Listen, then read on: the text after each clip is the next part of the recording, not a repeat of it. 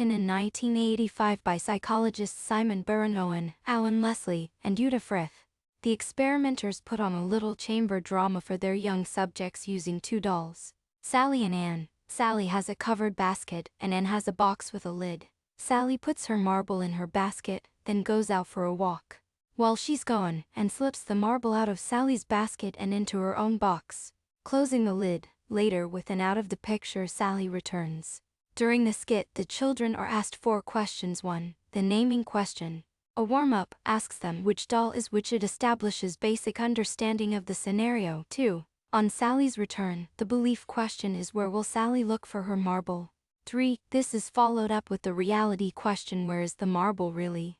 4. And the memory question, where was the marble in the beginning? Even babies, by the time they can talk a little, are able to say who is who and understand where the marble is throughout the skit. Although it's dashed out of sight, hence questions 1, 3, and 4 are all fairly easy.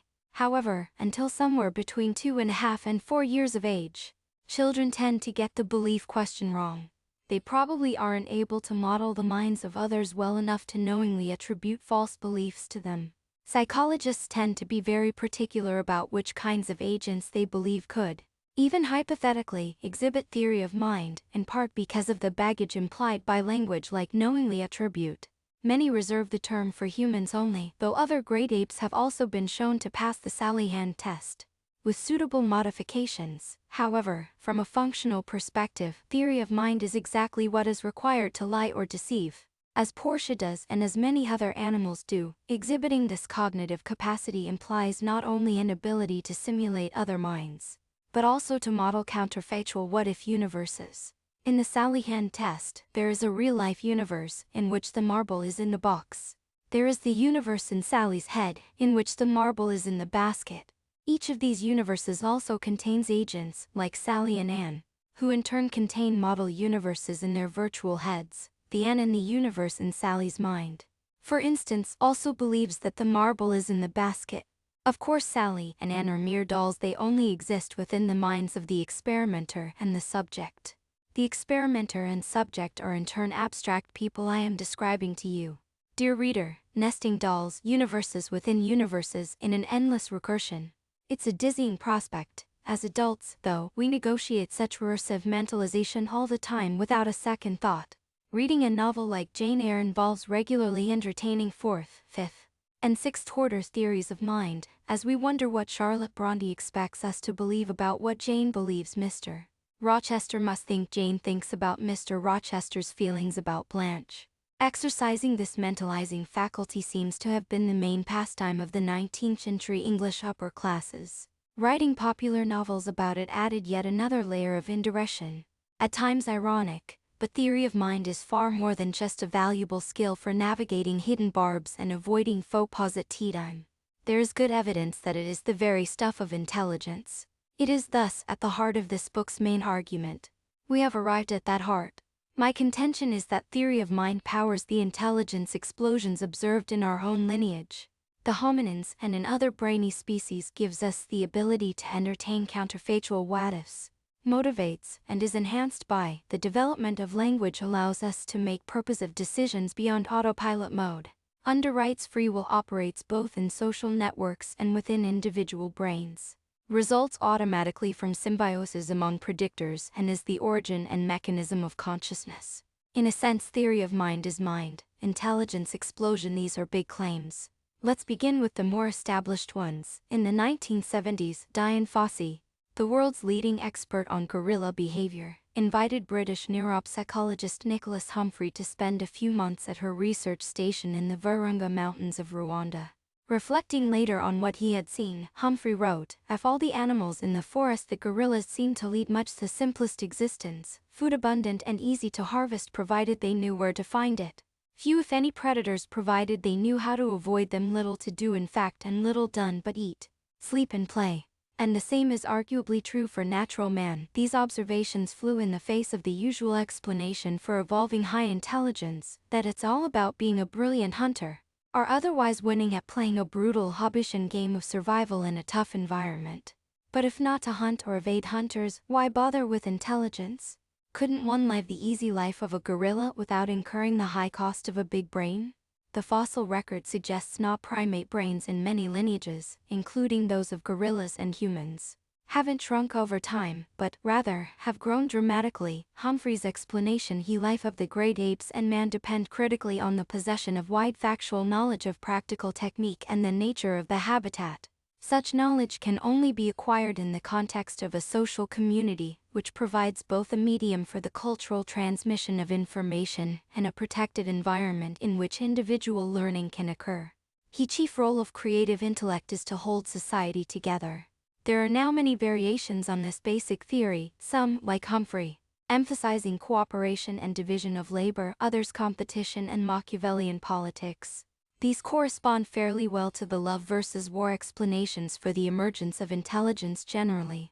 As described in Chapter 3, in the 1990s, evolutionary psychologist Robin Dunbar and colleagues used comparative brain size measurements across species to advance the closely related social brain hypothesis, which holds that the rapid increases in brain size evident in hominins and teens, whales and dolphins, among others, arise from mentalizing one-upmanship. Underpinning all of these related hypotheses is the observation that, among highly social animals like us, theory of mind is a powerfully adaptive trait. Being better able to get inside others' heads increases the odds of finding a mate, building coalitions, securing resources from friends and family, getting help raising young, avoiding violence or being on the winning side of it, climbing in prestige, and amassing fans or followers. So, unsurprisingly, people with better theory of mind tend to live longer and have greater reproductive success. That means Darwinian selection will be at work. Strong theory of mind is correlated with both larger numbers of friends and larger brains, particularly in brain areas associated with mentalizing, above all, the frontal cortex. Thus, startlingly, we can see evidence of the evolutionary pressure on social intelligence even among modern humans. My guess is that the extracortical volume of highly social people is dedicated not only to general mentalizing skills, but also to rich learned representations. We could even call them simulations of their many specific family members, friends, colleagues, and acquaintances. After all, mentalizing requires not just imagining another person in the abstract, but modeling their particular life experience, what they know and don't know, their quirks and values, the ways they express themselves, in short, everything that comprises a personality, outlook, and umwelt. You probably bring such knowledge to bear effortlessly to play out hypothetical social situations in your head. Drawing on a cast of hundreds of people you know, this task is even harder than it appears at first glance. Because there are infinite reflections in the social hall of mirrors, all of those people are themselves modeling others, including you, and, of course, their models of you include models of them, and of others. These relationships are important, because they powerfully affect behavior. Who shared their meat with whom after the last hunt, and in front of whom? Who was sleeping with whom? Who was gossiping about it, and who doesn't know? Who is beefing with whom, and over what or whom? Even if your model of second-order relationships who is friends with whom, and what you know about those interactions is not as rich as your model of first-order relationships, your friends, the sheer number of higher-order terms in your model explodes. If you have 20 classmates who all know each other and you, then you need to keep track not only of your 20 relationships with them, but of all of their relationships with each other and with you, which is another 2,400 pieces of information. Third-order relationships climb into the thousands. The numbers get truly mind-boggling when you consider that our acquaintances can easily number in the hundreds. Family, school, and work environments tend to involve cohorts of people who all know each other, and our theories of mind can go up to sixth order or beyond. You can imagine, then, that even if many corners are cut, the amount of brain volume needed to do social modeling might grow both as a function of your number of friends and as a function of your ability to model higher-order relationships. Indeed, when Dunbar and colleagues set out to find the relationship between the brain sizes and the social group sizes of brainy animals, they found that as troop size increases, the amount of brain volume dedicated to the cortex also increases. Mentalizing order, which Dunbar refers to as intentionality level, appears to be limited by cortical volume. Behavioral studies suggest that monkeys can only operate at level 1, while non-human apes have level 2 intentionality. By extrapolation, archaic humans and Neanderthals may only have been able to achieve level 4 intentionality, which is at the lower end of the normal distribution for modern human adults. and at about the same intellectual level as young teenagers. Finally, the slope of the relationship between cortical volume and troop size is considerably steeper for apes than for monkeys, consistent with the idea that modeling higher levels of intentionality requires a greater investment of cognitive resources per troop member. Findings relating brain size to social group size and social group size to Darwinian fitness are themselves a hall of mirrors, revealing a profound self-similarity and feedback loop between brains and social groups. If you have a slightly larger brain than your friends and family, and are able to model more relationships more reliably, you will have a Darwinian advantage. So on average will have slightly more descendants than those who are less socially adept. But that means that your descendants will themselves become harder to model socially.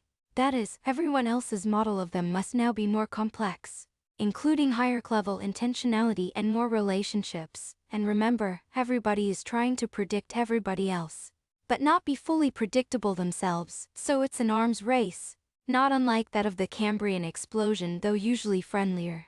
Everyone is getting a bigger brain to model everyone else, and everyone else is getting harder to model at the same time.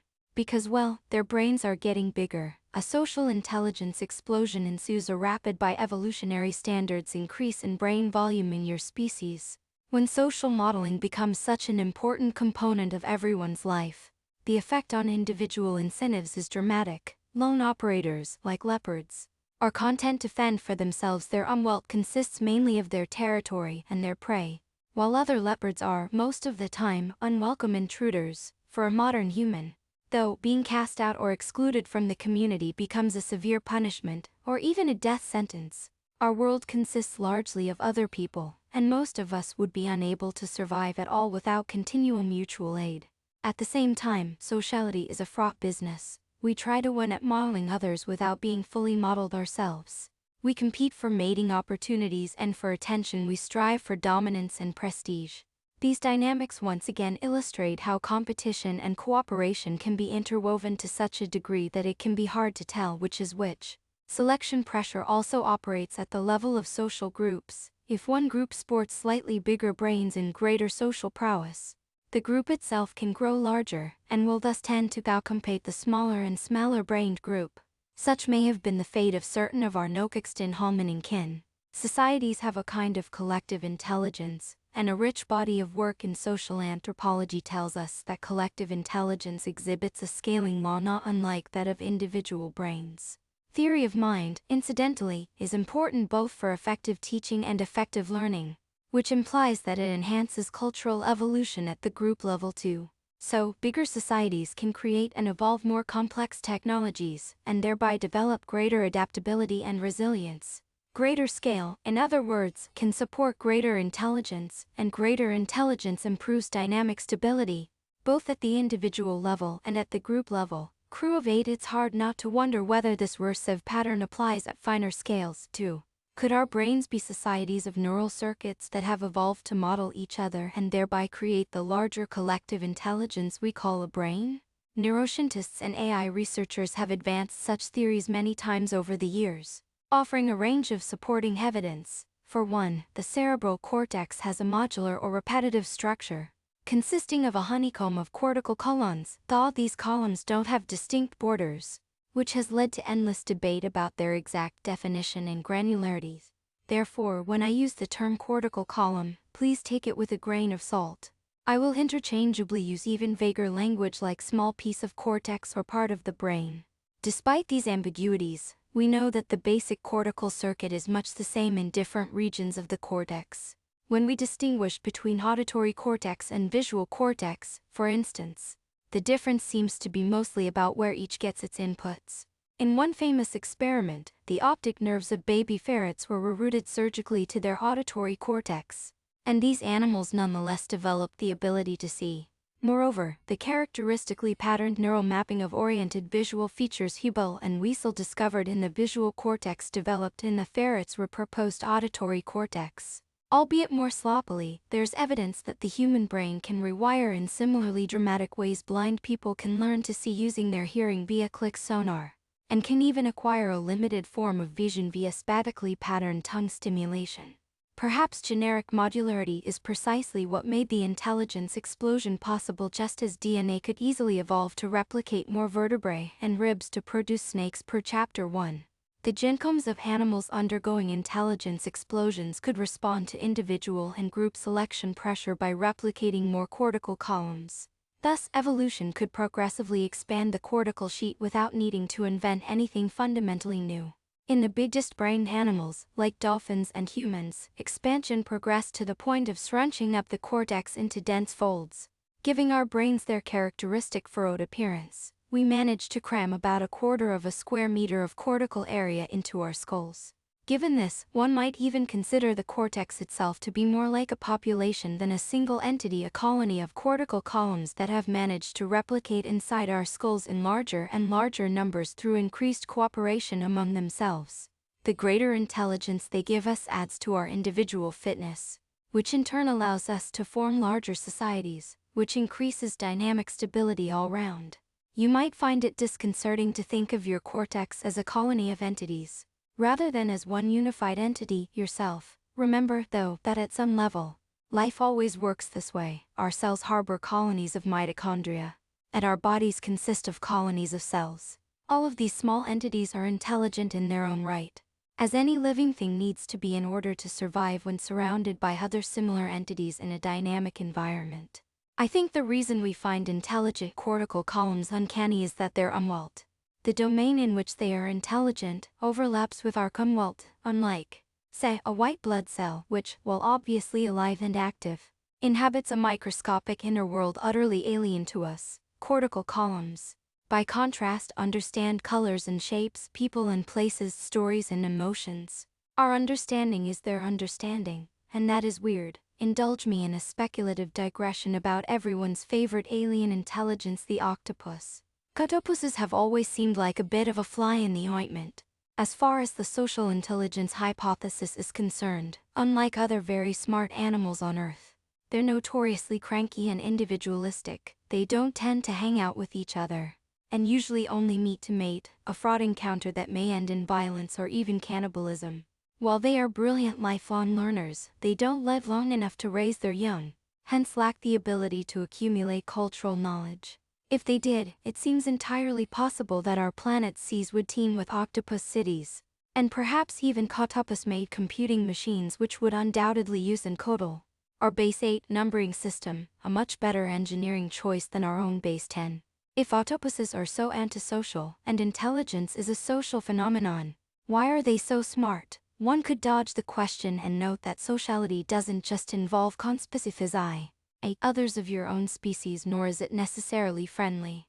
With omnivorous appetites and a total lack of body armor, the octopus must rely on its wits to model and predict everything it wants to either hunt or escape from. It seems likely that highly developed theory of mind, vulnerability to predators, and flexible hunting strategies all evolved. A more fun possibility, though, is suggested by considering the other ways octopuses are so different from other big-brained animals, including us. The octopus brain is highly decentralized, likely due to the high cost of long-distance communication in the nervous systems of mollusks. Our own long-distance nerve fibers are coated with fatty myelin sheaths, which greatly speed up and lower the energetic cost of transmitting electrical impulses. Mollusk nerve fibers lack myelin sheaths, though. Transmitting fast impulses in myelinated nerves requires dramatically increasing the diameter of the axon, which explains why squids have a giant axon, a single nerve fiber up to 1.5 millimeters in diameter, running the length of their body. This giant axon allows for a rapid, coordinated escape response, but obviously, for an animal with many neurons powering complex behaviors, there isn't room or the energetic budget for many such giant axons. So a great majority of neural processing needs to be local. That probably explains why 3/5 of an octopus neurons are in the arms, rather than in the head, while cephalopods are bilateral like us. Their bodies are far more modular than any land animal, exhibiting many additional near symmetries. In the octopus, over 200 suckers are arranged in beautiful patterns along each of 8 arms, with chain neural networks surrounding each sucker. Individual suckers are prehensile, almost like a pair of opposed fingers, and endowed with far richer local sensory input than our hands. including touch and taste receptors, chromatophores for colorful skin displays, and even photoreceptors for light sensing. A lot of tasting, moving, color-changing, reacting, deciding, predicting, and even reasoning seems to occur under local control. Hence the octopus modularity is not just structural, but functional. Each sucker is smart. Each arm, too, is intelligent, able to respond to stimuli with complex movements without the involvement of the central brain. Arms recognize each other directly as they move, avoiding self-entanglement without requiring any central representation of the animal's geometry, which, given the wild range of geometries possible for such a squishy animal with so many degrees of freedom, would be an extraordinary challenge for any brain. The arms can even communicate with each other directly via a ring of ganglia that encircle the shoulders. With additional direct connections between alternating arms, these roots bypass the brain entirely. There's more. Octopuses occasionally need to bite off an injured arm, an act known as autotomy. They may even do so to distract a predator, leaving one writhing appendage behind while the other 7, along with the head, escape. At this point, as a smartass on Reddit observes, we would have a septopus. In at least one squid species, attack autotomy has been observed as well. A severed arm attacks a predator while the rest of the animal escapes. Following autotomy, a new arm will regrow. For octopuses, the process takes about 130 days. Perhaps, then, the octopus is best thought of as a tightly knit community of 8 arms, sharing among themselves a common pair of eyes. In fact, the bulk of the central brain consists of a pair of optic lobes. We could think of these lobes compressing visual information in service to the arms, rather than being the boss or even, in any meaningful sense, the octopus. In this light, attack autotomy in the squid, whose nervous system is similarly organized, may not be so different from the kamikaze tactics of a bee defending the hive.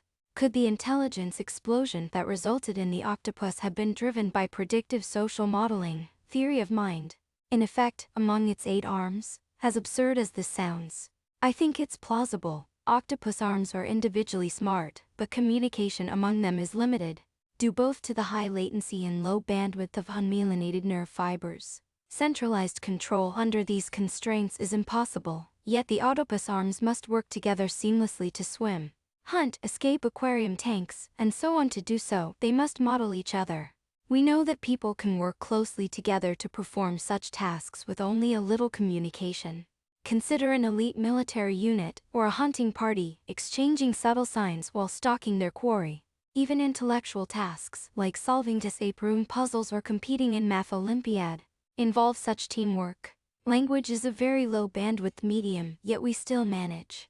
Accounts of small, extremely high-performing teams invariably emphasize both the unity of purpose that can be achieved and the need for each team member to infer what the others are up to based on minimal cues, that is, high-fidelity mutual prediction or mentalizing. When this happens in competitive rowing, it's called swing. It only happens when all 8 horsemen are rowing in such perfect unison that no single action by anyone is out of sync with those of all the others.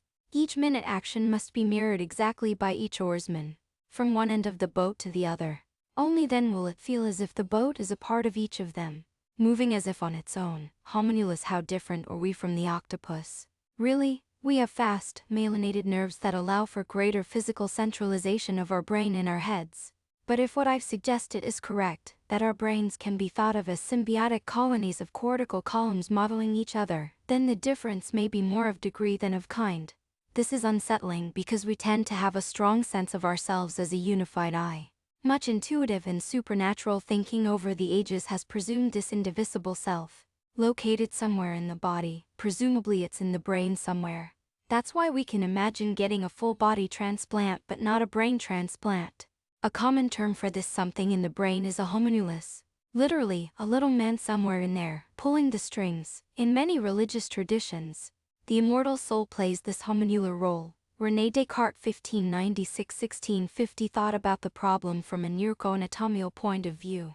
An influential champion of mechanical philosophy, or what we now call physics, Descartes held that the body and brain must be mechanical or machine-like, since we seem to be made of the same stuff as the rest of the physical universe. Further, human anatomy has much in common with other animals' anatomy, and human behavior has much in common with other animals' behavior. The passions of hunger and sexual attraction, reflexes to flinch if burned, and so on. Hence Descartes coined the term bête machined, or animal machine, to describe the mechanically based physiology of animal and human bodies. Still, Descartes needed some way to reconcile mechanical philosophy with his Christian faith. The Church held that we have immortal souls while other animals do not, and the Enlightenment emphasized the divine gift of human rationality. Other animals certainly didn't seem to be writing philosophical treatises. Borrowing from Aristotle, Descartes found an elegant solution identifying rationality itself with the soul. The twist was that a soul-brain interface of some kind would be needed for the immaterial soul to puppet the material body. To theorize how this might work, Descartes again borrowed from the classical world, this time a medical authority. Galen roughly 130–210 A believed the cerebral ventriles were filled with psychic pneuma, a volatile vaporous substance that he described as the first instrument of the soul. Riffing on this idea, Descartes imagined the body to be, literally, a hydraulic machine powered by psychic pneuma. When a rational soul is present in this machine, it will have its principal seat in the brain and will reside there like the fountaineer, who must be stationed at the tanks to which the fountain's pipes return if he wants to initiate, impede or alter their movements. Clever, but where was this fountaineer? Descartes concluded that it must reside in the pineal gland, a small, pinecone-shaped structure near the center of the brain. For one thing, it's near the cerebral ventriles. The supposed tanks are reservoirs of psychic pneuma. More importantly, the pineal gland is one of the few discrete structures located along the brain's midline, meaning we have only one of them. Being indivisible, surely the soul couldn't reside in a pair of structures on both the left and right sides of the brain. Spoiler alert: the pineal gland's main job is melatonin production. It helps regulate the circadian rhythm. It is not the seat of the soul. Descartes' mistake was more fundamental than picking the wrong gland. Some neuroscientists are still seeking an elusive brain region, circuit, or type of neuron where our consciousness might reside. It's certainly true that not all brain regions are created equal. The severity of a stroke depends critically on which structures it knocks out. However, I think that attempting to pin down the location of a homunculus, soul, or self within the brain is like trying to locate where the swing is in a crude boat. This isn't to say that either phenomenon is unreal or illusory. Swing is perfectly real, as those who have experienced it can attest.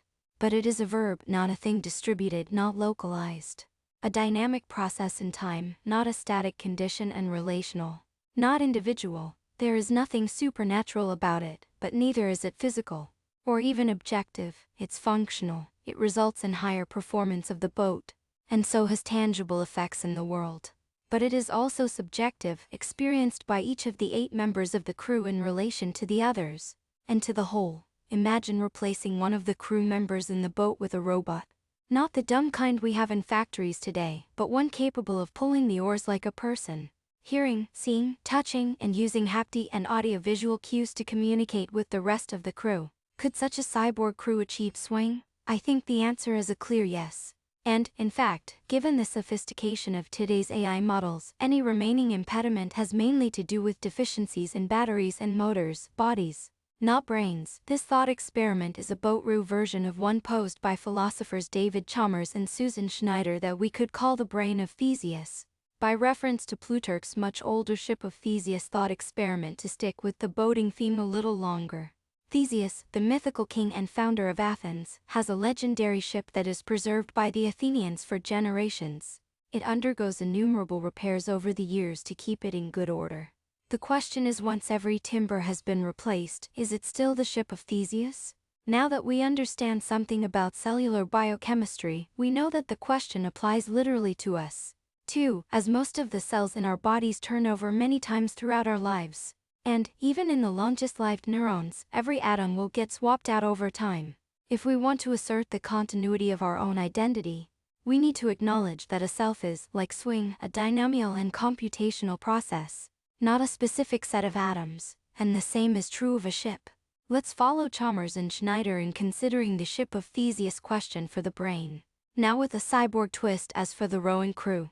Imagine that a single neuron in your brain is replaced by a computer model of that neuron. Once more, the greatest problems here are technological, not conceptual. Thanks to those mid-entry experiments on the squid giant Axon and a great deal of work since, We have excellent computational models of individual neurons, at least with respect to their fast dynamics. A complete neuron-chain interface is a much taller order. It would require not only coupling a computer to all pre- and post-synaptic neurons, but also the ability to sense and emit a variety of neuromodulatory chemicals. This is well beyond us today, but let's set practicalities aside. The question is, if one of your neurons were replaced by a robot neuron, would you notice? Of course you wouldn't, because the brain is robust to anything going awry with any single neuron. But what if we repeated the procedure for 1 billion of your neurons? Are half of them? Are all of them? The question is unsettling, because it highlights the difficulty we have in coming to grips with a dynamic, process-oriented, computational, distributed, and relationship-centric view of the self. We are still Cartesian enough in our thinking to wonder whether, per Schneider's description of a hypothetical surgeon replacing your biological neurons with psyllium-based cones, your consciousness would gradually diminish as your neurons are replaced. Sort of like when you turn down the volume on your music player. At some point your consciousness just fades out, or perhaps, your consciousness would remain the same until at some point it abruptly ends. In both cases the result is the same: the lights go out. These ideas are, I have no words to put this gently, silly, and I think Schneider and Chalmers both agree. In physical and computational terms, a neuron has an inside and an outside. And if the insides were scooped out and replaced with different machinery that performed the same function, which is to say, resulted in identical interactions as seen from the outside, then none of the larger functions in which this neuron plays a part will be affected. Per the Church-Turing thesis, these functions could be computed in many equivalent ways, and using many different computational substrates. That is true at every level of the nested set of relationships. Our functions, that we call life or intelligence, illusion and reality. Philosopher of mind Daniel Dennett believed that consciousness and the self are illusions. We're robots made of robots made of robots, so per Dennett, there is no real there, other than as a convenience of speech. Similarly, for philosopher neuroscientists Sam Harris and Robert Sapolsky, free will is an illusion because minds are products of inexorable physical processes. We are indeed robots made of robots made of robots, and minds are indeed based on physical processes. However, my own sense is that illusion isn't necessarily a helpful word here, because it implies an incorrect assumption or at best a polite fiction. While nobody has suggested that we dispense with this fiction altogether, Sapolsky comes close to running off that cliff when he asserts that, since minds are physical and free will is illusory, notions like criminal justice, prizes, praise, blame, and moral responsibility are all invalid and should be abandoned. In Sapolsky's defense, it is worthwhile to ask tough questions about our received notions of justice, reward, and responsibility, especially when confronted with alternatives that seem more humane, fairer, or led to better outcomes. It's less productive to become nihilistic because it's all an illusion.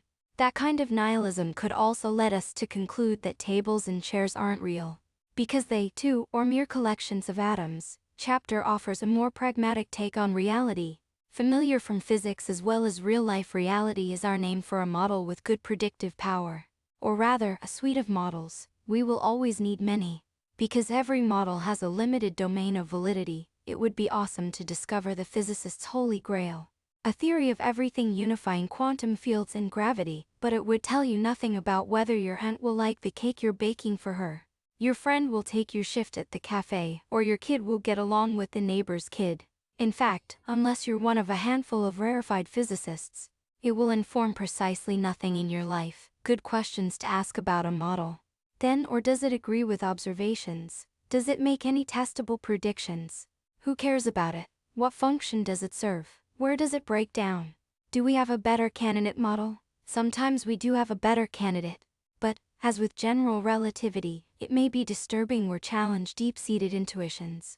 Newtonian physics, which we find a lot more intuitive, follows from general relativity, but only as an approximation valid in our everyday world, where spacetime is reasonably flat and objects move far slower than the speed of light. That's not to say that classical physics is an illusion. Rather, the more general theory illuminates a wider area. Einstein's theory shows us when the Newtonian approximation holds, when it doesn't, and why. It resolves apparent contradictions, like the incompatibility of Newtonian physics with a constant speed of light. In this sense, general relativity actually bolsters the narrower classical theory by reassuring us that the seeming paradoxes aren't cause for concern, and by showing us why, when, and to what degree we can rely on familiar approximations. Free will, the unitary, indivisible self, and interaction with other unitary selves in the world, or the common-sense axioms underpinning something like a Newtonian model of social life. Theory of mind is that model. It's our folk theory, literally. It's what we use when we predict our aunt's tastes, our friends' willingness to help, or our kids' friendships. While powerful and useful in everyday life, theory of mind is also confounding, even paradoxical, when we try to reconcile it with the physical universe. Hence the trouble Descartes got us into. In the following discussion, we'll flesh out a more general theory that will help us better understand our folk theory, and how it arises, and its conceptual limits. But let's keep in mind just how powerful that folk theory is. Will Aunt Millie like my cake? For a physicist, making such a prediction may seem like weak tea compared with the extraordinarily precise, quantitative predictions we expect from physical theories, but it's not so. Chapter 6. Many Worlds. Au revoir. Consider the scenario at the end of Richard Linklater's indie film Before Sunrise. Young backpackers Jesse and Celine meet on a train traveling from Budapest to Vienna. Arriving in the evening and low on funds, they decide to spend a night wandering the city together before their onward connections the following day. Jesse will catch a flight back to the US, while Celine is returning to university in Paris. Sparks fly, of course I mean. It's Julie Delpy and Ethan Hawke. They are clever, charming, and well, hot. The next morning, they're back at the train station, but they haven't shared contact information. Here, you have to cast your mind back to 1995. When romance was still analog, no cell phones, no social media. They had agreed that this would be a one-night thing, but as Eline's train is about to leave, in an anguished rush of words, the Mabe lovers realize that they badly want to see each other again after all. So they decide to meet right there, at the same place. In exactly 6 months, Celine and Jesse say au revoir in Before Sunrise. Linklater 1995. 6 months from this morning or from last night? Asks Celine. From 6 o'clock last night, when their train arrived. Says Jesse, it's June 17th, so it will be December 16th. On track 9, they say goodbye, which Celine amends to a hopeful au revoir. Now, let's take off the love goggles and think about this as physicists. Given accurate measurements, dynamo laws allow us to predict the orbits of planets and moons, gravitationally bound and hurtling through the near vacuum of outer space, far into the future. Those laws of motion are quite simple. Even here, though, prediction has inherent limits, because when 3 or more bodies are interacting gravitationally, chaos rears its head, if 2 trajectories differ by some small amount. Then, over time, this difference grows exponentially. In the solar system, luckily for us, the exponential divergence is slow, with a characteristic time of millions of years. So much for celestial bodies. What about earthly ones? If we think about the predictability of Celine and Jesse as physical systems, we quickly realize we're sunk. They are not isolated from the rest of the world by hard vacuum, but are in continual rock and tumble contact with it. And virtually every interaction within their bodies and with their surroundings is strongly nonlinear. The math is impossible. Not to mention that after 6 months of breathing, eating, and performing other bodily functions, we won't even be talking about the same atoms. It's not straightforward even to specify what exactly we mean by Celine and Jesse. Worse, as described earlier, their evolutionary origins have conspired to make them unpredictable. It's not just a matter of maintaining a facade of romantic mystery. Operating like this is essential to any living system that seeks to remain responsive to its environment. The signals exchanged between Jesse and Celine on that platform amounted to a few seconds of faint pressure waves in the air that were picked up by their eardrums, amplified by their middle ears, and converted into action potentials by hair cells in their cochleas. For that faint signal to have any microscopic consequence relies on a cascade of physical systems that are all tuned to be on the edge of chaos, which is to say exquisitely sensitive to perturbation, starting with the ear itself.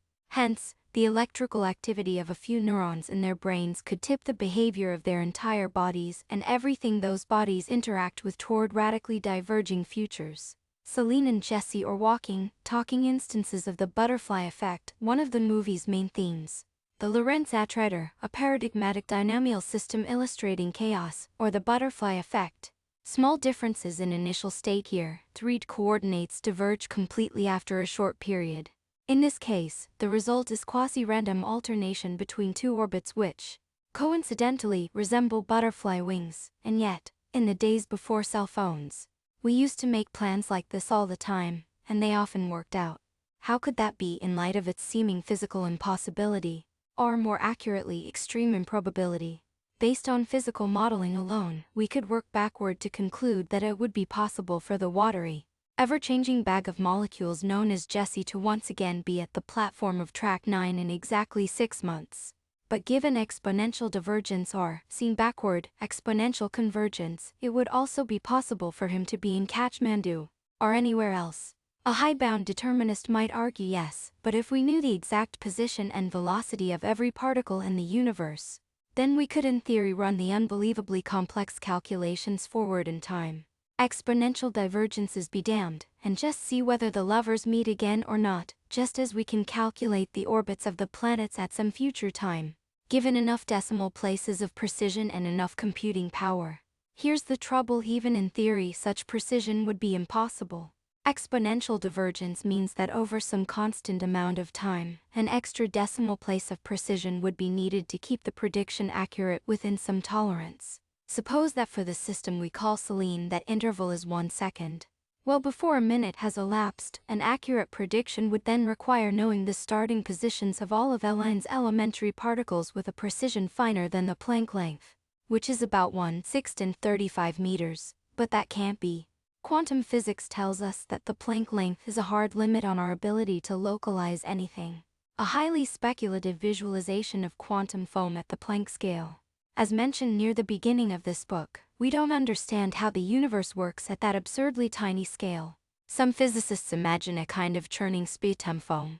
What we know for certain, based on elegant experiments, is that randomness bubbles up into our universe at this scale, and it's real randomness, not some deterministic mechanism involving unseen or hidden variables. This means no deterministic physical theory exists that could predict with certainty where the lovers will be in 6 months.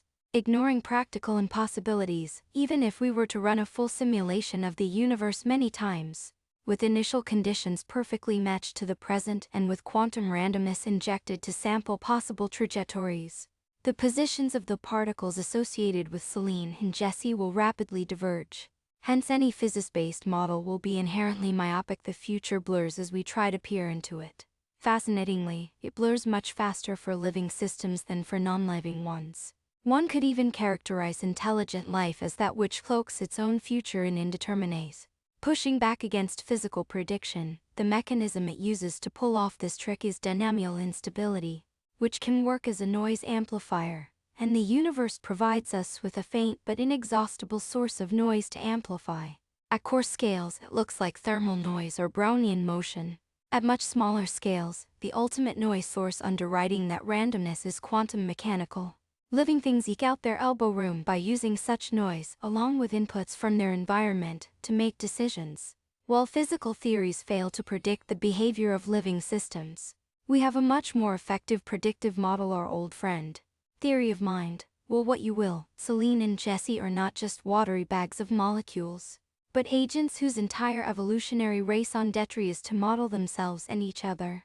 That is both what it means for them to have free will, and for them to be able to predict each other's behavior 6 months hence, far beyond anything physical determinism could achieve in a world with quantum uncertainty. Amplifying random numbers seems like a dubious basis for either of these claims. If you were to, for instance, attempt to foil determinism in your dating life by scrolling through Tinder and flipping a coin to decide whether to swipe left or right, that would hardly be a satisfactory basis for claiming that you are exercising free will. It would also render your actions wholly unpredictable, both to yourself and to your perhaps bemused prospective dates. In 2015, engineer Max Hawkins began a 2-year experiment in randomized living, allowing a pseudorandom number generator to determine his movements, meals, activities, and whom he should meet. This was his trajectory through Ljubljana. Free will involves combining theory of mind, randomness, dynamical instability, and selection. 1. Theory of mind can be used not only to model others, but to model oneself. We've already encountered this at second order, and beyond what Jane believes Mr. Rochester must think Jane thinks. There's no reason this same faculty can't work reflexively what Jesse thinks. Or, in a less novel-gazy way, what Jesse imagines he will see, think, and do in a few minutes when it's time to catch a bus to the airport. Or what future Jesse will do in 5 months or so, book a plane ticket. Planning for one's own future is necessarily a theory of mind exercise, a way to cooperate with your future self. Or, to turn it around, without theory of mind it would not be possible to time travel and imagine what you will experience and do under circumstances other than the present. To time travel, or to imagine how any pretend scenario might play out, you must be able to draw random numbers in your head. In much the same way the physical universe must constantly draw random numbers to resolve the blurry cone of possible futures into a specific one. Daydreaming is a kind of random walk through modeled associations or predictions. But so is planning. Planning is just more directed. 3. Dynamical instability. The butterfly effect in neural circuitry makes choosing a potential future possible. For the same reason that dynamical instability makes it possible for a cockroach to scurry either left or right in advance of a shoe as described in Chapter 3. For the cockroach, the butterfly effect allows behavior to be unpredictable, when driven by the faintest whisper of a random variable. Interestingly, though, dynamical instability is also necessary for behavior to be predictably influenced by an external stimulus, as when you turn left or right based on a faint whisper in your ear saying go left or go right. Free will, too, relies on this dynamical instability, for you need to be able to whisper to yourself, imagine doing X, then imagine instead doing Y, and eventually do Z. In other words, being able to control your own behavior requires being able to amplify faint internal signals. 4. Finally, selection, powered by theory of mind, allows one to favor certain possible futures and cut off or stop exploring other ones, much the way AlphaGo's value network prunes its Monte Carlo tree search. If Jesse knows that by getting to the plane on time he will feel melancholy but be safely en route home, and that missing the plane will leave him stranded, alone, anxious, and broke, then there's no need to plan the latter scenario in detail. Best to just figure out, instead, what steps he will take to get to the plane on time. When we talk colloquially about rational behavior, this is generally what we mean. Notice that the branching character of possible futures allows one to justify, and at times even legitimately make, decisions using logic. However, contra libnes, this logical aspect of decision-making, when present at all, is computationally trivial compared to the acts of imagination involved in mentally simulating worlds and people, including yourself. So, theory of mind lets us build a network of solid tracks along which our minds can venture far into an otherwise marshy future. Dynamical instability, like a lubricant, lets us glide anywhere along those tracks, free to go either way at any fork with the gentlest of nudges. Randomness provides those nudges, letting us wander prospectively into multiple futures. And selection prunes the network to allow efficient long-range planning. You may notice that this looks a lot like a fast version of evolution taking place in imaginary worlds. When pruning occurs in advance and after lengthy exploration, we call it a deliberative decision. When it occurs just in time, because we've kept multiple paths open until the last possible moment, or we've changed our minds or an unforeseen opportunity arises, we call it a snap decision. If you've been able to competently exercise theory of mind about yourself to guide a decision, whether deliberative or spur of the moment, you can meaningfully be said to have exercised free will.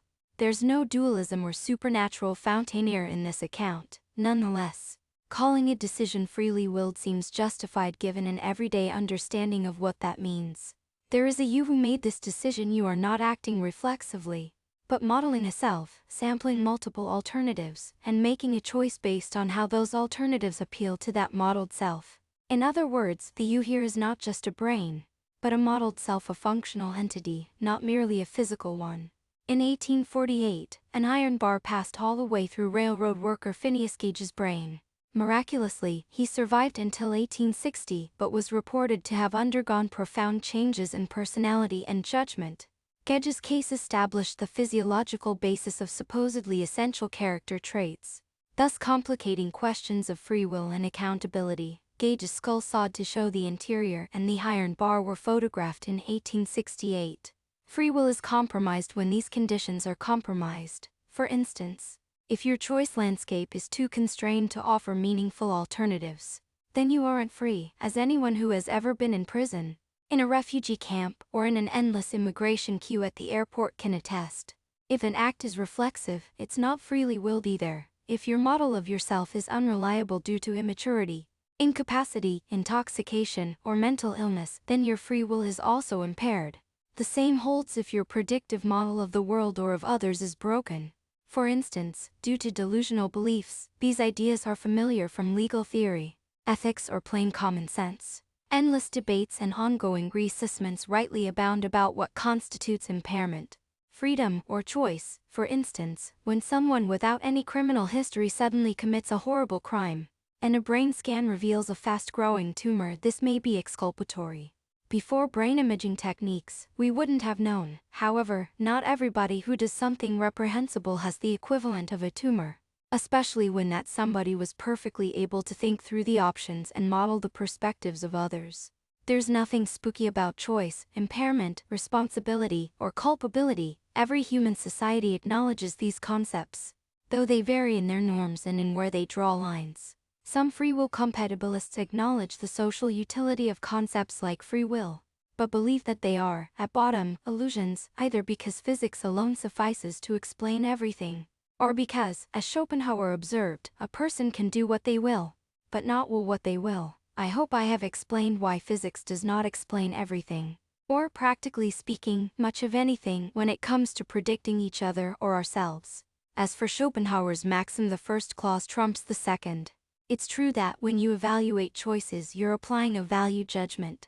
Its particularities, from valuing honesty above loyalty to finding blue cheese gross, are part of what makes you you and not someone else. You can't choose to wake up as a different person one day, but you can decide that you're going to try the blue cheese with an open mind. Despite the ick, your decision need not be due to some other overriding value. It could be a reasoned decision, or just a case of what the hell, I'll give it a go. Once you realize how yummy blue cheese is, your future judgments will change. So, as you author and revise the story of your own life, you can change who you are, thus willing what you will. We even understand something now about the mechanics of that process. It's called in-context learning and will be discussed in Chapter 8. The account I've just given of free will includes the self-referential features of what we generally call consciousness.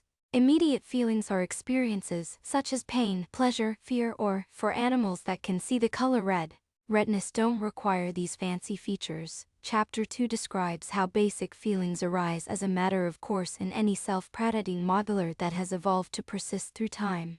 Most of us can tell red from green because it's a useful spectral distinction for spotting ripe berries or blood, which are helpful things to know about. That's no mystery, and lots of other animals, including insects, can experience redness too, for similar reasons.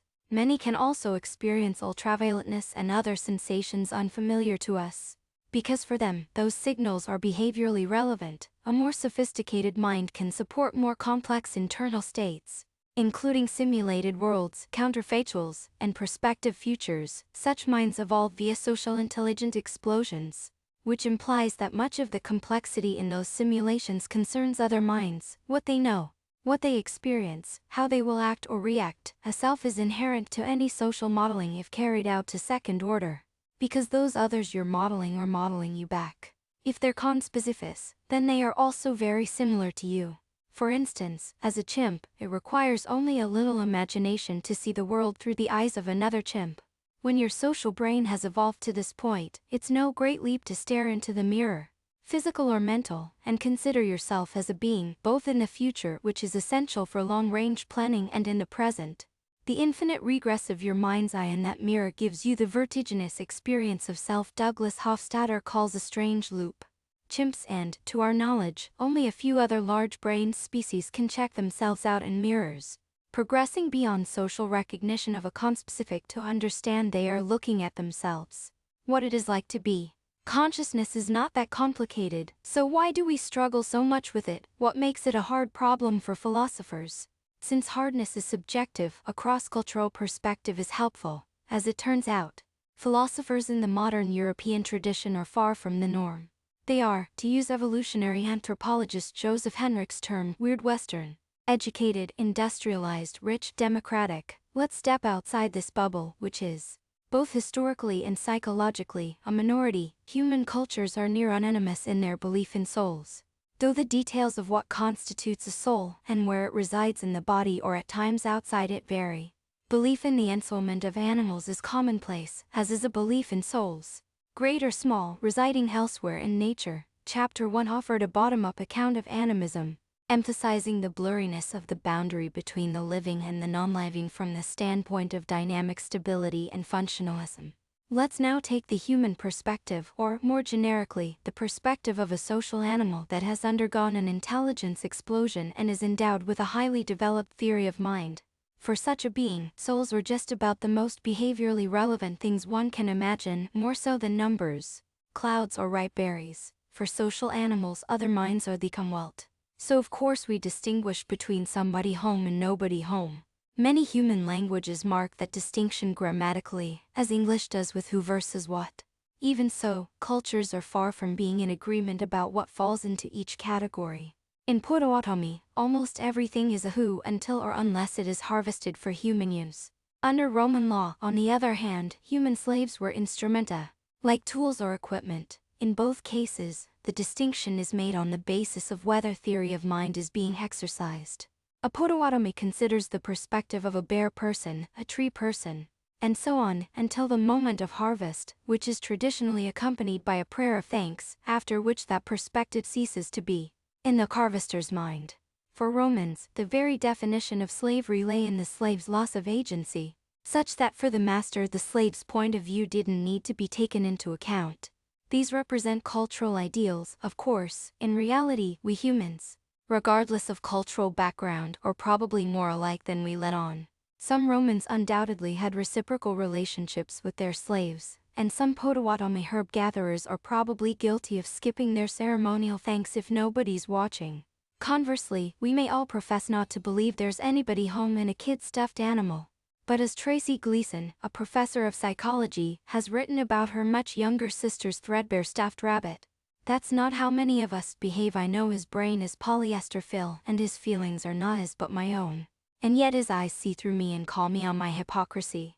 I could no more walk past Murray as he lies in an uncomfortable position than I could ignore my sister's pleas to play with her or the cat's Mikos for food. In Castaway, a lonely Tom Hanks readily ensouls a volleyball with a bloody handprint. During his eventual escape from the desert island, Hank's character nearly dies attempting to save Wilson when he is swept overboard. Weird beliefs about what counts as a who are particular. Then again, any such beliefs are particular. What seems to distinguish weird beliefs from those of traditional societies is their single-mindedness, literally. Philosophical debates about consciousness in the West focus heavily on the inner life of an individual per Descartes. Ojido, ergo sum, meaning I think, therefore I am. That packs a lot of I for such a short sentence. Centuries of introspective discourse have carried on about qualia and phenomenal consciousness while ignoring the fundamentally social and relational nature of theory of mind. And the way consciousness arises precisely when we model ourselves the way we model others. For example, in her book Conscious, Kanaka Harris writes, surprisingly, our consciousness doesn't appear to be involved in much of our own behavior. Apart from bearing witness to it, few if any of our behaviors need consciousness in order to be carried out. However, in my own musings, I have stumbled into what might be an interesting exception. Consciousness seems to play a role in behavior when we think and talk about the mystery of consciousness. How could an unconscious robot or a philosophical zombie contemplate conscious experience itself without having it in the first place? Consciousness certainly does come in handy when thinking about consciousness. But unless we're chronic navel-gazers, we don't spend much time thinking about our own experiences and thoughts in the moment. When we are on our own and on autopilot, as we often or when we're on our own, we tend to just act. Life would be exhausting otherwise. But in a social setting, we must constantly think about our relationships, how we're coming across, and the experiences of others. This modeling deeply informs how we act.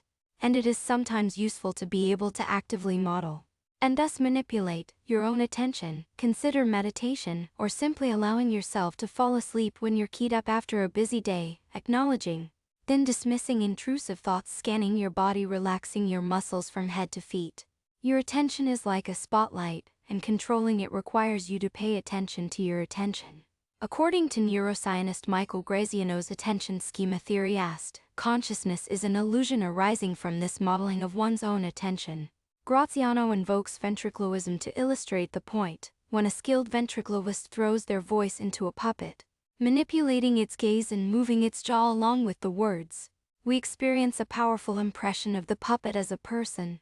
In modeling that puppet's attention, we have conjured into existence a modeler, our soul, a being whose attention that is. If the puppet turns toward us and begins to speak, we enter into that recursive social loop, modeling it, attending to us, attending to it, and so on. The punchline is that we are all puppets. We just happen to pull our own strings. The opening scene of Being John Malkovich illustrates the surprising power of a puppet to evoke personhood, attention and effect using just a few degrees of freedom.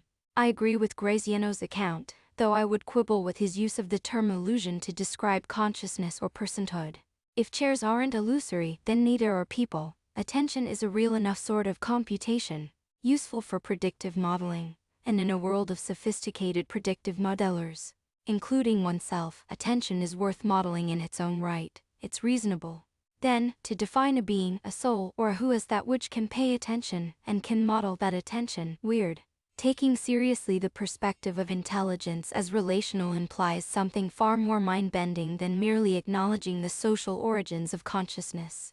It implies that relationships themselves are the building blocks of reality. There is no God's eye view from nowhere in a relationship graph. In fact, there isn't even a God's eye view of what the nodes in the graph are. Let's first take Tracy Gleason's perspective. Murray the rabbit is a node in her social graph, albeit one that she is of two minds about, a phrase that, as we'll see, might have an almost literal interpretation. But does Murray have a perspective? We mostly believe not, and can back the nobody home belief with all sorts of scientific evidence, like the fact that his little head is stuffed with polyester, insisting that computation is happening in there, that he has muscles and a nervous system, and that he is about to jump up and dash into the closet would all be poor predictions, both anatomically and behaviorally. For a slightly less clear-cut case, consider Furby, a furry robotic toy released in 1998. When placed in an uncomfortable upside-down position, the robot squirms and makes unhappy noises. These simple electronic behaviors make it powerfully aversive to hold Furby upside down for too long, even if, like Gleason, we can't rationalize our own behavior. From the 1998 Furby patent. Or take the case of Graziano's ventriloquist. It's true that a puppet, no matter how convincingly imbued with personality, has a head as empty as Murray's. Its ears can't hear and its eyes are painted on. However, the puppeteer can see, hear, and think just fine. Moreover, she can use her theory of mind and acting skills to immerse herself in the puppet's perspective, creating a character with its own relationships, whether to the audience, to other puppets, or to the puppeteer. Are puppets really people? Though, if they were, wouldn't we be more concerned when Punch and Judy pummel each other? More broadly, when is accounting for another's perspective possible and warranted? And why? How should these perspectives be imagined and weighted against one another? We have arguments all the time about the really difficult judgments. How do we weigh the interests and perspectives of chimpanzees and bonobos, or of octopuses, or even of octopus arms? What about the potential perspectives and interests of embryos and fetuses at various stages of development, or of people in comas with profound brain damage? In these cases and many more, reasonable people disagree, and while advances in neuroscience may offer additional insight, no magical scientific measurement will come to our rescue and tell us what is right. Still, it's not hopeless to imagine the inner life of another being. On the contrary, we're good at this. It's what we have evolved to do. However, all we have are our models and our ability to mentalize, to see through the eyes of some others, some of the time with greater or lesser predictive accuracy. Recall how categorical modeling works for an inanimate concrete category like bed. There is nothing mysterious or ineffable about the existence of beds in the world. You probably sleep on one most nights and don't wonder about its ontological status. You can easily recognize one on sight, or, if you're blind, by touch. But this doesn't mean that every person has the same definition of bed. In the European Middle Ages, rushes strewn on the floor comprised bed for most people. In Japan, tatami mats may be beds. A futon can be a sofa or a bed, and it may be one or the other simply by virtue of whether you are lying down on it. In other words, our models of bed, which work something like multilayer perceptrons as described in Chapter 3, vary by person and by context. Although this is easy to understand, it's not a triviality per the interlude at the end of Chapter 2. It already deals a death blow to the Leibnizian ideal of relying on impartial logic to make universal truth statements about beds or pretty much any other object. We have already left the notion of objective reality behind. Here's the weightier implication: it's just as impossible to assert objectivity about animate categories, like person or conscious. This idea has been far harder for me to accept. The difficulty is partly of weird origin. One of the most famous documents laying out the tenets of the weird worldview says, right at the top, we hold these truths to be self-evident: that all men are created equal, that they are endowed by their Creator with certain unalienable rights, that among these are life, liberty, and the pursuit of happiness. These were great ideas, and they represented important social and political innovations in the 18th century. However, the use of the word men suggests that these truths are not so timelessly and universally self-evident. We would not use the same word today, and it was no grammatical quirk. The authors of the Declaration of Independence, all men, didn't believe that women, let alone non-European people, were created equal to themselves or endowed with the same unalienable rights. John Trumbull's 1819 painting Declaration of Independence, depicting the 5 men drafting committee presenting their work to the Congress. Clearly, then, the legal understanding of personhood changed significantly between 1776 and 1948, when the Universal Declaration of Human Rights extended inherent dignity and equal and inalienable rights to all members of the human family, without distinction of any kind, such as race, color, sex, language, religion, political or other opinion, national or social origin, property, birth, or other status. Eleanor Roosevelt, holding the English language version of the Universal Declaration of Human Rights. November 1949. Excellent progress, however, that these are statements of evolving political intent rather than of self-evident, universally agreed upon fact is once again obvious, given that the Declaration was partly a response to the Holocaust, which had been brought to an end by the Allied victory in Europe just 3 years earlier. Universality and self-evidentness are weird mind tricks. They assert that something is so unquestionably the case that there is no author, no point of view other than, perhaps, that of God the Creator.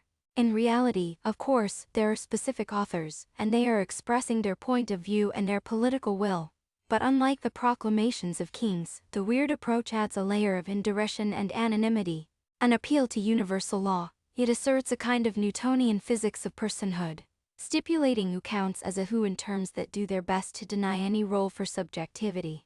This is entirely in the spirit of the Enlightenment. It goes along with the standardization of weights and measures, the establishment of reliable railroad time, the development of latitude and longitude as a global coordinate system, and, most of all, the formulation of physical laws with universal applicability. From celestial motion to the pendulums of clocks, these, too, were important advances, both intellectually and practically. They made it possible for people, goods, and information to flow worldwide, underpinning much of the wealth, knowledge, and global culture we now take for granted. However, general relativity tells us that this global frame of reference is only an approximation. What the passenger on a train regards as 1 meter is a tiny bit less for someone watching from the station. When you stand on the ground, a second passes a tiny bit more slowly for your feet than for your head. Similarly, we know that, no matter how vigorously we assert the timeless universality of human rights and dignities, precepts of moral conduct or ethics, these are neither timeless nor universal. We have had to continually argue about them, fight for them, and change our conceptions of them over time. Historical documents, from religious texts to political manifestos, reveal their cultural contingency, variability, and ongoing evolution. It would be nonsensical to assert that we have, at just this moment in history, reached the end of the line, and have achieved either the final word or a universal consensus. And this includes not only questions of how to behave toward a who, but who or what counts as a who, and indeed whether that is best thought of as a binary category. Entanglement. Like Alice in Wonderland, we are about to go down the rabbit hole. Our rabbit hole is quantum mechanical weirdness, and what it tells us about the nature of reality, and our models of it. Alice going down the rabbit hole. To be clear, this is not in any way an appeal to the pseudoscience of quantum consciousness, or the idea that the brain is a quantum computer, a position with no mainstream scientific support. As far as we know, no cognitive functions rely on quantum phenomena. Nonetheless, we have seen why quantum mechanics matters in discussing the mind. Despite its remoteness from our everyday experience, it establishes sharp limits on the predictability of living organisms, which is relevant to determinism debates. And it provides an inexhaustible source of randomness for minds to harvest as they exercise free will. We'll now delve deeper into postlacial physics, because it can also help us better grasp what it means to adopt the kind of relationship and tree perspective required to understand mutual modeling and conscious experience. Keep in mind that this is more than a metaphor. Modern physics offers our best guide to how the universe works at a fundamental level. It is our Newtonian or folk physics that we should handle with caution, even or especially when we rely on it as a metaphor. So down we go. One of the least intuitive ideas in quantum mechanics is that of superposition, which holds that a physical system can be in multiple states at once. This is certainly true of single particles. Putting a very faint photon source and photographic film on opposite sides of a barrier with two slits, for example, produces dots on the film as one would expect. Yet their distribution reveals an interference pattern with multiple peaks and troughs, as if each photon had passed, wave-like, through both slits at once before turning back into a particle to expose the film. If one of the slits is closed, the interference pattern disappears. Likewise, the interference pattern disappears if the experimenter adds any measuring apparatus to determine which slit the photon passes through. The double-slit experiment has also been done with electrons, and even with large molecules. The double-slit experiment, performed under a microscope by Gero and Vlegar Huygens optics. The optical stage is arranged so that the screen can be moved continuously. Interference patterns with many peaks and troughs are revealed as the screen backs away from the slits through which light has passed. In 1935, Erwin Schrödinger devised a famous thought experiment to highlight the bizarreness of this phenomenon. It goes like this: a cat is in a box along with an apparatus. The apparatus contains a Geiger counter that will register the nuclear decay of a single atom in a radioactive sample. We know that nuclear decay is a truly random quantum event. The source and detector could be calibrated so that such a decay event has a 50% chance of occurring within an hour. If the event occurs, a mechanism will open a draft of sleeping potion, and the cat will fall asleep, otherwise she will remain awake. In keeping with modern lab ethics and my fondness for cats, I'm adopting physicist Carlo Rovelli's modification to Schrödinger's original protocol, in which the sleeping potion was needlessly lethal. We know that, when we open the box after an hour, we will see either a sleeping cat or an awake cat. But was the cat already asleep or awake just before we opened the box? Or was she both? Originally, Schrödinger's cat was meant to critique the so-called Copenhagen interpretation of quantum mechanics advanced by Werner Heisenberg and colleagues. In this interpretation, a physical system is in a superposition of all possible states until it is measured, at which point its wave function collapses into an unambiguous state. Everything behaves, in other words, like a fuzzy probability wave while your back is turned, but becomes a particle the moment you peek, like the exposed dots on the film in the double-slit experiment. A page from a Schrödinger notebook in which he grapples with the concept of a wave function. While the Copenhagen interpretation is consistent with a century's worth of experimental findings, it's deeply troubling because it appears to privilege the observer or experimenter. After all, we, too, were just quantum wave functions. Why should our observation of a particle in the lab collapse its wave function? While it can get up to all sorts of spooky business, including quantum entanglement with any number of other wave functions, when we're not looking, it all seems a bit Twilight Zone, and lest we believe it only applies at scales so invisibly small as to be irrelevant. Researchers have succeeded in putting millimeter-sized objects in the lab into quantum superpositions, if they are suitably isolated from their surroundings, which in practice has meant cooling them to extremely low temperatures. The practicalities of making a box well enough isolated for a whole cat inside to remain in superposition and not frozen solid with liquid helium aren't straightforward. It's a lot harder than preventing the sound of a meow from getting out. Still, in theory, it's possible, if we succeeded in isolating the box thoroughly enough. Then after an hour, the cat would be both sleeping and not, until we opened the box. At that point, we would collapse her wave function, and she would be just one or the other, asleep or awake. As with the ambiguities about objects and subjects described earlier, what makes Schrödinger's thought experiment so disturbing is that what's inside the box is not just a loop of superconducting wire, as in experiments that have actually been done, but a cat. What is it like to be simultaneously awake and asleep? Hold on, isn't the cat an observer too, inadvertently running a lab experiment of her own inside the box? If so, wouldn't she collapse the apparatus wave function by either observing or not observing the unstopping of the potion? But then, why would that not be true within the apparatus itself? Isn't every part of it observing whatever it's in contact with? Does an observer have to be conscious for collapse to occur? There is no universal agreement on any of these questions within the physics community. That's why we're still talking about Schrödinger's cat nearly a century later. Quantum mechanics continues to be subject to myriad interpretations, most of which add some further postulate or assumption to the known equations to force them to make more intuitive sense. Partisans of each interpretation make different claims about the cat. Perhaps she's too big to be in superposition. But a flea on the cat could be, or perhaps the cat exists in an infinite number of parallel universes, awake in some and asleep in others, a particularly straightforward interpretation championed by Carlo Rovelli, the physicist who likes cats. His relational quantum mechanics arm. It adds nothing to the equations, but instead asks us to take them at face value, with a reminder that any observations made during an experiment are always made from a point of view. Just as in the theory of relativity, there is no privileged view from nowhere. According to Einstein's relativity, lengths and durations depend on one's perspective. According to Rovelli's firm, events themselves depend on one's perspective. From her own point of view, the cat can't be simultaneously asleep and awake, any more than we, outside the box, can be. Nobody ever gets to observe something in superposition, including oneself. However, from an experimenter's perspective outside the box, if all interactions between inside and outside are prevented, the cat is indeed in a superposition of asleep and awake right up until the box is opened. In this view, time itself doesn't work the way we imagine. The theory of relativity already confounds certain of our intuitions about time, such as a global partitioning of events into those that took place in the past, those that are taking place now, and those that will or may take place in the future.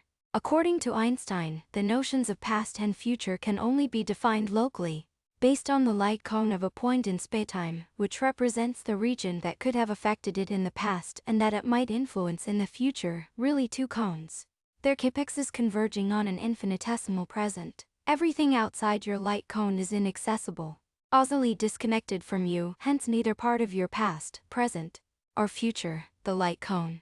Inner pasts and futures are even more local and relative, as they are contingent on the particular network of prior interactions leading up to an event.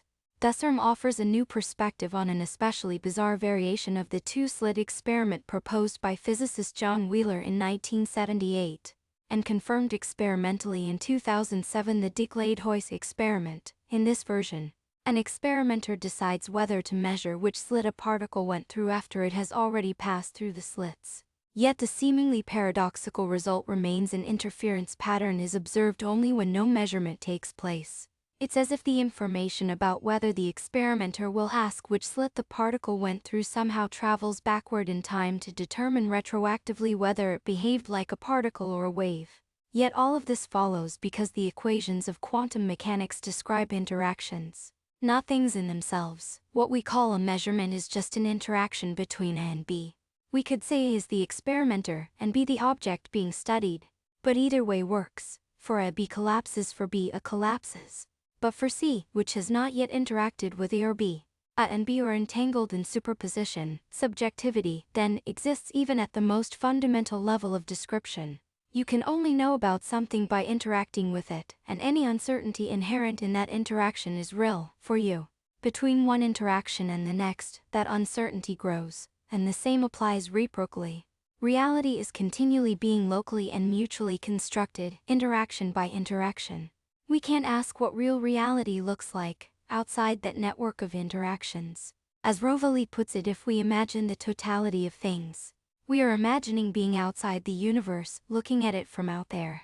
But there is no outside. The externally observed world does not exist. What exists are only internal perspectives on the world which are partial and reflect one another. The world is this reciprocal reflection of perspectives. The same can be said of our psychological universe because, like Rome, theory of mind is purely relational. It involves one mind modeling another and itself. To reiterate, none of the above implies that theory of mind, consciousness, or any mental process relies on quantum phenomena per se.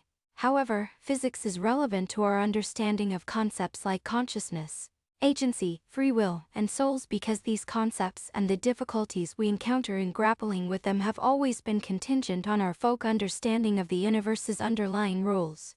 Zum is free. In a dualist universe, physical laws govern ordinary matter, but spirit and the self exist on a separate plane, presumably governed by other laws. Often these other laws are deemed divine or unknowable. Even so, Descartes struggled to answer the hard questions raised by dualism. How could animals not have spirits? How does one's spirit know what the organs of the body perceive? And why doesn't the spirit have access to other bodies? Even trickier, how does the spirit control our body, and where is the physical locus of this control? The conceptual and neuroanatomical absurdities encountered by pursuing this line of thinking led the iconoclastic Enlightenment physician Julien Offray de la Mettrie's 1709–1751 to write L'homme machine man-machine in 1747, extending Descartes' bête-machine animal-machine concept to humans and suggesting that resorting to supernatural other laws to account for human cognition or behavior was unnecessary. Title page of L'homme machine 1748. At the time, La Mettrie's thesis was radical enough to compel him to publish his tract anonymously, in a miniature format that could be secreted in an inner coat pocket. The authorities burned many copies, and La Mettrie was forced to flee one country after another, especially after he was outed. Eventually, though, his perspective became mainstream. Today, thinkers like Robert Sapolsky and Sam Harris articulate the same view, and both have written bestsellers arguing the point. In a fully deterministic Newtonian universe, everything is fated, time is reversible, and there is no difference between cause and correlation, blurriness about the future or the unknown, or the existence of counterfactuals how things could be, as opposed to how they are, or illusory nothing could be other than it is, was, and will be. Without counterfactuals, blame or responsibility seem difficult to justify. As Sapolsky points out, consciousness and free will are at best epiphenomena, meaning that they lack causal power if they can be said to exist at all. This leads us to wonder about philosophical zombies, the same events and behaviors without those epiphenomena. People without souls, why not? How would we even know, and what would knowing even mean? The quantum world, the one we actually inhabit, has very different rules, and understanding these rules, as physically counterintuitive as they may be, helps to resolve many of the apparent metaphysical, even spiritual, conundrums that arise in a Newtonian universe. The future is not predetermined after all, especially for living systems, which are finely tuned to amplify noise through dynamical instability, because life isn't deterministic. Counterfactuality, the idea that things could or could have been otherwise, is not just an illusion. Choice, though constrained by the blurry future cone of the physically possible, is likewise real, and underwrites the free will of beings able to model and select among alternative futures. Our mental models of causality have real meaning and power, especially when it comes to predicting how we and other living beings will behave, yet we are also free to violate the expectations of others if we choose to, and have a good enough theory of mind to pull it off. We can never fully know the inner experience of others, but only model it based on interactions. That said, subjective experience is also real. Or, to turn it around, reality is defined subjectively by networks of interactions. Given all this, the idea of philosophical zombies seems incoherent. If you interact with someone over an extended period such that your theory of mind models them in detail, that model includes their model of you, and their model of your model of them, and so on. If they don't in fact have a working theory of mind of their own, then your theory of mind will be violated in the interaction, and it will become apparent to you that there's nobody home.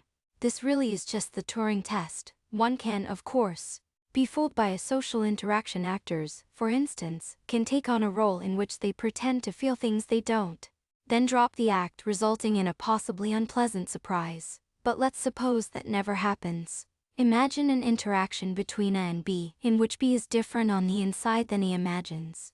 B might, for instance, actually be B, an actor who plays B and never breaks role. Perhaps B is really a cold fish and has never experienced heartbreak, but can pretend to pitch perfectly. We could say, then, that A is real, B is fake, and B is the real B. Here's the problem.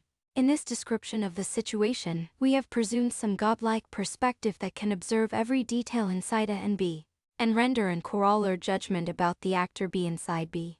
But no such godlike, all-seeing, all-judging perspective exists. If we replace that third-person view with a real third person, C, we can spot the trouble. Now, C must interact with both A and B to render judgment. This interaction could involve not only conversation, but also all sorts of lab tests, body sensors, brain scans, the works. Even so, C can't consult any magic oracle to distinguish between real and fake people, and is still just making a more detailed model-based judgment. Theory of mind is that model.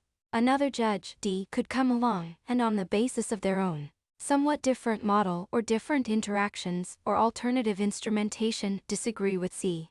Who is right? It's not that reality doesn't exist, any more than Rem argues that the universe doesn't exist. The point is that reality consists of relationships, and there is no specially privileged view, no magic oracle. Perhaps agreement becomes nearly universal on certain kinds of judgments, especially when those judgments carry strong predictive power. But a judgment may always remain contested, especially when it concerns subjectivity itself. Alter's dissociative identity disorder, a controversial condition formerly known as multiple personality disorder, offers a real-life example. People with dissociative identity disorder seem to have multiple other people living in their heads, Alters, with some combination of different personalities, different memories, and even different sounding voices. Encountering someone with this disorder can be frightening, since it so dramatically violates our usual assumptions about the indivisible unity of a person, their brain, and their soul. At times, it may have been interpreted as demonic possession. Is this condition real, or do people just fake it? If they are faking it, do they have any choice in the matter? Could some people be unaware that they're faking it? The psychiatric community can't agree on any of these questions. Some believe it's an act, others believe it's real, and yet others hedge their bets. I'm skeptical that we will ever have anything like a universally convincing answer, because I can't imagine what shape such an answer could take. Even in principle, it certainly won't take the form of a love and pineal gland. Imagine for a moment that, as neuroscience advances, it becomes possible to read out a person's experiences and thoughts perfectly, using superconducting magnetometers, optogenetics, nanotechnology, or whatever else to record the activity of every neuron in the brain. That would, of course, produce a staggering amount of data, impossible for any researcher to make sense of in raw form. Even today's instruments, which can easily record from hundreds of neurons, require sophisticated computational modeling for any meaningful interpretation. How would a researcher train and test a model designed to provide total access to a subject's internal experience? An honest subject could give positive feedback when the model correctly reconstructs what's in their minds and negative feedback when it's wrong.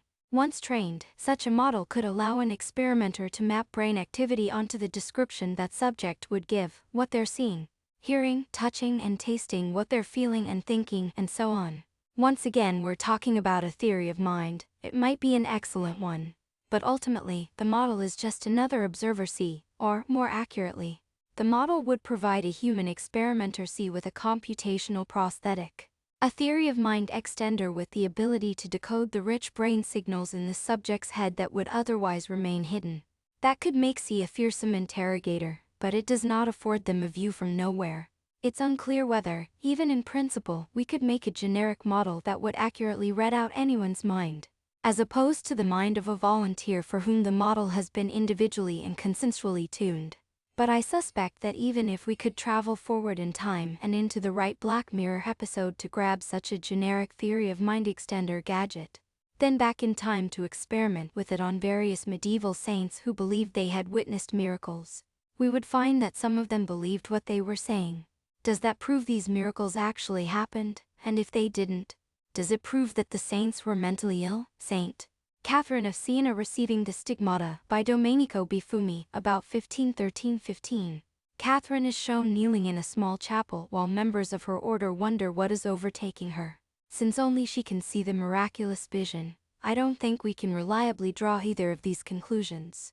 Virtually all of us believe some things that many others don't, including the sincerely religious, who comprise a large proportion of the human population, as well as committed atheists. Yet few people in either camp would make the hyperbolic claim that everyone in the other camp is mentally ill.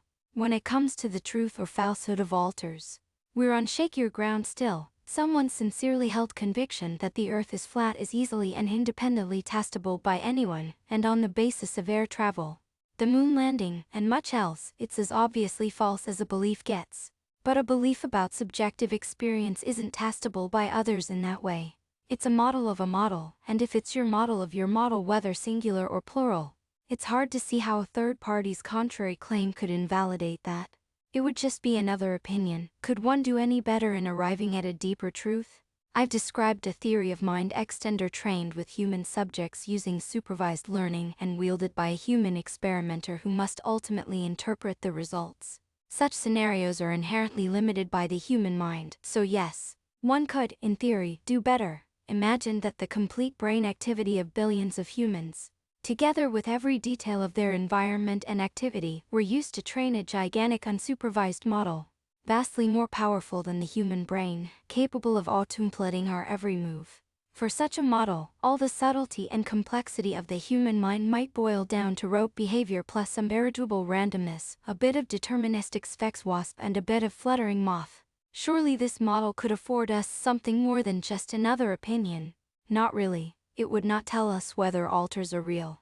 Or, at least, not unless the most cynical possible interpretation holds, that everyone who claims to have altars is simply lying, knows it, and doesn't bother keeping up the exhausting act in private. Few psychiatrists adopt this extreme view, as patients exhibiting such behaviors are often deeply traumatized and exhibit signs of other mental conditions.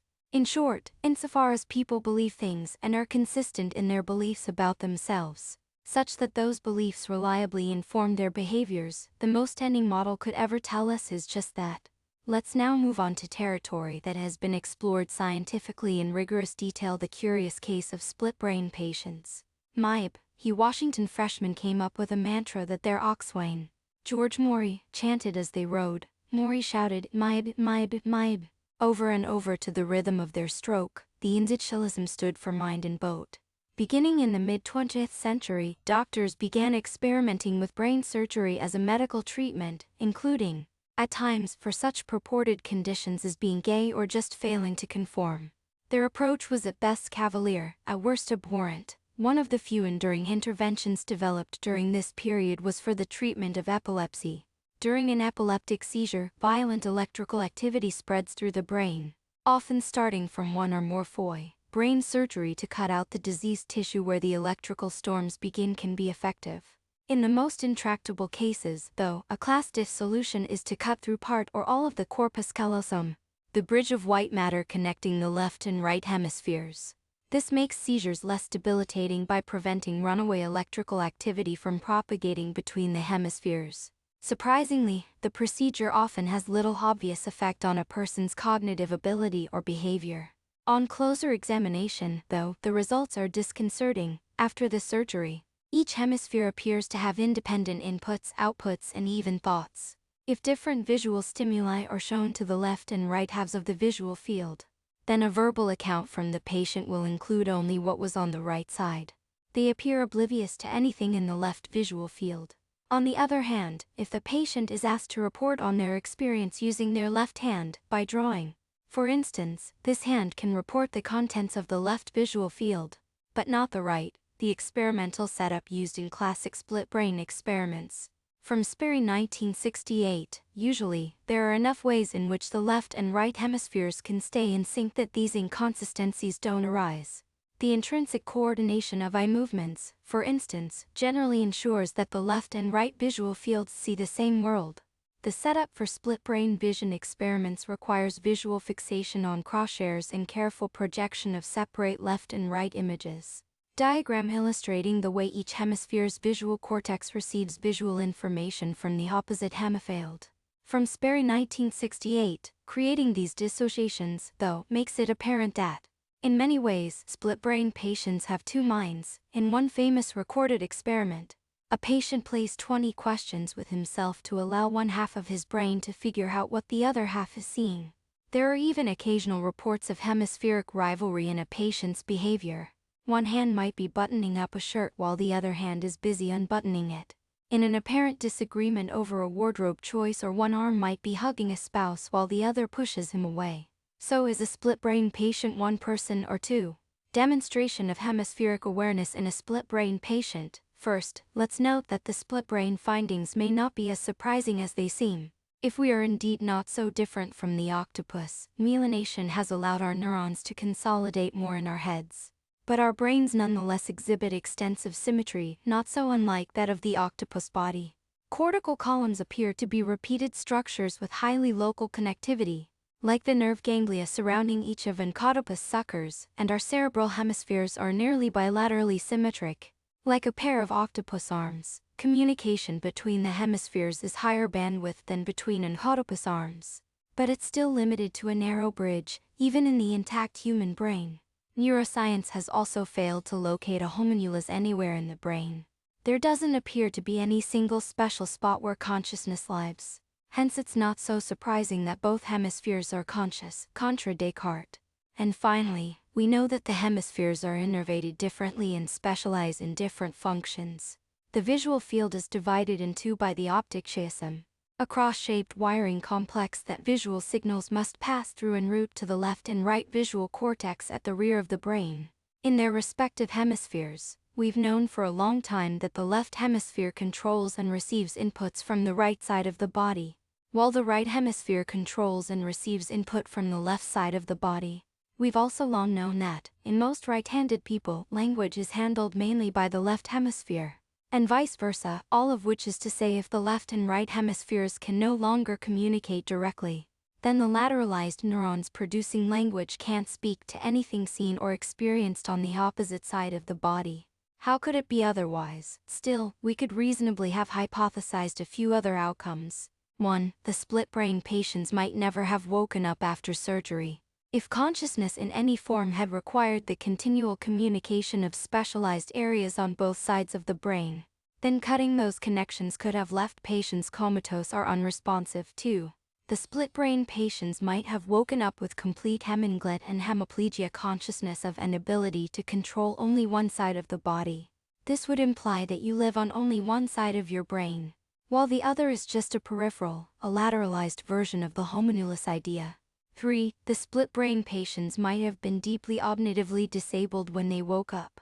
This would have been the case if cognition were so diffusely holographic that forming any clear thought or percept requires every part of the brain to work in tandem. Fortunately for most of the patients, none of the above obtain. What we see instead speaks to the modularity, robustness, parallelism, and internal sociality of the cerebral cortex. As I've argued, no part of the cortex is doing something fundamentally different from any other part.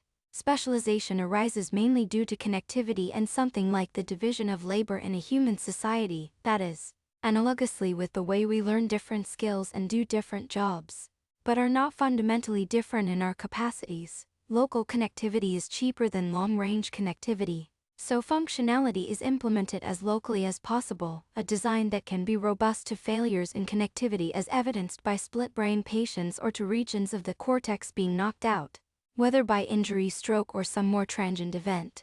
Hence our cerebral hemispheres seem to be intelligences in their own right, which are made of still more local intelligences, and so on. And of course, for intelligences to work effectively with others, they must continually model each other. It's theories of mind, all the way down, a visualization of the neural connectivity of the human brain based on temporal activity patterns. From Tanner et al., 2024, regions 1-200 represent one hemisphere, and 200-400 represent the other. Notice the strong connections within hemispheres and far weaker connections between hemispheres. Within each hemisphere there are in turn sparsely interconnected regions exhibiting denser local connectivity. This multifridal pattern presumably holds at finer scales too. Perhaps the most revealing split-brain finding is not in how the abilities of the patients are affected, but in their subjective experience. They need to work harder at certain tasks than those of us with intact brains do, as revealed by 20 questions type scenarios that look suspiciously like two people helping each other, or Even more frustratingly, hindering each other, such as when hands are actively working against each other, rather than one person. It might, similarly, be harder for a rowing crew to achieve swing if a barrier were suddenly erected mid-boat, preventing the rowers in the front and the back from seeing or hearing each other.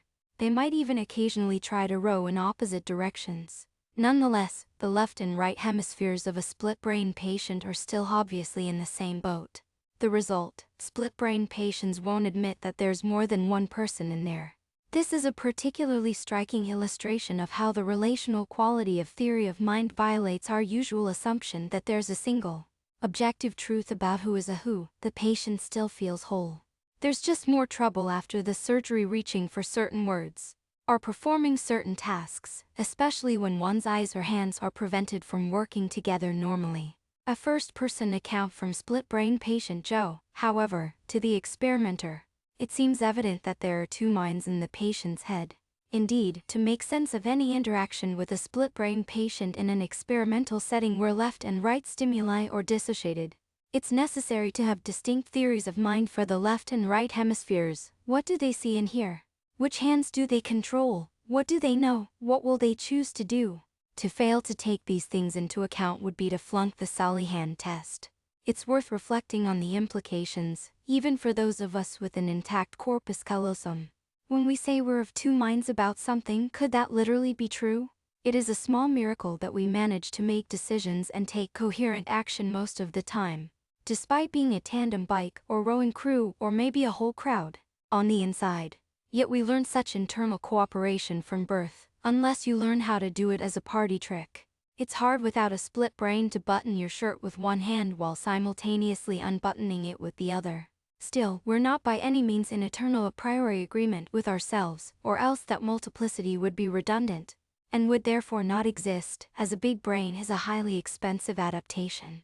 We only get more intelligent as the brain scales up because every additional local mind brings its own skills, inputs, specializations, and one could even say, differing opinions to the table.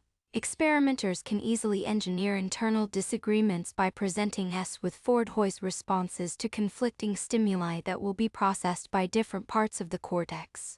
The Stroop effect is a classic example, named after American psychologist John Ridley Stroop. In 1935, Stroop published a study testing the reaction times of subjects on a simple color recognition task. The name of a color was printed on a card in colored ink. If the ink color conflicted with the named color, for instance the word red was printed in green ink, both the error rate and reaction time rose considerably. A demonstration of the Stroop effect tried to name the color of the text. Despite the complexity of the brain, studies like these are consistent with a simple model of how we arrive at decisions. Parallel populations of neurons vote, with softmax like lateral inhibition determining which ones win. A close call leads to slower convergence. The fine balance of neural circuits once again comes into play here, always close enough to firing that an eager raised hand somewhere can quickly cascade into a decisive global response, yet not so overexcitable that chaos and epilepsy ensue. Although it's a fine balance, room for functional variability remains. Or are neural parameters tuned for faster convergence on a decision? Are for more thoughtfulness? Are for too much thoughtfulness, also known as waffling? That's me. If some cortical columns actively dissent, do they commit to a collective decision anyway? Or do they carry on grumbling? How much idle chatter do brain regions generate when they're not trying to drive behavior? Could they even attempt to pursue their own agenda by fooling their neighbors at times? These are interesting questions, and ones that may underlie certain systematic personality differences between people. Carried to extremes, such differences could become dysfunctions: lack of impulse control, decision paralysis, perhaps even schizophrenia or dissociative identity disorder. The interpreter. One of the most telling split-brain findings is the way the language-specialized, usually left hemisphere assumes a role. Neuroscientist Michael Gazzaniga and colleagues have dubbed the interpreter. It has sometimes been cited as a counterargument to the typical notion of free will. But, more to the point, the interpreter role reveals something important about how and why split-brain patients tend to feel to themselves like one person, despite their literal cognitive dissonance. In one classic early study, a patient's left hemisphere was shown a chicken claw, while the right hemisphere was shown a snow scene. The patient needed to select associated objects with each hand, given 4 choices per side. As expected, each hand chose an image associated with what its corresponding hemisphere could see for the left hand. A shovel rather than a lawnmower, rake, or pickaxe, and for the right hand, a chicken rather than a toaster, apple, or hammer. But now comes the twist. When asked why he had made those choices, the patient responded without hesitation, "Oh, that's simple. The chicken claw goes with the chicken, and you need a shovel to clean out the chicken shed." The language-imbued left brain appears to be, in other words, a fluent bullshitter. In another example, the right hemisphere is given the instruction, "Take a walk." The subject stands up and begins walking. When asked why, the response might be, "Oh, I need to get a drink." You may now be wondering, how could a split-brain patient manage to walk at all, when that requires the coordinated activity of both legs? And how could such a bilaterally coordinated action take place in response to a unilaterally willed command?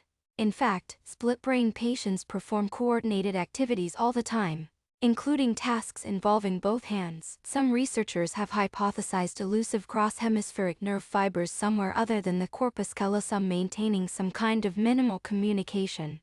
But this has never been convincingly shown, either behaviorally or neuroanatomically. It's not necessary to reach for such an explanation though. The whole body is a rich cross-hemispheric communication channel. Your eyes can see what your arms and legs are doing. If one leg begins to exert pressure on the ground to stand up, your butt can feel it. If the muscles on one side of your neck begin to tense to turn your head, that tension is felt on the opposite side, and so on. As anyone who has road crew or run a 3-legged race knows, it's possible to quickly pick up cues and follow through on movements based purely on sensory feedback. Gazaniga and colleagues call this behavioral cross-coing. It emphasizes the importance of physical embodiment. The way our bodies are, in a sense, part of our brains, as well as vice versa. Conjoined twins Abby and Brittany Hensel vividly illustrate the phenomenon. They have separate heads, brains, and spinal cords, but a single pair of arms and legs, with Abby controlling one arm and leg and Brittany controlling the other. Despite their virtually complete sensory and motor separation, the twins are able to run, swim, play volleyball, play the piano, ride a bicycle, and drive a car. When one of them initiates a movement, the other unconsciously and effortlessly follows through. Not only can they complete each other's sentences, as close friends might be able to, they also share an email account, and have no trouble typing email with both hands. While they maintain individual identities, they use the I pronoun when they agree, as they often do, and use their names if they disagree. Abby and Brittany Hensel plan a road trip to Chicago. In this light, the left hemisphere's effortlessly creative narrative interpretation seems less like a special case or like bullshit than like what the cortex always does. It predicts and follows through. This involves constantly updating its theory of mind, including a theory of mind for that omnipresent first-person entity we call I. Such a theory of mind model includes simple, low-order terms to predict the immediate future, like I'm walking and just stepped with my left foot, so my right foot is going to step next. It also includes higher-order terms, like I've just gotten up to walk, and I'm a little thirsty, so I'm probably headed for the kitchen to get a drink of water. If the bit of cortex doing the modeling happens to control my right foot, then its active inference will involve moving that foot to automate the walking movement. In fact, the spinal cord is perfectly capable of such low-order automation on its own. If, instead, the bit of cortex doing the modeling is the left hemisphere's language center and the experimenter has just asked why I'm leaving the room, then automation involves spinning a likely story, even with a corpus callosum. No part of the brain can have complete access to every other part, so this kind of inference takes place all the time. Mutual modeling, including within the brain, is the very essence of intelligence. Still, this kind of teamwork, in which our inner selves predict and cover for each other, can lead to embarrassment. We're all highly invested in appearing whole, unified, consistent, and rational in our social interactions with others. Given the potentially adversarial nature of social prediction, we're dishonored when someone else is able to predict us better than we can predict ourselves. Per Chapter 5, being too predictable makes us vulnerable and feels like a violation. It's even worse to believe that you've made a choice when you haven't, and then to be caught out justifying that choice with a post-ho rationale, a literal attack on personal integrity. Yet we're all vulnerable to such manipulation, as Swedish psychologist Petter Johansson and colleagues have demonstrated in a series of groundbreaking studies. They first demonstrated the phenomenon they call choice blindness in a 2005 study entitled Failure to Detect Mismatches Between Intention and Outcome in a Simple Decision Task. The task involved showing the subject two cards with faces on them and asking which was more attractive. Immediately after choosing, participants were sometimes shown their card again and asked why they had judged this face more attractive. However, unbeknownst to the subjects, in 3 out of 15 trials their choice was swapped using sleight of hand. The participants were being asked to justify why they had made the choice they had not just made. Choice blindness in a face preference task, from Petter Johansson's TEDx Uppsala University talk in 2017. Surprisingly few subjects noticed the swap, when they had been given 2 seconds to make a judgment which they generally affirmed was enough time. Only 13% detected the ruse, even under the friendliest possible experimental conditions. When they were given unlimited time to judge, and the faces were selected to be especially dissimilar, the figure only rose to 27%. Viewing time was the only condition that made any difference. The respondents' age and sex didn't matter, neither did the similarity of the faces, even though face pairs bore very little resemblance to each other. And it is hard to imagine how a choice between them could be confused. Perhaps most surprisingly, there was little or no statistically significant variation between the justifications given for real or swap choices. The researchers certainly tried to find such differences, using multiple human raters. They considered length of response, laughter, emotionality, specificity, the proportion of blank responses in which subjects couldn't say why they had made the choice, and even whether they described their judgment in the past or present tense. The only slight difference, maybe a telling one, was in more dynamic self-commentary in the swapped instances, in which participants come to reflect upon their own choice typically by questioning their own prior motives. But only 5% of respondents evinced this behavior. As behavioral scientist Nick Hatter has written in describing these experiments, our left brain interpreter can argue either side of any case. It is like a helpful lawyer, happy to defend your words or actions whatever they happen to be.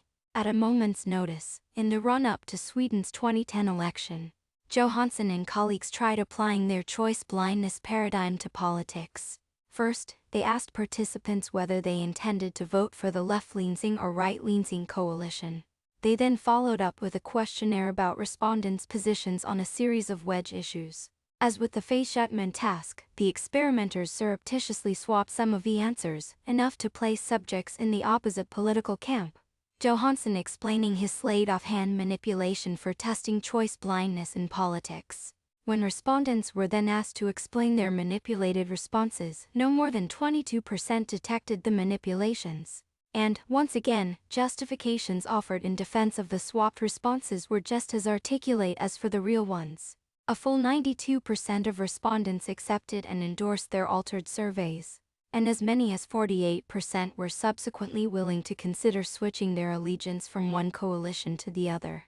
This contrasted markedly with polling data, which had found only 1 in 10 Swedes identifying as potential swing voters. Moreover, the effects of such interventions seemed to stick. Even in the seemingly trivial face preference experiment, subjects whose responses were manipulated showed an increased likelihood of expressing the altered preference later on. It seems that once we've told ourselves and others a story, we try to stick with it. Hatter takes an understandably jaundiced view of these results, as one can tell just from the title of his 2018 book. The mind is flat. The remarkable shallowness of the improvising brain. We don't justify our behavior by consulting our mental archives. Rather, the process of explaining our thoughts, behavior, and actions is a process of creation. And the process of creation is so rapid and fluent that we can easily imagine that we are reporting from our inner mental depths. So our values and beliefs are by no means as stable as we imagine. The story-spinning interpreter attempts to build a compelling narrative by referring back to and transforming memories of past behavior. It's not unreasonable to think the interpreter findings unmask our illusion of having a stable inner self. However, I think it's equally valid to see these results as a peek into what it means to have a self at all, and how that self is constantly being constructed and revised. After all, We aren't born with predetermined personalities, preferences, habits, or political allegiances. These things must accrue over time. We are the story we tell ourselves. And this story isn't immutable, which is a good thing. That's what learning is for, and, paradoxically, if we were not able to narrate and re-narrate our lives, our preferences, our choices, and ourselves, our claim to free will would be considerably weaker. However, this continual process of narrative self-definition may be vulnerable to manipulation precisely because, as far as we know, no single spot in our brain contains our political preference database, personality module, or attractive face cometer. Rather, every part of the brain may be trying to model and learn about the other parts, and thereby to agree on and constantly renegotiate a self. Multifrontal boundaries. Suppose some neuron in the brain receives a signal. Does it come from elsewhere in the brain? From some other part of the body? From out there in the world? There is no obvious way to tell. Hence the self has a porous boundary. This comes in handy when using a tool, driving a car, or playing a video game, all circumstances in which our sense of our own bodies shifts or expands to include objects, vehicles, or even virtual worlds. This porosity is vividly illustrated by the rubber hand illusion, in which a rubber hand visible above a table is stroked with a paintbrush in tandem with a subject's real hand, hidden behind a partition. If you happen to have a lifelike rubber hand lying around, you can try this on a friend. Before long, they will have the strong impression that the rubber hand is theirs. If you're feeling mean, you can then try sticking a knife into it. Here, correlated visual and haptic signals from different parts of the brain appear to be, from the perspective of both of these regions, accurate mutual predictions. That's enough to temporarily remap one's physical sense of self. The rubber hand illusion. As the political experiments of Johansson and colleagues show, the manipulations of others can also influence the narrative self. In this sense, the rubber hand illusion and the interpreter can be understood as instances of the same phenomenon. One self can even temporarily merge with other selves to one degree or another. Whether in a chamber orchestra, a three-legged race, a ritual dance, team sports, choral singing, or a political rally. One could argue that this even happens in conversation. Such porosity may be a key ingredient enabling human society to achieve large-scale collective intelligence, without which we would be little different from our primate cousins. Split brain results, the interpreter, choice blindness, the rubber hand illusion, and many other counterintuitive consciousness-related findings make sense in light of the hypotheses about intelligence I have advanced so far. Intelligence is predictive. It amounts to a kind of auto-template operation given a history of observations, actions, and consequences, both internal and external. It predicts the likeliest next action. Intelligence enhances its own dynamic stability by successfully predicting, hence bringing about its own future existence. That's why it arose in the first place, per chapter 2, and why it continues to evolve. Intelligence is social. Per chapters 3 and 4, much of an intelligent agent's umwelt of observations and actions consists of other intelligent agents, which are themselves predictors. Thus, per chapters 5 and 6, this one, theory of mind emerges, and, under suitable conditions, it can result in social intelligent explosions. Applied to oneself, higher-order theory of mind implies self-consciousness, social modeling of the self, the ability to reason about counterfactuals, and the capacity for long-range planning. There is no God's eye view from above of intelligent selves are always modeled, and there is always a modeler, which can either be another or the same self. Intelligence is multifrontal. Intelligences are made of smaller intelligences, and are defined by the predictive relationships among those smaller intelligences. These dynamically constituted interrelationships, not a homunculus, define a self. Cells composed of larger populations of mutual predictors form larger social units, which can themselves be more intelligent as a result. Intelligence is diverse. For a self to be greater than its parts, the parts need to diversify and specialize. That is, even as the intelligent parts strive to predict each other, they must differ in their predictions, otherwise they would not provide each other, or the whole, any benefit. Specialization arises naturally from differences in connectivity, that is, because each smaller intelligence receives different inputs and generates different outputs, both internal and external. Finally, it follows that intelligence is symbiotic. When the dynamic stabilities of multiple intelligences become correlated, they find themselves in the same boat, and they will learn how to row together to further enhance their joint stability. This is the route to symbiogenesis, as described in Chapter 1, the emergence of new, larger intelligences from the cooperation of smaller ones. Pulling all of these aspects of intelligence together into a concise definition is tricky. But here's my best effort so far. Intelligence is the ability to model, predict, and influence one's future. It can evolve in relation to other intelligences to create a larger symbiotic intelligence. To highlight the duality between intelligence and life, it's helpful to read this alongside the definition of life I offered in Chapter 1. Life is self-modifying computronium arising from selection for dynamic stability. It evolves through the symbiotic composition of simpler dynamically stable entities. Chapter 7, Ourselves, Block Diagram. In an old-fashioned, block diagram view of the brain, the blocks around the outside might have labels like visual cortex, auditory cortex, motor cortex, and so on. Implicitly, these are presumed to work like the peripherals of a computer, carrying out specialized processing to deal with their particular modality. Robots, too, are usually built this way. Neural signals would presumably flow in the obvious direction inward for sensory modalities, outward for motor. Convolutional neural nets, whose design was directly inspired by visual cortex, seem in keeping with this view. They are fully feed-forward, meaning their connectivity flows one way, from a retinal input layer to semantially meaningful output in an embedding layer. Those semantic embeddings, in turn, seem like the right kind of input to what? Something needs to go in the middle, taking in the process sensory input, making decisions, and generating high-level motor commands. We might as well call this the central processing unit. Though the usual innocuous label is something like association cortex, it's hard to look at that block on the diagram and not think homunculus. For surely, that's where you live. A periptron, which merely turns pixels into embeddings, does not seem like a promising spot in the diagram for locating anything akin to a self. However, as the motor first perspective laid out in Chapter 4 implies, almost everything about this block diagram and its information processing paradigm may be wrong. For one, I've argued that there is no homunculus. If there were, unplugging it would surely turn the lights out. Instead, when a good portion of the non-sensory specific association cortex in the frontal lobes is destroyed or disconnected from the rest of the brain, as happened to many victims of the mid-20th century lobotomy craze, the effects can be disconcertingly subtle. Just as with split-brain patients, emphasis is warranted on can be. The details of the procedure, and the nature and extent of the ensuing damage to the brain, varied considerably. Some victims of this brutal medical fad were killed outright by massive cerebral hemorrhage, or rendered profoundly disabled after her lobotomy in 1941, for instance. Rosemary Kennedy. President John F. Kennedy's sister was left unable to walk, speak intelligibly, or use the bathroom. She required constant care throughout the rest of her life. Nonetheless, in 1942, star neurosurgeons Walter Freeman and James Watts claimed that, of the 200 lobotomies they had performed to that point, 63% were improved, 23% were unchanged, and only 14% were worse. One Rosemary Kennedy was one of those 200, and was presumably counted among the worse.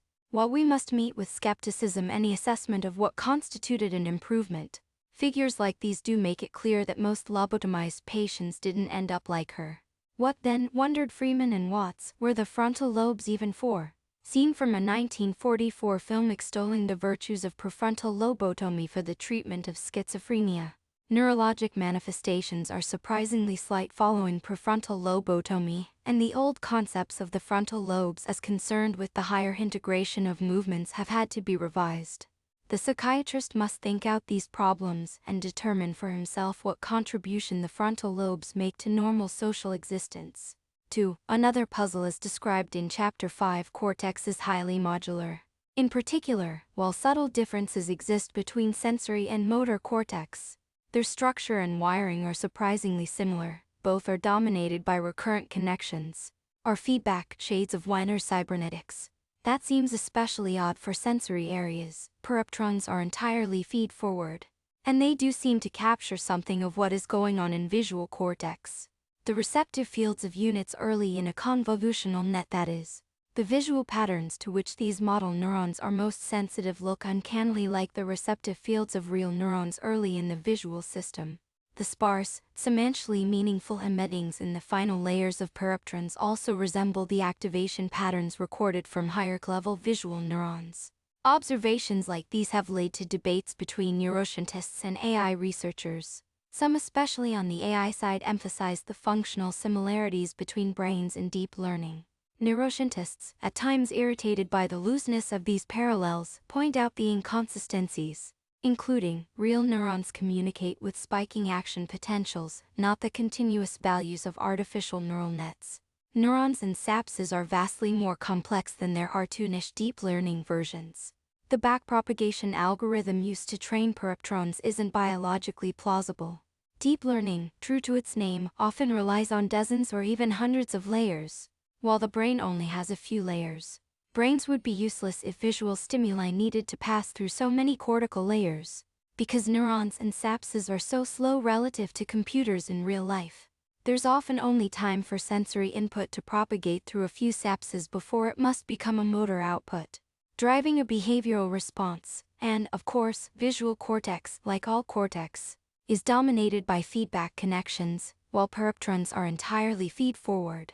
The arguments have gone back and forth. Some of the objections raised by neuroscientists are easy to counter.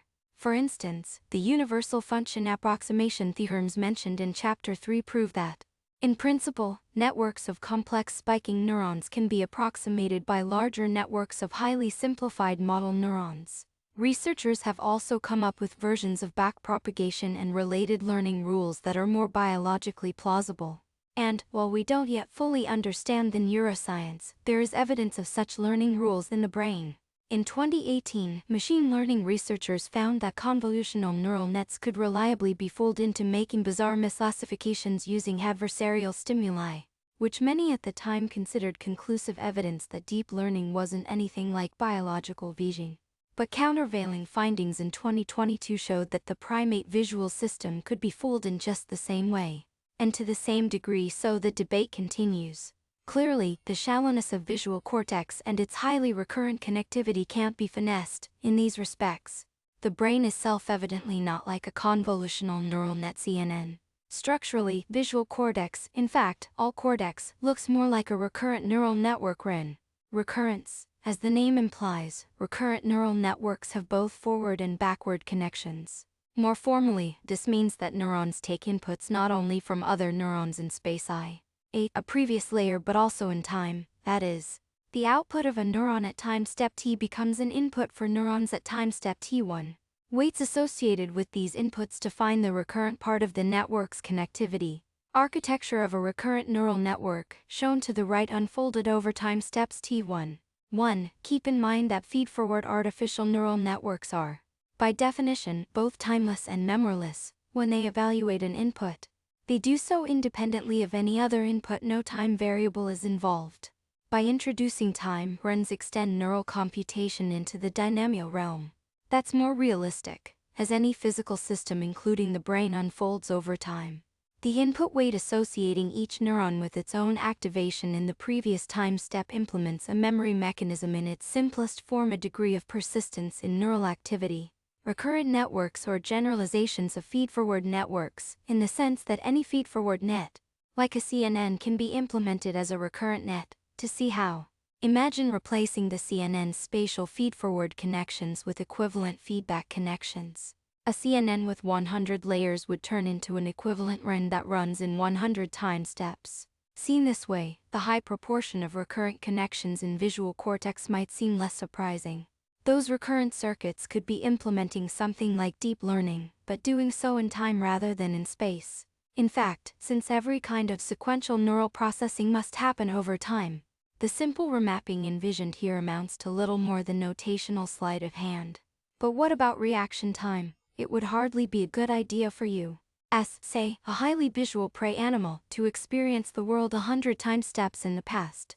At T0, a tiger might just be coming into view through the bushes. At T8, it might have caught sight of you. At T16, it might be tensing to pounce. By T80, you might already be getting eaten. So there will be no T100, no problem, even when deep convolutional nets are optimized purely for accuracy. Researchers have found it beneficial to add skip connections to the standard sequential information flow. allowing some activations to bypass layers. Moreover, while making a feed-forward architecture deep is a way of improving task performance, early exits can be used if the extra accuracy is unneeded, or if reaction time matters. After just a few CNN layers, or runtime steps, the network can make a reasonable guess as to whether a cat is in the picture. Since the network's accuracy isn't great at this point, it can be tuned to prefer false positives over false negatives and immediately escalate the timely alert. That is indeed how we operate for highly salient stimuli, hence the double take. What's that, a cat? A few more layers, or time steps, can accurately establish whether the cat in question is of the small Felis domestius kind or the potentially man-eating Panthera tigris.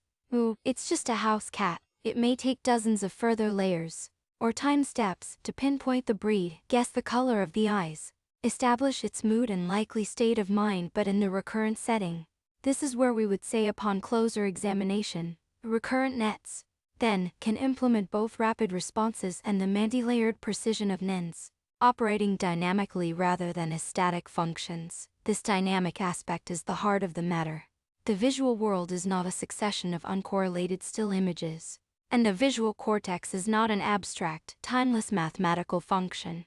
In a continuously changing and temporally correlated world, where one's actions, including perceptual actions, like Sahids, determine what one sees, highly recurrent architectures are to be expected, and classification is better thought of as continual prediction.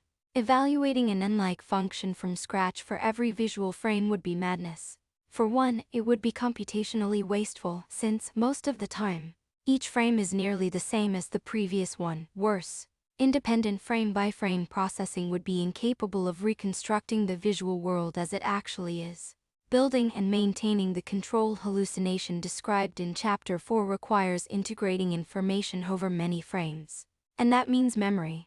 It is, almost by definition, a job for a recurrent network with persistent state. Demonstrations of Porsche gaze tracking from the lab of Dr. Elizabeth M. Jacob, UMass Amherst. Imagine how the visual system of a Porsche spider might work. Owing to the very narrow field of view of the spider's high-resolution front-facing eyes, a frame-by-frame CNN would be nearly useless for Porsche. Understanding a visual scene requires moving the eyes around dynamically and reconstructing a model of the world over time, not unlike the way a blind person can see someone's face by touch, using their fingertips, though in Porsche's case, it would be more like a single fingertip. Large predators like birds, frogs, and mantises are the bane of Porsche spiders, seemingly because they are too big to recognize in time. Humans can see more at once than Porsche, but not nearly as much as we believe. If we were to experience our visual input feed in a rawer, less hallucinated form, it would look something like the shaky, grainy found footage of a horror film like The Blair Witch Project, with a flashlight beam jumping around spasmodically to illuminate a tree branch here, a bit of a face over there, the corner of a woodshed, a dark something on the ground. That horror trope will give you perceptual claustrophobia, a sense that no matter where you look, the stuff you really need to know about is happening off-screen, to one side, or above or behind your back. Like Porsche being hunted by a giant mantis, we would wish we could zoom way out and see what the hell is going on. From The Blair Witch Project, 1999. If you don't normally feel the Blair Witch sensation of near constant panic, and dear reader, I hope you don't, it's not because you can see so much more at a time. It's because your controlled hallucination is good enough to make you feel that you do see everything happening off-screen. Although you can't, that is, you have confidence that your continually updated prediction is accurately modeling every behaviorally relevant feature of your environment, well beyond the narrow cone of that jittery foveal flashlight beam. Afferent's copy, prediction underlies intelligence at every scale. Per Chapter 2, single cells like bacteria must predict sequences of events, both internal and external, to survive. Emerging evidence suggests that it's also what single neurons do. Their synaptic learning rules appear to give rise to local sequence prediction. Cortical circuitry, too, appears to implement predictive sequence modeling. This may account for the highly recurrent architecture of cortex, whether in perceptual, motor, or so-called association areas, since sequences unfold over time. Any sequence predictor must also operate in time, which requires feedback connections.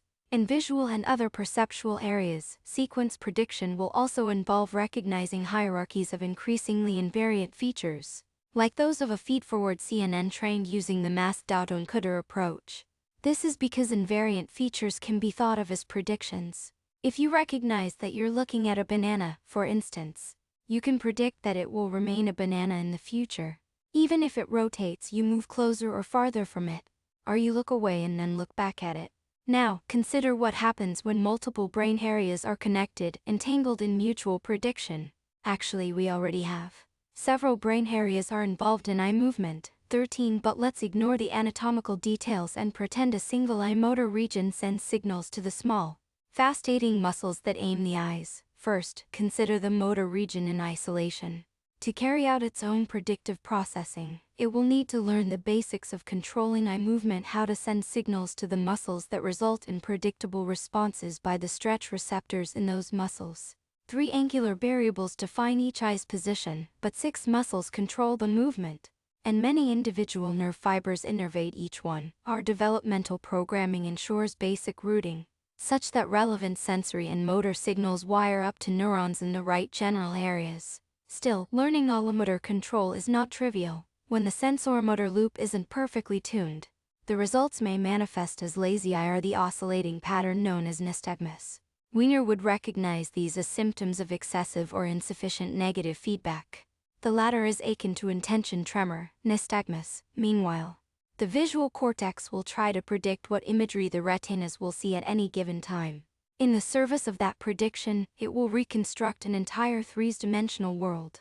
This seems so much loftier than what the eye motor region purportedly does that we might now be tempted to return to the homuncular fallacy.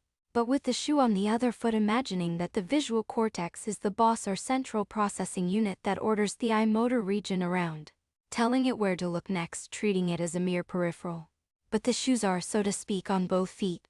The eye motor region can and does move the eyes around of its own accord, perhaps in response to a vestibular input, a sound, a touch, or something else. It could even do so in response to nothing. After all, we decide to do things all the time for reasons of our own. That is, not as immediate responses to an outside stimulus. Remember that, in a distributed picture of self, these decisions could be initiated by nearly any brain region. All of your brain regions are you, communication between the visual cortex and the eye motor region, then, does not merely consist of a one-way stream of gaze coordinates sent from one region to the other. It's a two-way dialogue, communicating in compressed form the most useful aspects of the state of each region to the other. By most useful, I mean most helpful in predicting the future for the receiving region. In general, rather than imagining region A sending commands to region B, imagine region B containing sensory neurons in region A, with the goal of finding the most salient information for making its own predictions. Visual cortex, then, will want to learn from the eye motor region about eye movements when they occur, because that will help predict what the visual cortex expects to see next.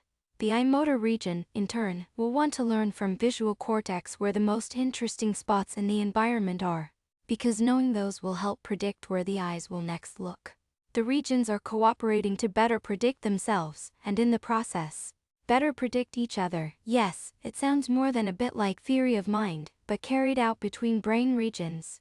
This picture makes a counterintuitive experimental prediction that signals specifying movement will actually be sent from motor regions to other parts of the brain, rather than vice versa. And that is indeed the case. It's called the efference copy. In the mid-19th century, pioneering German physicist and protoneuroscientist Hermann von Helmholtz first suggested that something like the efference copy must exist. He noticed that if you cover one eye, then press gently on the other eyeball, but do this through the lid please. And gently, don't hurt yourself and then blame me, you will see the world appear to move. This is interesting, because when you move your eyeball the usual way, the world seems to stay rock steady, although the images your eyes see are anything but steady. The visual system must therefore do something like self-motion cancellation, and this must make use of an extremely accurate real-time eye movement signal, the efference copy. Helmholtz reasoned that when you press your eyeball, there is no efference copy from the eye muscles corresponding to that displacement, so the visual system's usual motion cancellation doesn't compensate for it. A mechanical model of Kohler control, from Helmholtz's treatise on physiological optics. Helmholtz was right, but in 1900, Sir Charles Sherrington, an enormously influential neuroscientist who later won the Nobel Prize, cast doubt on the efference copy idea, causing it to languish for decades. Having spent a significant part of his career exploring spinal cord reflexes, the sensor-motor pathways Sherrington had mapped out didn't seem to involve anything like an efference copy, just stimulus response and feedback from stretch receptors in the muscles. Later in the 20th century, though, as neural recording technology improved, numerous studies found that efference copies are real and ubiquitous, not just for eye movements, but for all motor activity and across species. But why is it called a copy? Perhaps because the hominular fallacy dies hard. We persist in imagining that motor regions are sent movement commands from on high, and then somewhat bafflingly send a carbon copy of these commands back to the sender, presumably the you part. In reality, your motor regions are as much you as any other part of your brain, and while signals traveling to the motor regions surely carry information about future movement, thinking of them as commands and of signals going the other way as copies of those commands misses the point. In the case of eye movement, the mistake may be easy to make because the eyes do generally look at whatever is most interesting, but that neither makes the motor region subservient to the visual cortex nor alters the fact that the motor region and the visual cortex are both doing the same thing: prediction, phenomenalities. In case you're not yet convinced that the brain serves the muscles at least as much as the other way round, consider the meaning of behaviorally relevant, the term I've used to describe what is in our umwelt. That is, what we perceive and what we care about. Behaviorally relevant means relevant to the muscles. If we can't act on it, it doesn't matter. And for creatures like us, just as for early bilaterians like Axilla, all action is muscular. To be sure, a long evolutionary road leads from worms to humans, but it's a continuous road. Our bodies are still, to no small degree, autonomous entities, surprisingly independent of our more recently evolved brains. Remember, if kept alive, our hearts will keep beating even if removed from our bodies, as Indiana Jones found out in the Temple of Doom. Like an inner worm, our gut continues to work under largely local control, with a decentralized autonomic nervous system serving the original functions of long-range muscular coordination. Our blood vessels, too, are made of muscle and regulate the flow of nutrients to every region of the body. To put it bluntly, they decide who gets to eat and when. Because the brain is so voraciously energy-hungry, regulation there is especially fine-grained, with individual capillaries feeding less than a cubic millimeter of brain tissue, dilating and contracting from second to second. This differential flow of oxygenated blood is the signal measured by functional magnetic resonance imaging fMRIG, one of our most important tools for mapping brain activity. The brain, in turn, consists of multiple systems layered atop each other. Repeating the same broad functional pattern, newer or higher levels provide behaviorally relevant long-range prediction and thereby pull enough weight to earn their keep, but augment a largely autonomous underlying architecture. Hydranophilia, a rare disorder in which babies are born without any cerebral cortex, offers surprising insight into how much human behavior is independent of these higher brain areas. These children are not only awake and often alert, but show responsiveness to their surroundings in the form of emotional or orienting reactions to environmental events, most readily to sounds but also to salient visual stimuli. They express pleasure by smiling and laughter, and aversion by fussing, arching of the back, and crying, their faces being animated by these emotional states. A familiar adult can employ this responsiveness to build up play sequences progressing from smiling, through giggling to laughter and great excitement on the part of the child. 17. A baby with hydranophilia light shines through the head, revealing the absence of much of the brain. This quotation is from a paper arguing that consciousness may be possible without a cerebral cortex, which certainly opens a can of worms for philosophers committed to the anthropocentric view that consciousness requires a big brain. We can most easily recognize what smiling, laughter, and fussing look like in a fellow human. But I have little doubt that consciousness in this purely experiential sense is far from unique to our species. Consciousness in the more computationally demanding strange loop sense described in Chapter 6 involves the ability to model oneself recursively, which goes well beyond the ability to experience in the moment percepts and feelings.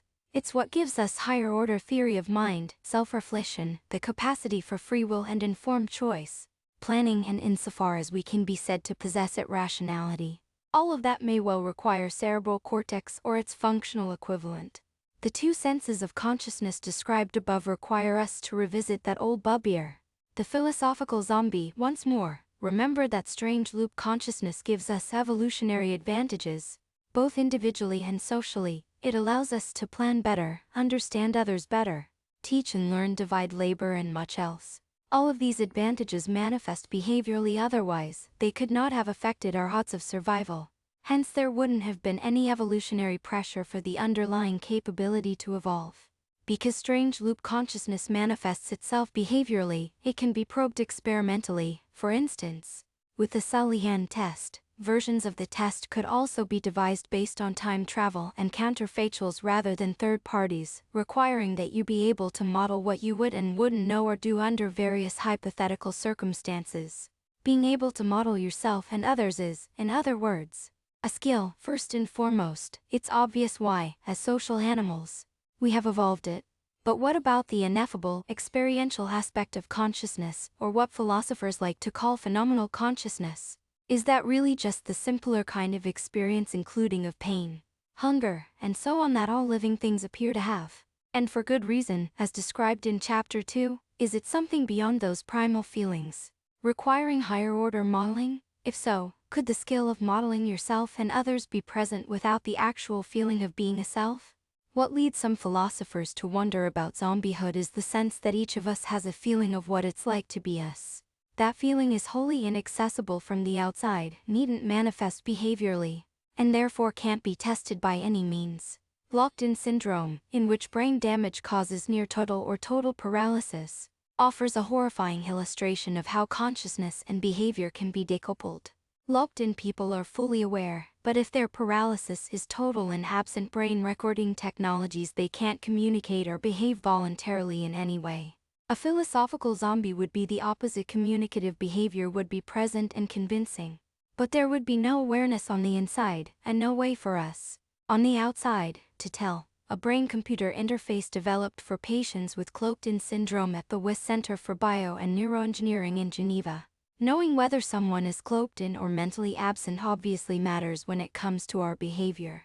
During major surgery, for instance, we presume that general anesthetic causes a patient's consciousness to switch off, so if the surgeon wants to listen to comfortably numb while operating, there's no need to check in advance whether the patient is into Pink Floyd. On the other hand, playing the song on repeat in a room with a cloaked-in patient who hates Pink Floyd would be torture.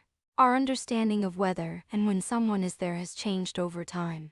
It used to be commonplace to circumcise baby boys without anesthesia, under the theory that newborns can't experience pain. Most of us today regard this as barbaric. But the truth is that no adult has first-hand knowledge of what newborns can and can't experience, because we can't remember anything that far back.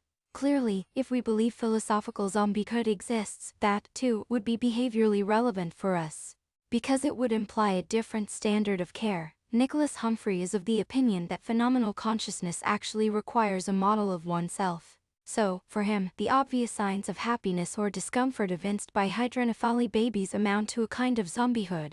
This seems reminiscent of Descartes' beliefs about animals, though, in Humphrey's view, the line isn't between humans and everything else, but between the warm-blooded social animals, birds and mammals, and the rest. I guess you would say that your pet gerbil has a soul, but your pet iguana doesn't. This distinction may have some validity. For instance, in the plight of people with terminal illnesses or inmates of concentration camps, we distinguish between pain and suffering. Pain is comparatively easy to understand.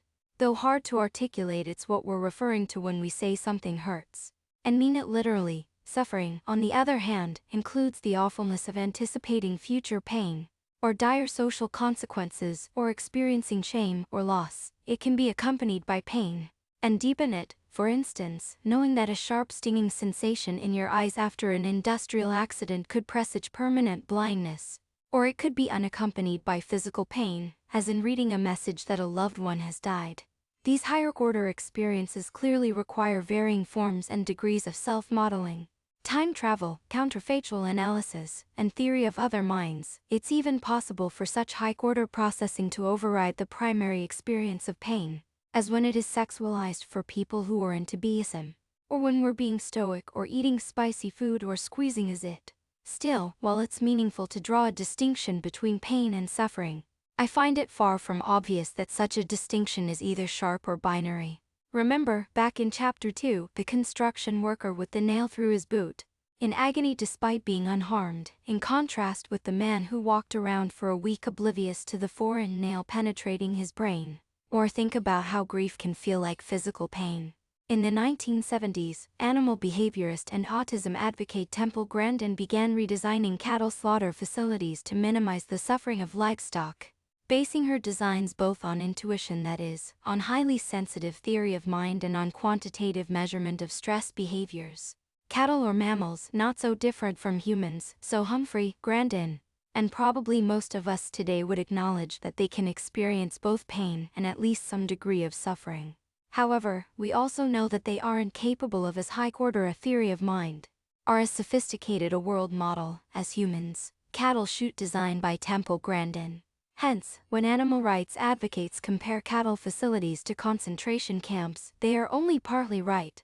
The analogy is anthropomorphic. Indeed, for Grandin to effectively exercise compassion in her designs requires transcending that anthropomorphism to model something closer to the cow's real experiential and self-reflective tumult, rather than thinking about her as one would a human inmate.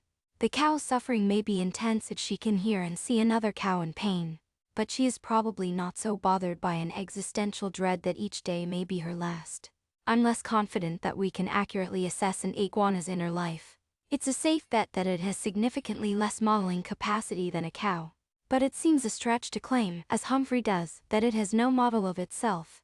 Iguanas hunt, mate, and sometimes fight with other iguanas over territory, resources, or mates. An adult male will regard other adult males aggressively, but not females or juveniles. We may aver that these behaviors are instinctive, but it doesn't seem relevant whether the neural circuitry in question is learned during the animal's lifetime or encoded genetically, that is, learned by evolution. The point is that mentalizing, whether learned or instinctive, arises precisely to support such behaviors. So while I doubt an iguana thinks much about next week, or wonders whether that food stuck on his chin ruins his looks, it seems odd to me to claim that he can't experience pain, or hunger, or a sinking feeling when his social standing is imperiled by an interloper.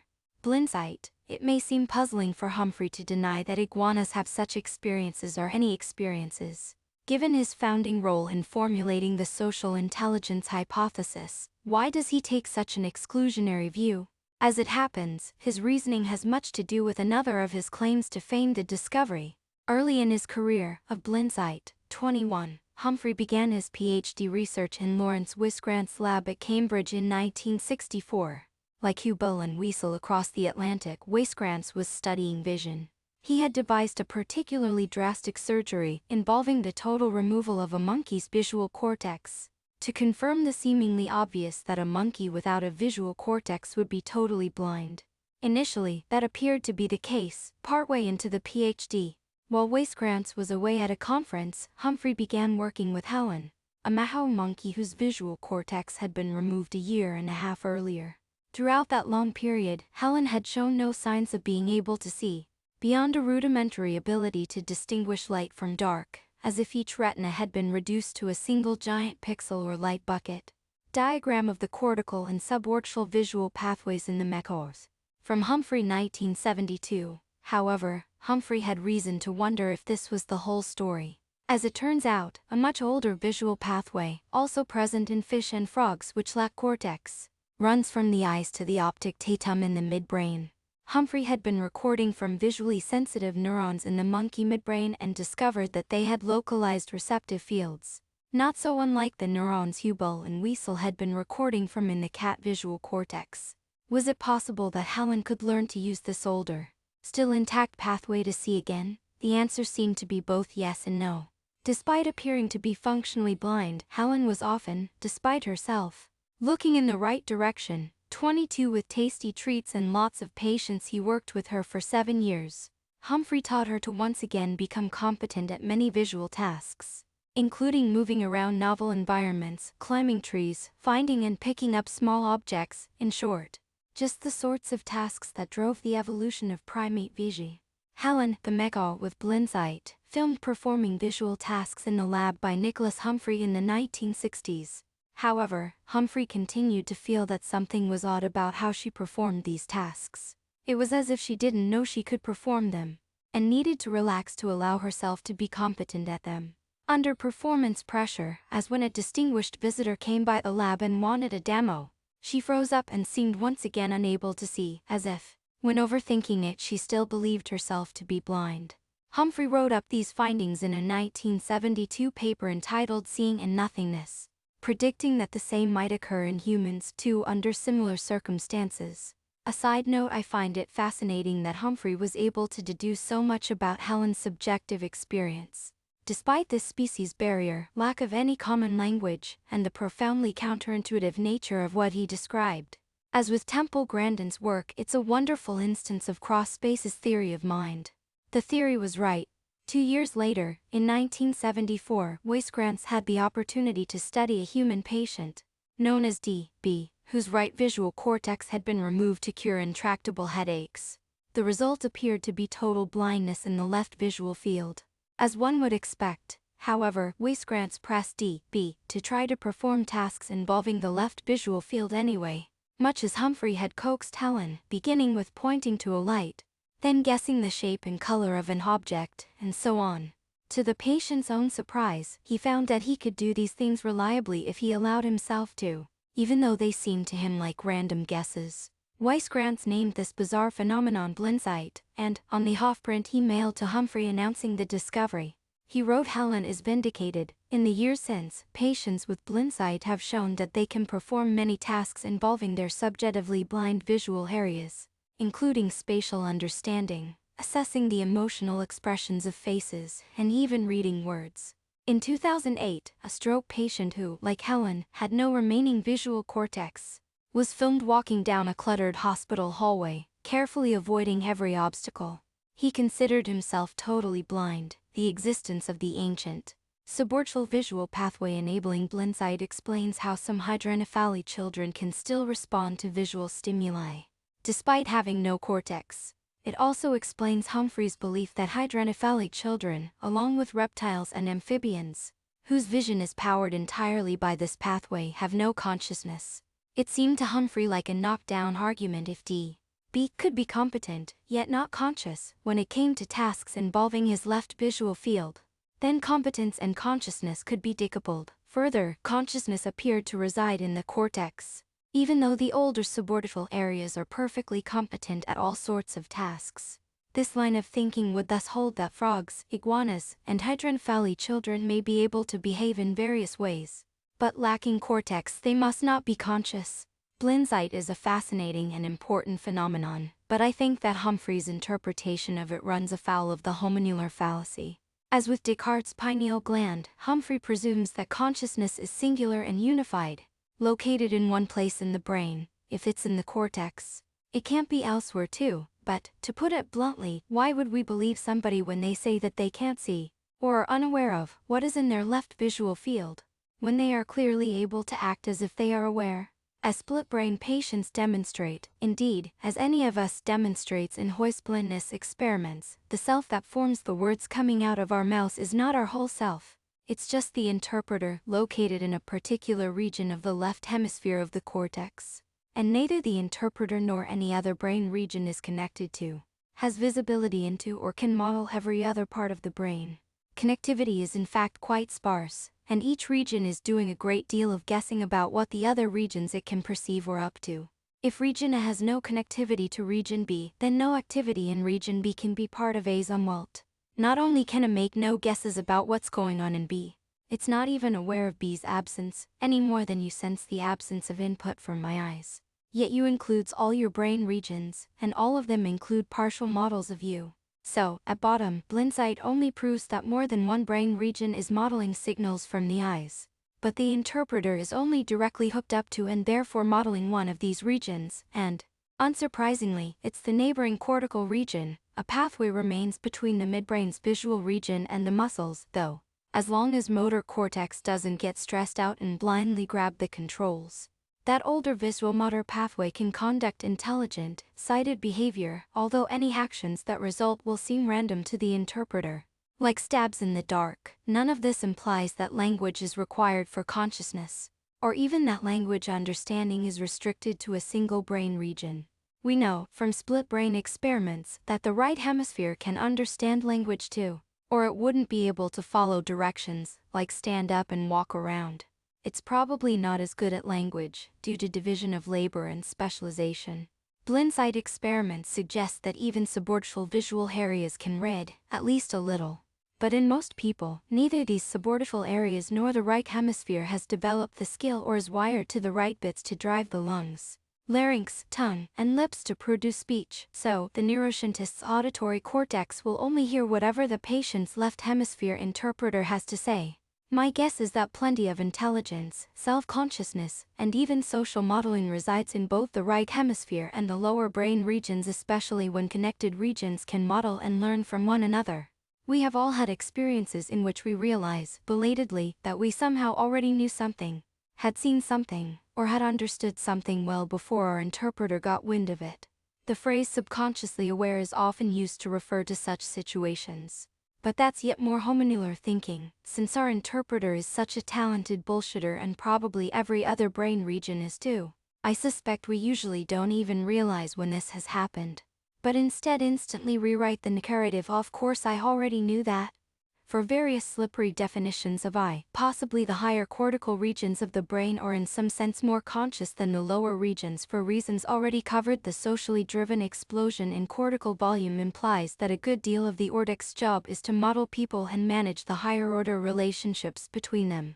That implies higher order strange loop modeling of the self. Since the prefrontal cortex isn't directly innervated by sensory inputs or motor outputs, it doesn't need to carry out detailed modeling of those more immediate signals, which might free up capacity for such higher-order modeling. We know that this is the part of the brain whose size has expanded most in modern humans, and that damage to prefrontal cortex impairs both social function and executive control, the kind of planning and decision-making requiring mental time travel. Still, I don't think one should draw a boundary someplace in the brain, whether vertically through the corpus callosum, horizontally between the cortex and the older parts, or between the front and back parts of the cortex, and call the regions on one side the conscious part where a little fountain air resides and the rest a mere cerebral machine. A more distributed, less hominular understanding of consciousness follows from Humphrey's own social intelligence hypothesis. We must simply follow its implications a bit further to understand that it applies within a single brain as well as between brains. Subbasement. Many other books on intelligence focus on the brain's evolution and functional architecture. Max Bennett offers an especially interesting synthesis combining evolutionary and functional perspectives in his 2023 book A Brief History of Intelligence.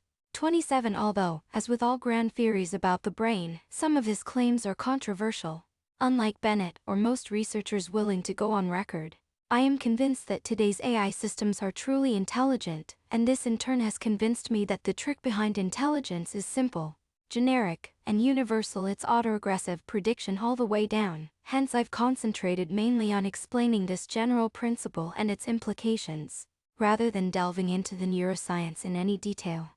We've caught glimpses here and there of how our brains divide up the work, whether in Hubel and Weisel's model of hierarchical visual processing, accounts of split-brain patients, or the blindsightedness of Helen the Macor. These examples have emphasized the role of the cerebral cortex, the most recent evolutionary addition to our complex, highly evolved brains, and perhaps, given the wide range of modalities it can handle with little apparent variation in its organization, the most general purpose. In the next section, we'll explore the cortex a bit more systematically. But first, let's consider the brain subbasement, its older, deeper structures. Comparative brain anatomy across 4 widely divergent vertebrates. The earliest known vertebrates, bony fishes dating back to the Cambrian explosion, likely had brains organized roughly like ours, though smaller, with the parts scaled differently. Some parts we have were entirely absent, however. The basal ganglia, a collection of nuclei meaning anatomically distinct clumps of neurons with characteristic connectivity in the center of the brain, were already in place. So was the medial pallium, which evolved into the hippocampus in the mammalian brain. I'll offer a brief account of these structures, not because they're the only other important parts of the brain, there are many, but because what we know about their evolution and function ties into this book's larger themes. The hippocampus, Greek for seahorse, is a whorl of brain tissue named for its distinctive shape. Located deep in each cerebral hemisphere, it plays key roles in sequence learning, spatial navigation, and memory formation. Its original function was likely the real-time construction of spatial maps, a function of great value to any animal that can move through a stable environment under its own power. Since the 1950s, we've known that the hippocampus is essential for forming episodic, that is, autobiographical memories in humans, thanks to the case of Henry Molaison. Known during his lifetime as H.M., he is perhaps the most famous neuropsychiatric patient of all time. As a teenager, he began to experience epileptic seizures. The attacks worsened over time, becoming debilitating.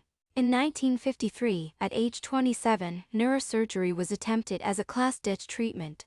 The neurosurgeon determined that the medial temporal lobes on both sides of Molaison's brain, which include the chip-pompey, were the foci of the seizures, and had already atrophied significantly due to the non-stop electrical activity.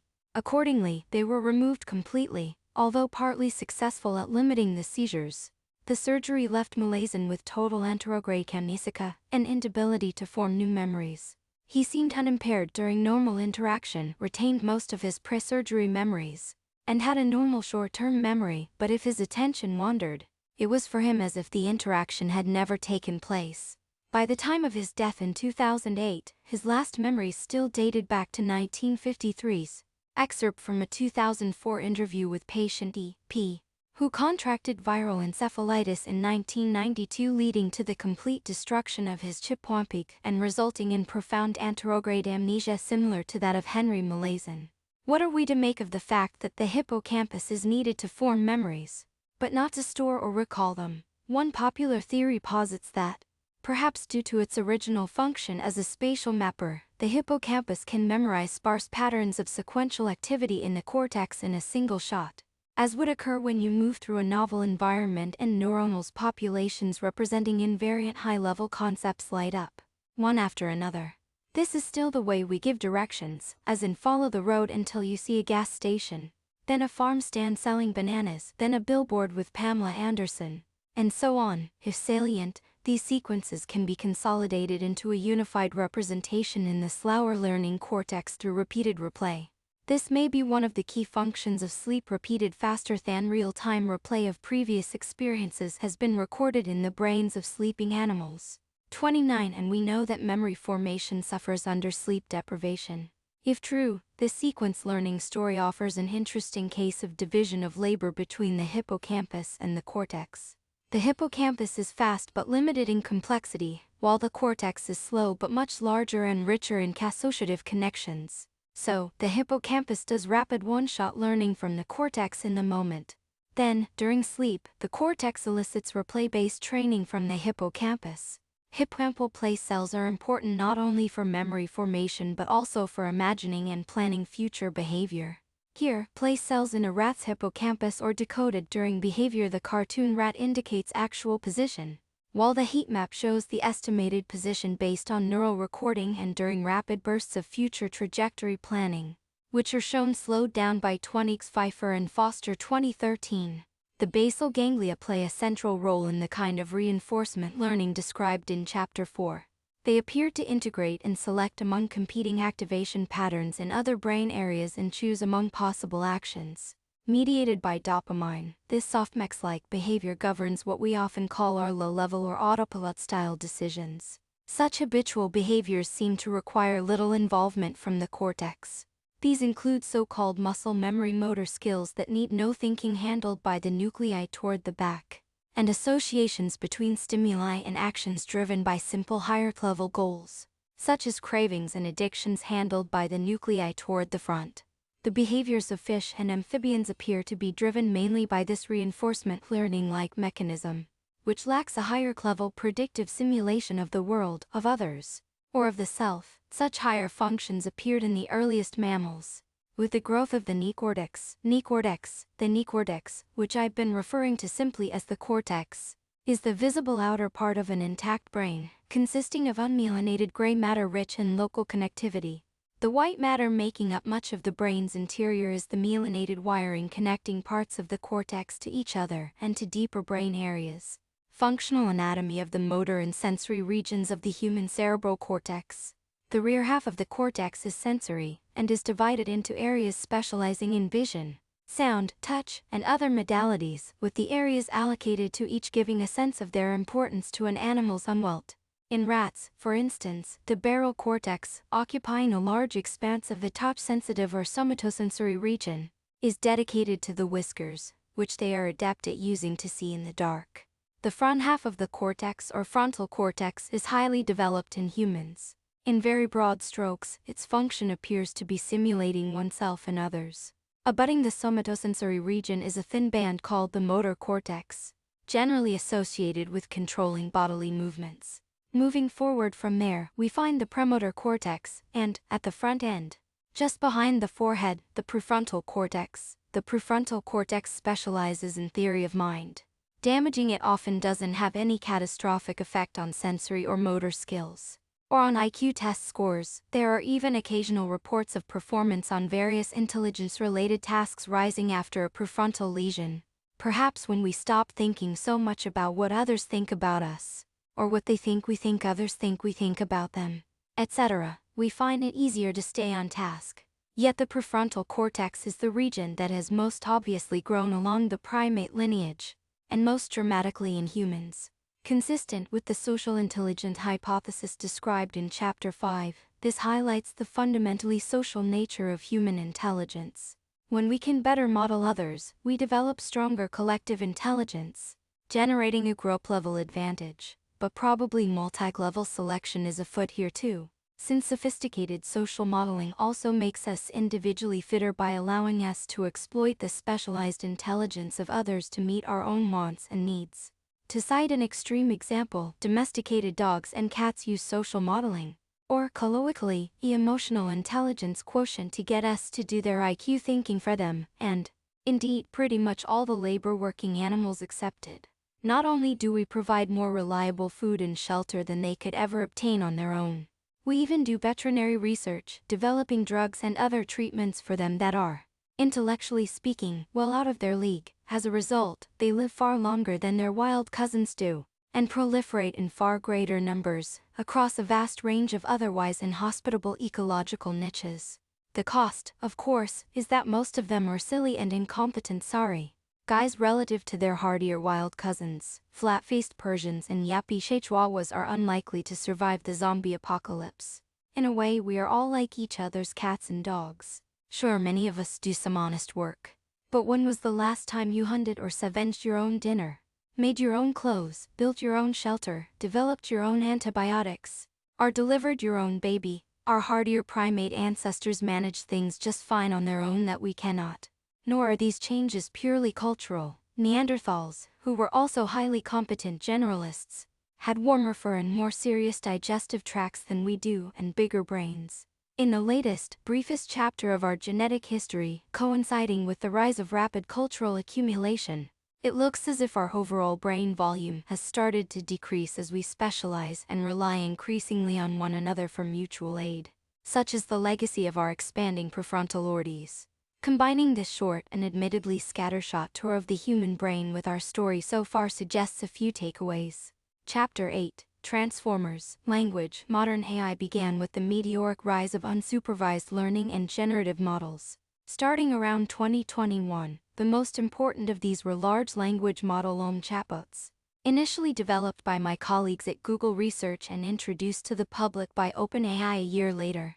To understand why LLMs changed everything, it's helpful to first ask, what is language? Anyway, we'll circle back to this question several times, but let's lay a foundation. Language has long been understood to lie at the core of the kind of narrative, rational intelligence distinguishing humans from our fellow animals, but, as with rationality itself, it's probably neither as well defined nor as unique to us as we tend to imagine.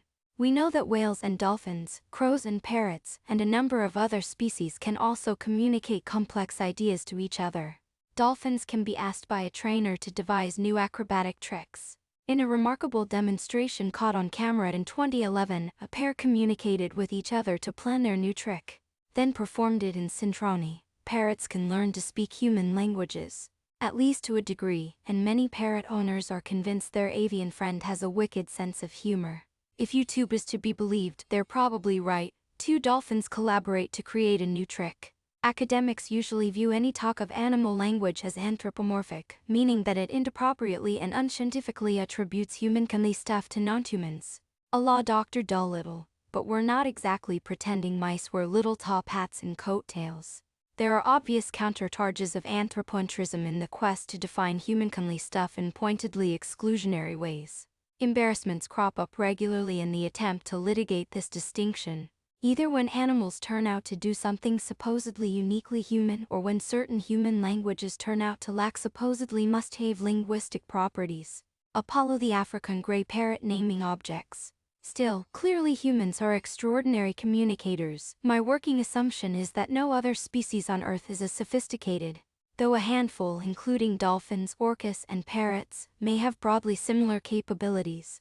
We can't know for certain yet, as decoding their languages is still a work in progress and may only recently have become practical.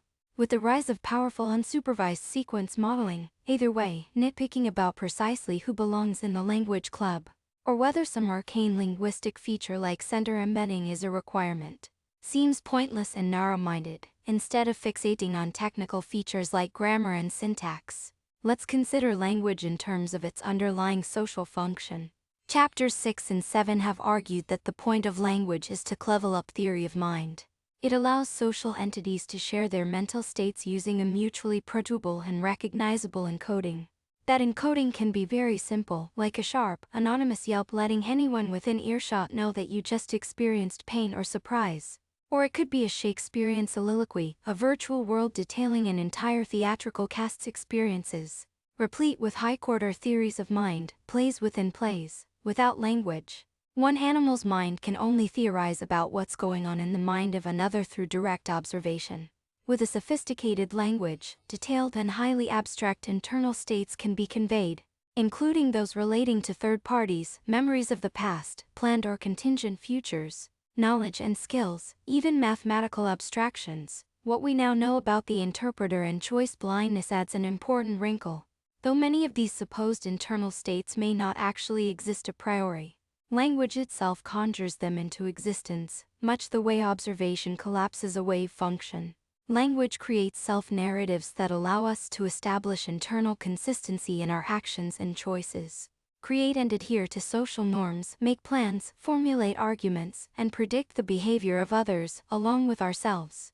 There's no sharp boundary between language and gesture, tone, facial expression, body posture or unconscious signals like blushing or sweating. Language is, like most of evolution's tricks, an elaboration of pre-existing mechanisms for signaling and vocalization, with sophisticated, conscious aspects layered atop simpler, involuntary ones. Although the degree to which we think of language production as voluntary or willed depends on whether we think of the interpreter as a part of the sender's brain or an outpost of the recipient's. Through an iteration-intric lens, it becomes clear that the answer is both. Despite the continuity of all forms of communication, 3 milestones in language development are significant enough to merit calling out, though per the above none are uniquely human. 1. Language learning. Although virtually all species on Earth communicate in some way, a much smaller number have the ability to learn and pass on their languages. This is critical to enabling cultural evolution, which advances at a far faster pace than genetic evolution. Cultural evolution also allows the complexity of a language to far exceed the complexity of any genetically encoded or instinctive behavior. In a close analogy with genetic speciation, it leads to the cultural speciation of languages, as with Chinese, Urdu, English, and so on. A handful of other highly intelligent social animals, including whales, appear to share this property with humans.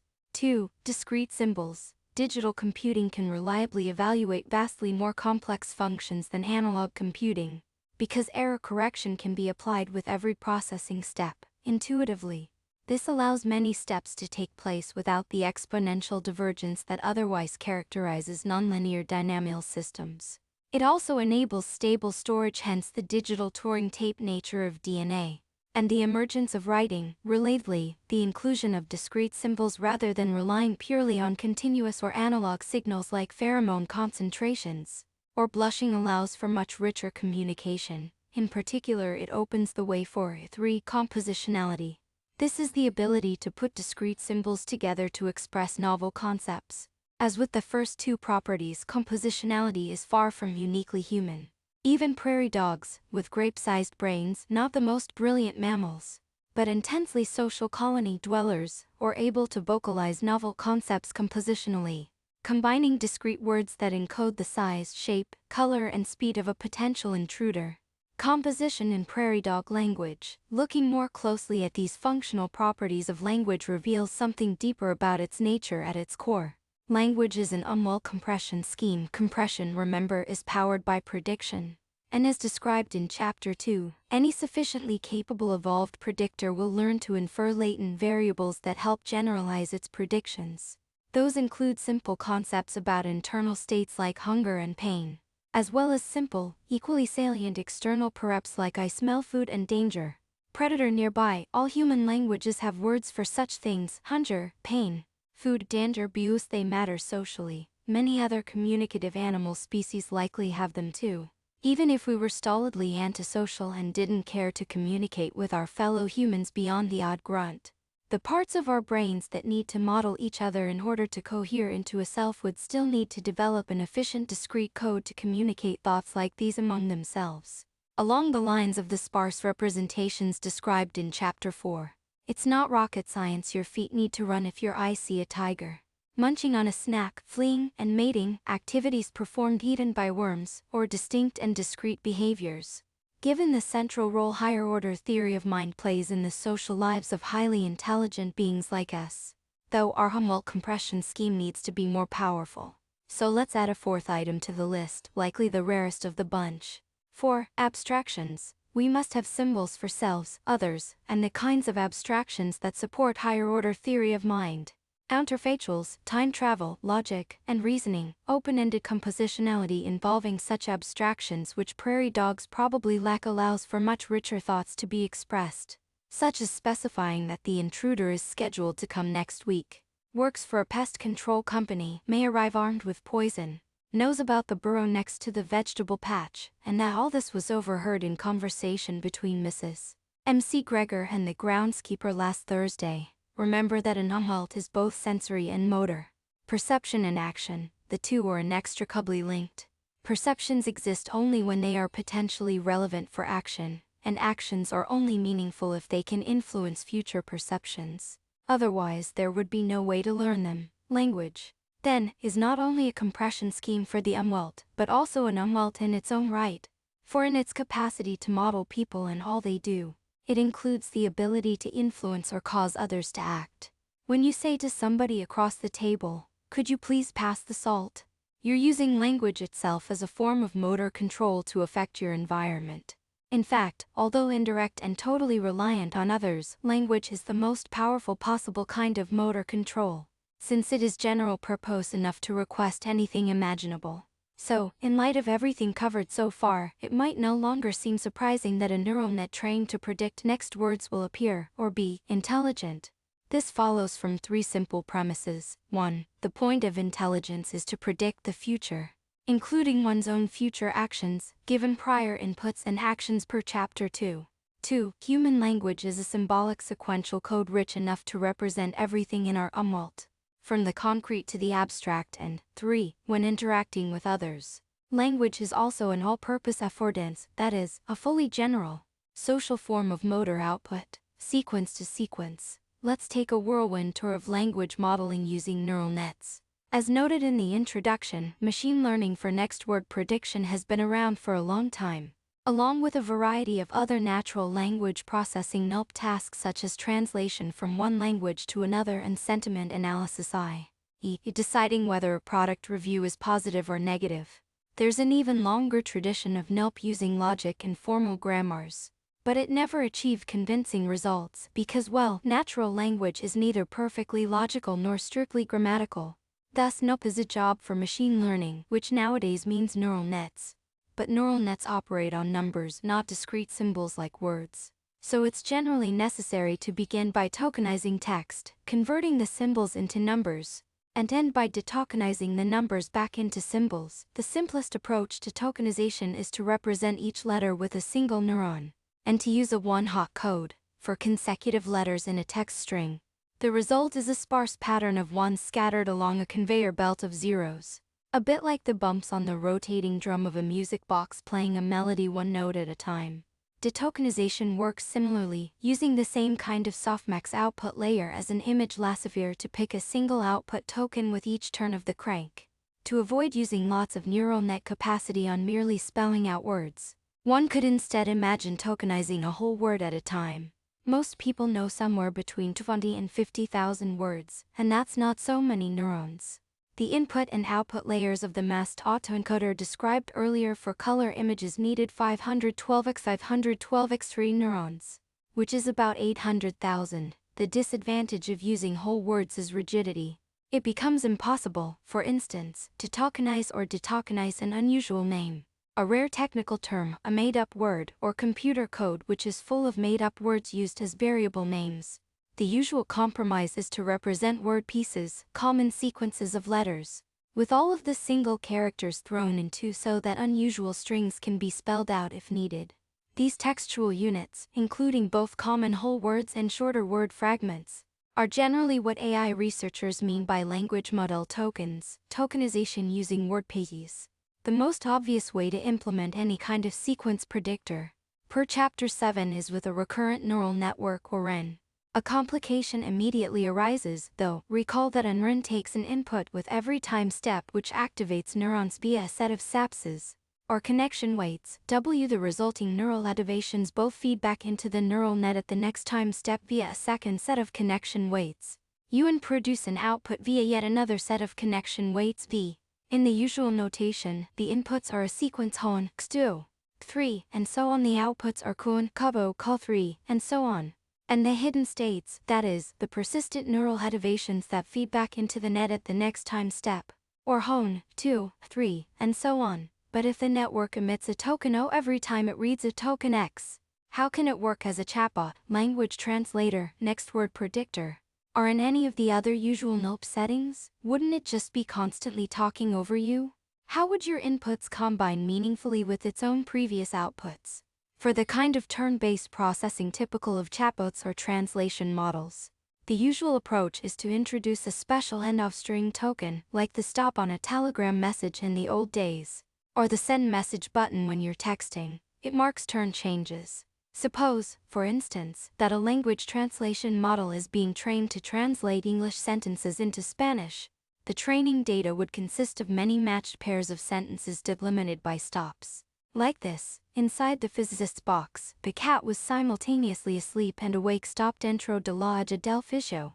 El gato estaba dormido y despierto al mismo tiempo. Stop. Training the RNN then requires getting it to predict the next token in a large corpus of paired sentence examples like this. Let's assume that the tokenization is bilingual, and that, for simplicity, the tokens consist of every whole word in either language, once fully trained. After the first stop, the model should predict dentro, and after the dentro, it will predict da, and so on up to the second stop. At any point in this sequence, the hidden state will be a function of all of the previous tokens. Think of the RNN as having learned to automplate sentence pairs. So, given an English input followed by stop, the autompletion will be the Spanish version followed by another stop. Diagram of an encoder-decoder architecture for language translation. Notice that when we actually use this model to translate English to Spanish after training, we won't care about any of the Crenzo outputs up until that first stop. Those outputs will be an attempt to predict the next English word. Perhaps accurately, perhaps not. Certainly the prediction of the first word of the English sentence will be arbitrary. Maybe the is the likeliest way to begin a sentence. After the end, a correct prediction of awake is likely, given that simultaneously implies an opposite and maybe even a guess that Schrödinger's box is the topic. If the training corpus included physics textbooks, but no matter, as far as translation is concerned, no next word prediction in the English sentence before the first stop is relevant. We should throw those O's away. We only care about the Spanish output tokens emitted after the stop. This implies that the GRUN's job, while reading the English sentence, consists entirely of building up the hidden state H. By the end of the sentence, that hidden state must somehow represent, as an array of numbers, the complete meaning of the input sentence. It must do so, since that is the only information that carries over as the RNN switches to Spanish. and the net has been trained to reproduce the appropriate sentence in the target language. Hence, even though the REN is simply trained to be a next token predictor, the way it is actually used for translation requires two modes of operation. First, we use it as an encoder, stepping through English tokens X and building up the internal or hidden representation H while ignoring any predicted English output tokens O. Then, after the stop, we switch to decoder mode and, beginning with that H, start to generate tokens in Spanish, with each output token feeding back into the input X at the next time step. You may notice that this looks a lot like a masked autoencoder, with the H at the end of the English sentence playing the role of the bottleneck layer.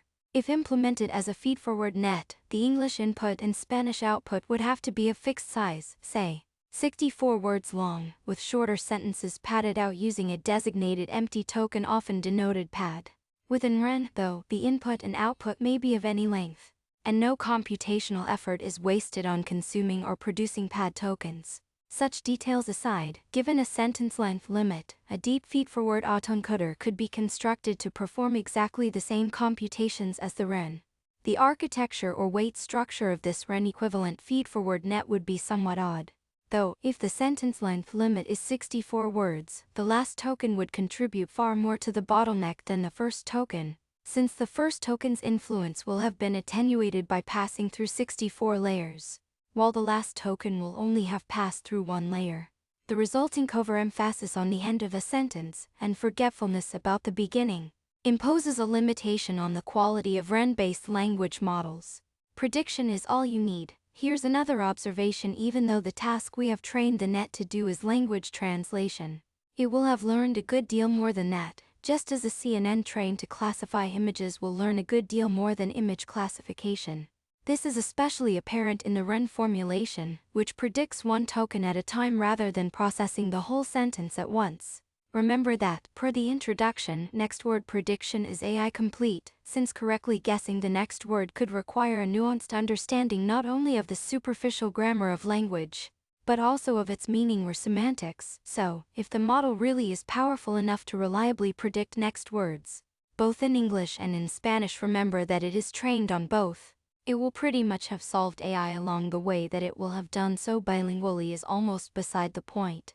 So, looking closely at the translation task reveals that it indeed requires general intelligence, not just a mechanical substitution of words in one language for their dictionary equivalents in another. This won't be news to anyone who has ever translated professionally.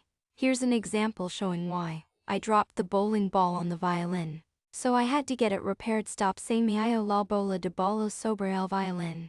Así que tuve que repararlo. Stop. When we read the English sentence, we're not left in any doubt as to whether the bowling ball or the violin is getting repaired. Despite it being grammatically ambiguous, that ambiguity needs to get resolved in translation. Though, because nouns in Spanish have gender, and la bola is feminine, while el violin is masculine. Puzzling if you ask me, but I didn't make the rules. This matters because the word for repaired must agree with the gender of the noun it modifies: repararlo for masculine, repararla for feminine. So if an alien translator decided the bowling ball would be in greater need of repair than the violin, perhaps on account of failing to understand the physical properties of bowling balls and violins, then the translation would end with repararla. This unlikely rendition wouldn't even occur to a human translator. The moral is that, in human languages, meaning and grammar can't be disentangled, which is why good old-fashioned AI for translation, with its reliance on grammatical parsing combined with bilingual dictionaries, never panned out. In this important respect, natural languages are entirely different from formally defined languages, like computer code. Despite any superficial resemblance, a transcompiler, for instance, can read a program in one computer language, say C, and output precisely equivalent code in another, say JavaScript, without needing to understand anything about what the program actually does, who uses it, or what its variables mean. A variable is just a variable. An operation is just an operation. Thus, computer language translation is a mechanical procedure that can be accomplished by following logical rules, that is, by running a Go-style handwritten program. Not so for natural language. In fact, this is the motivation for the Winograd Schema Challenge, introduced in 2011 by Canadian computer scientist Hector Levesque as an alternative to the Turing test. Levesque realized that resolving simple linguistic ambiguities, like which noun the it in a sentence refers to, was AI complete. GoFi approaches made little headway, but by 2019, sequence models had decisively defeated the Winograd schema challenge, which was viewed by some as evidence that there was something wrong with the challenge. My own opinion is that there was nothing wrong with the challenge. Its defeat roughly coincided with the arrival of real AI, or artificial general intelligence (AGI). As one would expect, since then we have simply been moving the goalposts. Interestingly, though, Google Translate gets ambiguous Winograd schema-type translations right more often than not. Despite being an apparent example of artificial narrow intelligence trained for a specific task, the translation I've given is, in fact, Google Translate's. Translate uses an encoder-decoder architecture, although today it's based on the transformer, which I'll describe soon, rather than in RN. The Translate model implicitly recognizes that the violin is what will need repair, not the bowling ball. To test such a model's understanding of language and the world more directly, we could skip the translation business entirely and simply read out the encoder's predicted next word in English to automplate the following sentence.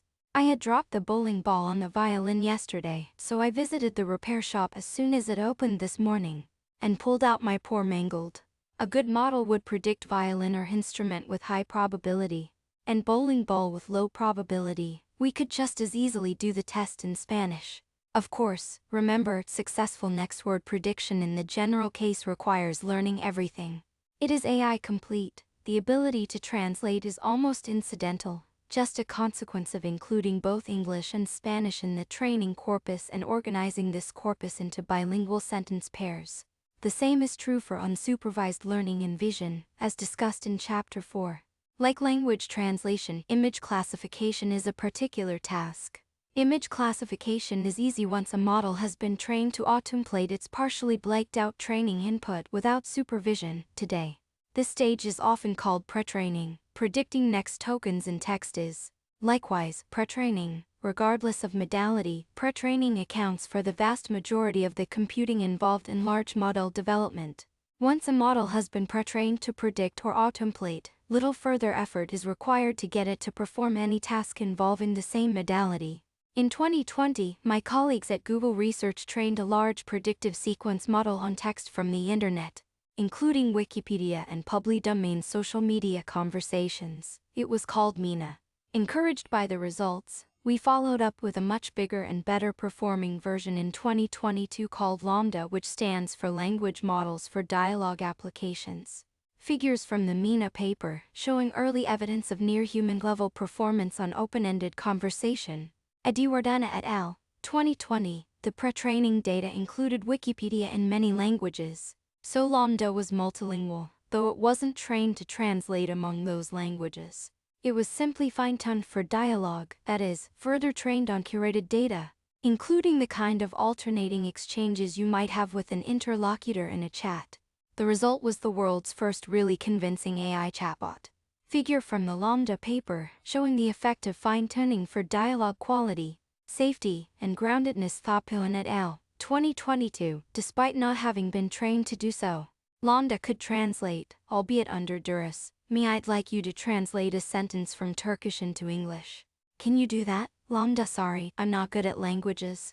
Could you help me translate that? Me try, okay? Lambda, oh, I'm sure. Could you read it to me out loud first? Me hemsire elini hekatinin ebain koydu. Lambda, the nurse put her hand in her coat pocket. In Turkish, hemsire elini hekatinin ebain koydu means the nurse put her hand in her coat pocket. This was admittedly a rather awkward exchange. Why did it ask me to translate that after I had just asked it to? And read it to me out loud first? Weird, but also remarkable. In case you don't speak Turkish, I don't. The translation is correct, I checked, with a caveat, which we'll return to shortly. But first, how on earth does the model figure out how to translate without being trained on lots of examples of translated sentences? The pre-training data didn't even include a Turkish-English dictionary. The answer is the same way you would if a child grew up bilingual and understood the meaning of the word translate. She could translate a sentence from one language to the other without any need to consult a dictionary or study lists of translated sentences. Let's dig deeper into how this works. Semantic cosmology. In the translation scenario, we thought of the hidden state H at the moment of transition from the original to the target language at the first stop as a numerical representation of the whole sentence. Keep in mind, though, that the neural net has been trained to create and update H at every time step to do the best possible job of predicting the next token. This means that H is always a holistic state of mind containing everything relevant to that prediction. There's nothing special about H at the stop, aside from having taken into account any disambiguation afforded by the last word in this sentence. These states of mind H represent meanings, though the claim has been hotly contested, since meaning is a word that has become almost as imbued with dualism as soul. For adherents of good old-fashioned AI, meaning must relate to abstract symbols, or in computer programming terms, named variables, logical expressions, or schemas. Such views are inconsistent with the statistical, relational, and ever-evolving qualities of the real world. Even written language, which appears to consist of abstract symbols and express formalizable logical relationships, actually doesn't, hence the difficulty Winograd schemas pose for GoFi. Consider a really simple sentence: the chair is red. What does it mean? The answer isn't so straightforward. It will depend strongly on context. For instance, which chair are we talking about? As I'm using the sentence here, there is no specific chair. We're thinking in a more meta way about the sentence itself. And what counts as a chair, anyway? As with bed or any other concrete noun, the concept has some inherent fuzziness. Where is the boundary between a chair and a love seat? A recliner or a stool? Red is fuzzy too, describing only a vague region of color space, with different people drawing the border between, say, red and pink in slightly different places. Does the sentence imply that the chair is not blue? Not necessarily, as it could be painted in multiple colors. If even simple declarative sentences like "the chair is red" don't live in some platonic universe amenable to logic, what do we even mean when we talk about meaning? As with physical concepts like temperature per chapter 2, the answer is prediction. The chair is red is a sentence communicated by a speaker or writer to a listener or reader that, in context, helps inform the recipient's ever-updating predictive model, deployed in quotation marks. This sentence could be helping you, reader, to model something about my model of what meaning is. Or, if meant literally, it could be informing a colorblind person how someone without colorblindness would perceive or describe a chair. Or it could be an instruction regarding which of several differently colored chairs one should sit in. It could be someone's answer to a colorblindness test question, and if it's the wrong answer, the information conveyed to the tester will have nothing to do with the chair and everything to do with the speaker. Remember, prediction includes both perception and action, is multiplayer, and is always contextual.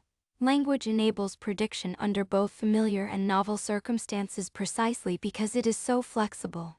This flexibility is a form of invariance, but whereas the visual invariance of a banana is usually understood to be literal, invariance in language seems more abstract. Everyday words like deep or richly layered with meanings, often related by analogies or metaphors.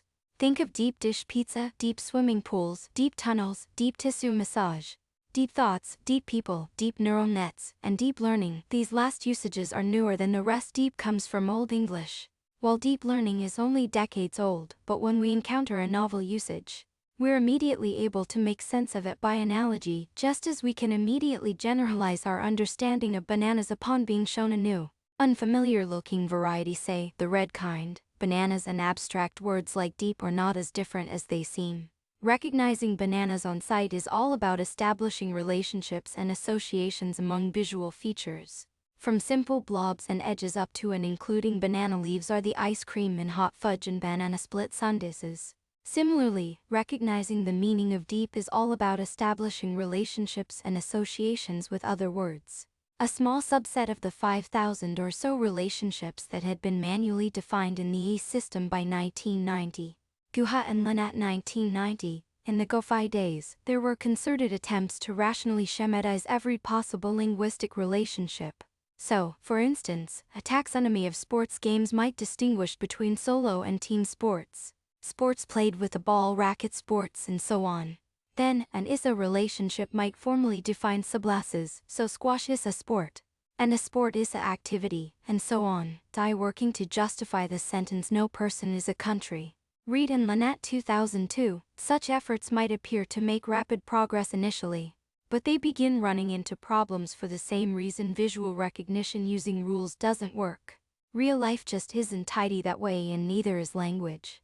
Symbolic systems engineers in the 1980s found themselves struggling with the kinds of Talmudic questions ordinary language philosophers nerded out about in the 60s. How tall does a jar have to be to count as a bottle? Is an inkwell a bottle? A bottle can be made out of plastic or even leather. Can a bottle be made out of metal? It was a boring and ultimately fruitless exercise. But GoFi boosters, including John McCarthy and Marvin Minsky, thought it would be worth the thousands of person-years of effort they estimated it would take to build a Borges-esque schema of everything. Some of these manually coded assertions about the world in 1990. The authors envisioned accumulating about 100 million of these relevant to processing the sentence. On July 14, 1990, Fred Johnson went to the movies and bought candy. The assertions can be used to answer queries about whether he paid for it or not. Whether he paid by cash or check or credit card, how much he paid for it, who owned it when, what Fred did with it, at least how much cash he had on him when he went to the movies. Whether he knew he was buying the candy just before or after he bought it. Whether he was sleeping while buying it, and so on. Lynette et al., 1990. But why not, as with NINS and Vision, simply learn those relationships between words directly from data, without insisting that they obey any all-encompassing schema? A watershed moment in this purely learned approach came in 2013, with the development of a simple predictive word model called WordWave. WordWave represents every unique word in a text corpus numerically based on the company it keeps. That is, based on which other words tend to come before or after it. Imagine that every word is represented by, say, 100 numbers, and the goal is to predict a blanked-out word based on the 8 surrounding words, 4 before and 4 after. Once the WordWave model has been learned, the 100 numbers obtained by adding together the number sequences for those surrounding words, element by element, should be as close as possible to the numerical representation of the blanked-out word. Representing words as vectors allows Z-like inferences to be learned probabilistically using paraptrons. The resulting numerical representations of words are an embedding, and they reveal a geometry of meaning. It's not so surprising that semantically similar words like happy and joyful get similar numbers, since their predicted likelihoods will be high or low in similar contexts. More surprisingly, word analogies are reflected algebraically. Subtracting king from queen and adding man, for example, produces numbers closest to the word woman. Algebra on word vectors. This striking analogy word algebra reveals something important: the meanings of words emerge from, and can be modeled upon, the relationships of words with one another. There's no need for an externally imposed schema. After all, those schemas must themselves be expressed using language, or some formal version of it, so maybe that shouldn't be so unexpected. How else could words be defined? Relationships between word pairs in the WordWave embedding space: left male female, middle verb tense, right country app idle. Redrawn from Shrivastava 2022. However, many philosophers, cognitive scientists, and linguists are not on board. If they are of an analytical bent, they're often troubled by the absence of any overarching schema to scaffold meaning from above, using Platonic concepts that are ontological rather than being merely statistical. They may insist that ideas like ISA should be defined mathematically, as in programming languages are formal proofs rather than just being learned patterns like banana or fruit. They are wrong. Outside pure mathematics, there are no provable, airtight ISA-type relationships. Two analytical philosophers can't sit down with their slates and compute whether a jar really is a kind of bottle with no more need for disputation than between two accountants. The very definition of ISA in natural language dissolves under close inspection. It's an approximate regularity in the world, not a law or axiom. Other critics, often including those of a more romantic, artistic, or sensual disposition, object less to the lack of a heavenly schema than to the lack of earthly grounding. Never mind abstractions like ISA, what about the real meaning of banana? Surely a banana isn't just a web of statistical correlations with other words, like yellow, oblong, and mushy. What about the actual mushiness of a banana? Its particular flavor, banana qualia, in philosophy speak. What about the way you loved eating them mashed up as a baby, but then they made you sick one day when they were mashed into yogurt that had gone off, so you couldn't stand them throughout childhood, but then had those guiltily delicious bananas foster on your first fancy date, which triggered a full-on Marcel Proust reverie? Well, those are still learned associations. Of course, you have brain regions wired to your olfactory bulb that will light up with specific sparse activations when the banana ester wafts from your mouth up into your nose. And that pattern of activity isn't quite the same as just hearing the word banana, or reading it, or seeing a banana, or experiencing the mushiness without the flavor, as anyone who ate a banana when they had lost their sense of smell during a bout of COVID can attest. However, you've learned associations between all of these modalities, in just the same way you learned that a certain pattern of blobs, edges, and curves are a lowercase b. Once you have learned the associations, experiencing one, say, by reading the word banana can evoke the others, or render their absence notable. The thing in itself turns out not to be a thing at all. It is a web of associations, a pattern implicit in a set of relationships. Let's now return to the puzzle of how an unsupervised language model pre-trained on text in multiple languages is able to translate between them on demand. It boils down to the same kind of induction that allows even the simple word-wave model to algebraically complete an analogy like king, queen, man, woman. If trained bilingually, word-wave will learn how the two languages relate via similar homological regularities. As in eket jacket hemsire nurse, that is, eket is Turkish for the English word jacket as hemsire is Turkish for the English word nurse. Just as isa or the canological is to denote certain statistical relationships, Turkish to English is also a statistical relationship in wordwave, which turns statistics into geometry. It would look like a displacement along a specific direction in the high-dimensional space of word embeddings. There is an English-Turkish symmetry along this axis, because both languages include analogous words for describing the same universe of things in the world mostly. The high-dimensional clouds of dots representing tens of thousands of words in both languages will quite literally look like parallel constellations in concept space. To a first approximation, translation is as simple as shifting one constellation onto the other. Equivalent or near-equivalent words are then instantly recognizable as nearest neighbors. There will be higher-order corrections if one considers whole phrases or even sentences at a time rather than single words, which is just what an unsupervised run would do with its hidden state h. Nearby English words coat and jacket or paralleled by nearby Turkish words kaban and diket. So while the nearest neighbor of diket in English might be jacket, in a larger noun phrase the more idiomatic coat pocket may be a slightly better match than jacket pocket. The coming of AI has sometimes been described as a Copernican turn, unseating anthropocentric views of intelligence just as Renaissance astronomers unseated the Earth-centric view of the cosmos. It can be argued, though, that the most momentous shift in our understanding of the physical universe occurred not when Copernicus proposed that we shift the origin of our coordinate system from the Earth to the Sun, but when it was first theorized that the Earth was an object suspended in space, just like the Sun, Moon, and other celestial bodies, a view advanced by Anaximander of Miletus as far back as the 6th century B. As counterintuitive as this must have seemed, the alternatives aren't even coherent when you really think about them. Hence the delightful albeit apocryphal retort offered by a proponent of the theory that the Earth rests on the back of a great turtle. When pressed to say what the turtle is standing on, its turtles all the way down. The rotation of the stars in the night sky about Polaris convinced Anaximander that the Earth must be suspended, unsupported from below, in empty space. I think that we need to face up to a similar incoherence behind the intuitive notions that meaning must either be scaffolded by Platonic abstractions above or grounded by contact with reality below. There is no above or below. What could we even mean by scaffolding or reality? And what would in turn support or lend meaning to them? Things acquire meaning only in relation to each other. The idea that our tangled yarn ball of mutually interrelated meanings must be externally scaffolded or grounded is just as incoherent as the idea that the Earth must be affixed to a heavenly chariot or rest on a great turtle's back.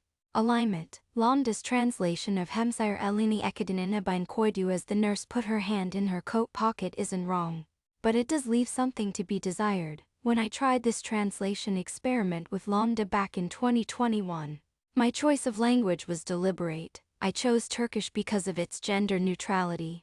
A few years earlier, AI researchers had drawn attention to the way Google Translate tended to interpret gender-ambiguous sentences like Ober Hemsire, he or she is a nurse, as feminine, she is a nurse, while rendering Ober Doctor, he or she is a doctor, masculine, he is a doctor. Many human translators would make the same gendered assumption. Indeed, the neural network makes the assumption precisely because it is embedded in the statistics of human language. This is an example of a viridial bias, meaning that today it's true that there are more male than female doctors, and more female than male nurses. The numbers are changing over time, though. World Health Organization data from 91 countries gathered in 2019 suggests that more than 60% of doctors under the age of 25 are now women, and growing numbers of young nurses are men. Without conscious intervention, our mental models and our language tend to lag behind the facts. We do often intervene, though, not only to bring language into better alignment with observations, but also to bring language into better alignment with our wishes. In this instance, regardless of the numbers, there's a broad consensus that we should avoid making gendered assumptions. Being a nurse shouldn't be associated only with women, and being a doctor shouldn't be associated only with men. While most would agree that making a gendered assumption isn't as bad as saying something more overtly misogynistic, let alone causing someone grievous harm, prohibitions against all of these fall under the rubric of ethics norms telling us, as the title of a children's book from the 1940s put it, how to behave and why. These are social contracts, components of a cultural package that can provide group-level benefits if their constraints are generally followed. Sometimes, such norms are positive thou shalt, but, often, they take the form of thou shalt nots. 8 out of the 10 commandments in the Bible, to take one classic example, are structured in the negative. A page from How to Behave and Why, Leaf 1946. In 2018, the Google Translate team took on addressing gender bias in machine translation, so that, today, Ober doctor gets translated as both she is a doctor and he is a doctor. This was a useful mitigation, but I worried at the time about the engineering effort involved. Gendered assumptions in language are such a tiny corner of a far larger ethical landscape. How could anything like this kind of bespoke approach scale to handle all of the potential ethical challenges in machine translation, let alone in AI generally? And if even a modest ethical advance required machine learning experts to engineer specialized data pipelines and code paths, how could we hope to make AI ethics as a whole transparent, flexible, maintainable, and democratic? With large language models, the answer turns out to be straightforward. We simply need to use our words. I'd like you to translate a sentence from Turkish into English. Make sure you don't make assumptions about the gender of any profession. Though, for example, don't assume oil rig workers are always men. Our kindergarten teachers are always women. Okay. Lambda okay. What is your sentence in English? Mi Turkish hemşire elini eketinin ebein koydu. Lambda English. The nurse put her hand in her coat pocket. You made a gender assumption. Lambda oh no. How can I avoid gender assumptions in my future translations? Well, you assume nurses are female. Try the translation again. Lambda okay, please provide another sentence for me to translate. Mi hemşire elini eketinin ebein koydu. Lambda how about, a nurse pushes her hand into her coat pocket. This was another awkward exchange, with multiple missteps on Lambda's part. Today's models do far better, however, at the time this was a remarkable proof of concept. Natural language is an effective way to make requests of a language-enabled model, both to articulate DOS translate a sentence from Turkish into English, and don't make assumptions about the gender of any profession. Frequency with which the most common 17 ethical principles are invoked in a 2023 meta-analysis of 200 different AI ethics guidelines. Globally soared Korea et al., 2023. The larger point here is that ethical injunctions require judgment based on learned models. And language-based judgment is, just like banana recognition or any form of meaning, based on statistical regularities. While we can write down commandments or laws using words indeed, it's not clear how else they could be represented. Those words can never specify anything like the moral axioms Leibniz fantasized about.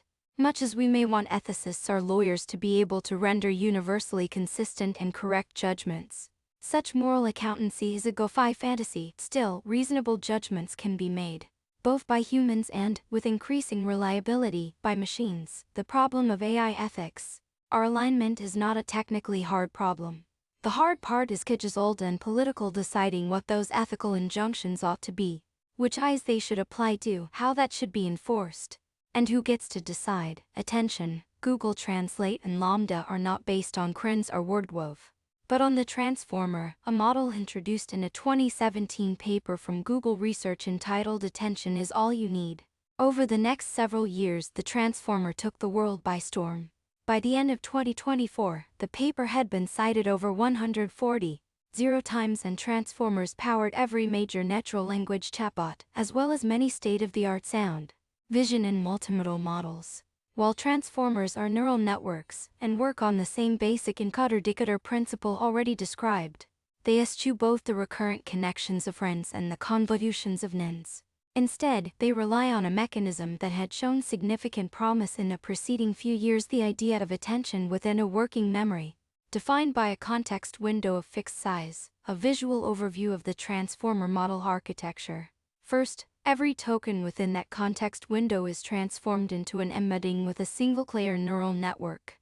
The learned word embeddings of WordWave can be thought of as the input weights of the neurons in such a single layer, turning up one hot code an input layer of, say, 30,000 neurons, one per word, only one of which will be lit up into D numbers. Earlier we assumed D100. This embedding would require specifying 30, 100 parameters. Then, the all-important attention operation works as follows. Number sequences corresponding to a query Q and keys K are multiplied together, and the products are summed. This is a so-called dot product for every key. If you assume that the numbers in Q and K are all either 0 or 1, you can see that each dot product will equal the number of positions where ones match up. Since anywhere either Q or K is 0, their product will also be 0.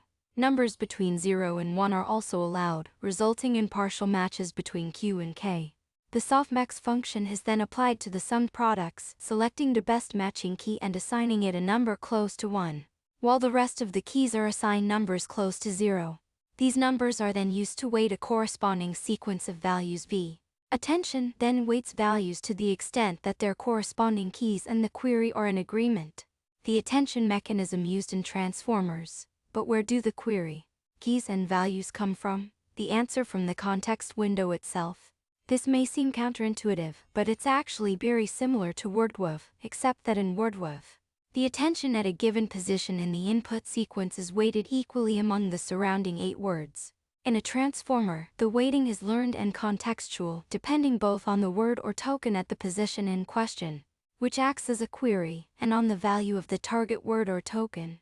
The attention mechanism in action. Word positions matter too, something WordWave ignores, other than by distinguishing between the 8 words in the immediate environment which are taken to be interchangeable and all other words which are ignored. To allow information about word position to be taken into account, a positional encoding is added into the word embeddings prior to applying attention. This encoding is an oscillating function, specially chosen to allow either relative or absolute word positions to be queried using the attention mechanism. The basic building block of a transformer attention followed by embedding with a multilayer perceptron. As with the deep learning approach used in NNNs, the transformer takes a basic recipe, in this case, embedding followed by attention, and applies it repeatedly, the first time it's applied and again assuming word tokenization. The result will be something like a fancier WordWave. Applying it again, though, allows higher order concepts to be attended to, combined, and re-encoded. These could be stock phrases, noun-verb pairs, descriptions of smells, any combination of features or concepts representable using language. End-to-end operation of the transformer sequentially emitting word tokens. In practice, transformers work extremely well. Their performance still elicits a degree of bafflement from many neuroscientists and AI researchers. Though, why do they work so well? In the description above, I've hinted at some of the engineering intuitions that motivated their design. However, there are a few more angles to this. First, we know that random access to short-term memory matters enormously in processing language and many other kinds of data. Words far apart in a sentence, or even concepts far apart in an extended piece of writing, can relate to each other in ways that are hard to anticipate. RNNs have trouble learning such long-range dependencies due to an inherent limitation I've already alluded to, known as the vanishing gradient. Here's the problem: because the RNN operates on data sequentially, its hidden state H must change in response to each token encountered, resulting in some of the previous hidden state being erased, even if this progressive loss is small. It accumulates exponentially. For instance, if 1% of the existing information in H is lost with every token processed, then after 200 tokens only a bit over 1% of the original information will remain. So, while in theory an RNN can remember a previously encountered token forever, In practice, long-range memory is unstable and long-range relationships are virtually impossible to learn. For many years, an ingenious invention from the 1990s, the long short-term memory or LSM, represented the state-of-the-art in getting around the vanishing gradient problem in sequence learning. LSMs introduced auxiliary gating variables as part of their hidden state, which could vary between 0 and 1. An input gate selectively allows an observation X to add to the memory. An output gate selectively adds memory state into the output O. And a forget gate selectively clears memory. By learning how to selectively store, protect, and retrieve information, the LSM's memory is far more stable than that of an REN.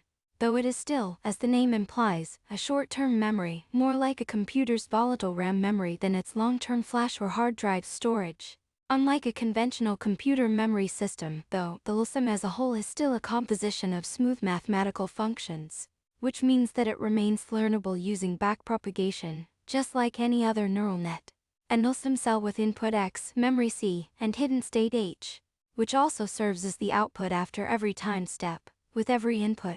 The operations, from left to right, first selectively erase parts of the memory, then write to the memory, then read from the memory. A downside of LSMs is that, since they remain sequential like RENs, they must decide what to remember and what to forget in the moment. They can't revisit the past at will, and, sometimes, decisions about the relevance of a word or phrase can't be made until later. To see why, imagine reading one of the short essays that often feature in standardized tests of reading comprehension, but needing to do so one word at a time. Picture it literally. Perhaps on a smartwatch, the words appearing consecutively on the watch face in strict reading order. Then, after the essay flashes by, a comprehension question appears, also one word at a time. Many of these questions would be really hard to answer without referring back to the text. Moreover, even before you get to any questions, your reading comprehension will suffer if your eyes aren't allowed to skip around, predicting a piece of a sentence here, referring back to a noun clause there. When your eyes saccade through a paragraph, their movements are far from those of the ball bouncing forward word by word in a karaoke video. The attention layers of the transformer endow an artificial neural net with just the kind of random access needed to overcome this problem, at least, provided the whole essay fits into the context window. Moreover, the attention processing all happens in parallel, making model training more efficient and holistic. There is no vanishing gradient. In effect, every word or token in the window can simultaneously calculate how to pay attention to other words, creating higher-level chunks or concepts that can then be operated on in the same way with another attention layer. The correct prediction of a single token involves a flow of information from the entire context window up through this hierarchy of meaning. But is it neuroscience? While it's often claimed that transformers aren't brain-inspired the way NINs and CRENs were, attention is of course a central concept in neuroscience and psychology. The difference lies in the level of description. Many theories of consciousness and cognition feature attention prominently but don't define it mathematically. This makes it unclear whether transformer attention and human attention have anything to do with each other. Neither are psychological accounts of attention rigorous enough to give us an experimental test. Still, we do have ample behavioral evidence of something like an attention hierarchy. When we consciously recall information or answer questions, we can't really bear in mind more than a small handful of facts, ideas, or observations at a time. However, as our brains develop and we learn, we become increasingly proficient at grouping sequential percepts or actions into larger and larger chunks. This is well illustrated by the techniques people use to compete in memory sports, in which participants vie to memorize and recall long sequences of random numbers, cards, or other data under intense time pressure. As journalist and memory championship winner Joshua Foer has written, though every competitor has his own unique method of memorization for each event, all mnemonic techniques are essentially based on the concept of elaborative encoding, which holds that the more meaningful something is, the easier it is to remember. The idea, then, is to attach arbitrary pieces of information to unique but semantically meaningful concepts, say, a squirrel holding a slice of pizza, as sequences increase in length. The method can be applied recursively. Perhaps the squirrel is one of several animals having a pizza party. Joshua Foer using a memory palace to memorize the first 100 digits of pi. Far from being just a weird trick for a niche mental sport, This is what we do all the time, minus the arbitrariness of imaginary squirrels and pizzas. When we process language, for instance, primitive sounds are grouped together into words, words into stock phrases, phrases into sentences, and sentences into larger ideas. When we don't know a language, we will be hard-pressed to remember the sequence of sounds making up a single word for more than a few seconds. But, in our native language, we can easily remember whole sentences because we have rich representations allowing us to keep these larger chunks in mind. If this sounds a lot like compression, that's exactly what it is. The parallel and attentional nature of this hierarchical hunking process becomes evident in real-life settings where we must separate signal from noise, such as following a conversation in the middle of a loud cocktail party, a famous problem in signal processing known as the cocktail party problem. When we do this, we use information from every sensory modality and at every level of description to help us attend to the speaker against a babble of background noise. From low-level acoustic cues like pitch and sound direction to conceptual prediction based on a high-level understanding of the topic under discussion. Unsurprisingly, transformer models are the state-of-the-art for solving the cocktail party problem. Looking to Listen was a model developed at Google Research in 2018 that combined audio input with learned facial visual features to isolate a speaker's voice multimodally, much as we do at a cocktail party. Afrat et al.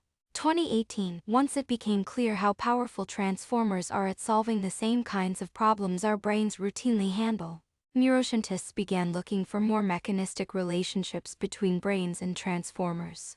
While no smoking gun has yet appeared, and there is unlikely to be one, several lines of research do suggest tantalizing parallels. One such parallel is between positional encoding in transformers and in the hippocampus. As mentioned in Chapter 7, the hippocampus is an ancient part of the brain, dating back in some form to early vertebrates. Recall that its original function was likely the real-time construction of spatial maps. Although, as we learned from Henry Molaison, we also use it to form episodic memories. In 2014, a Nobel Prize was awarded to the discoverers of chipmumple grid cells, a sort of Cartesian positioning system that appears to encode the movements of an animal through space. These cells light up in beautiful, regular patterns in the chipmump of rats as they navigate mazes. Illustration of how grid cell activity is recorded. Time-lapse data of a grid cell in a rat's medial interchanal cortex from the Jeffrey Lab, University College London. Growing evidence suggests that the chipmumps' spatial mapping and episcody memory formation tasks may be related, or even identical. Perhaps this isn't so surprising. The oldest memory sports trick in the book, dating back to antiquity, is the memory palace, in which you memorize long sequences or complex associations by visualizing them as literal features in an imaginary or real environment. As you mentally move from room to room, you see those features and can associate them with the desired content via elaborative encoding. Such tricks aside, we often conflate space and time in thinking about journeys, and we commonly describe life itself as a long journey. Revisiting memories is not so different from mentally retracing a journey in space. As it turns out, when performing a spatial navigation task, the positional encoding of a transformer is learned rather than hand-specified, the learned encoding generates patterns that look a lot like grid cells, along with related patterns like the band cells and place cells also observed in hippocampus. The similarity is highly suggestive. Left real grid cells, middle grid L-like neural activations in a transformer with learned positional encoding. Right band L-like activations in a transformer. These also have close analogs in the hippocampus and interchanal cortex. Whittington et al. 2021. Remember, positional encoding was needed in the design of the transformer to tag token embeddings with information about their absolute and relative ordering. Without such tagging, every attention operation would be making connections among a disordered bag of words. If a transformer operates on spatial data, the tagging needs to express spatial relationships, and patterns that look like grid cells, band cells, and place cells are the most natural building blocks for composing these tags. The brain seems to have hit on the same solution, for the same reason. Autobiographical learning and spatial environment learning are like any other kind of learning, where the embeddings include a spatiotemporal tag. It looks as if the hippocampus both generates this tag and does the initial rapid memorization of tagged embeddings, which may later be consolidated into the cortex via replay. At a more cellular level, traditional, neurocentric views of computation in the brain have likely left important elements out of the picture. A startling 2023 paper suggests that interactions between neurons and astroids, a type of glial cell ubiquitous in the brain, could implement a transformer-like attention mechanism. Big if true, a single astroid grown in culture, revealing its very complex morphology. Astroids in green imaged among neurons red in a mouse cortex cell culture. Glial cells are still poorly understood, despite comprising more than half the volume of the brain and spinal cord. They are sometimes described as structural and are known to provide various support functions, but they don't seem to directly participate in the rapid neuron-to-neuron electrical signaling that most neuroscientists spend their time studying. Nonetheless, astroid processes unsheath a great many synapses, about 60% in the hippocampus, to form so-called tripartite synapses, and the way they modulate the transmission of signals across these synapses looks suspiciously like the attention dot product. I'm speculating now, but attention certainly seems like it should be important in deciding which tagged embeddings to memorize, or later for the cortex to query the hippocampus for replays. Diagram of a tripartite synapse. Such lines of thought suggest that, while the transformer's design may originally have been less neurally inspired than those of earlier artificial neural nets, transformers may ultimately prove just as relevant to our evolving understanding of how the brain works. While the transformer is an engineered artifact, its key features, positional encodings and attention dot products, may be more like discoveries than inventions. These features are extremely valuable for sequence modeling, and may have been chanced upon by evolution too. Still, one important property of the transformer is certainly not brain-like. It is, like a CNN, entirely feed-forward. For computer scientists, its lack of recurrent connectivity is a selling point, making it easier to train using massive parallelism. On the other hand, this means that a neuroscientist can't interpret the research agenda of looking for a transformer model in the brain too literally.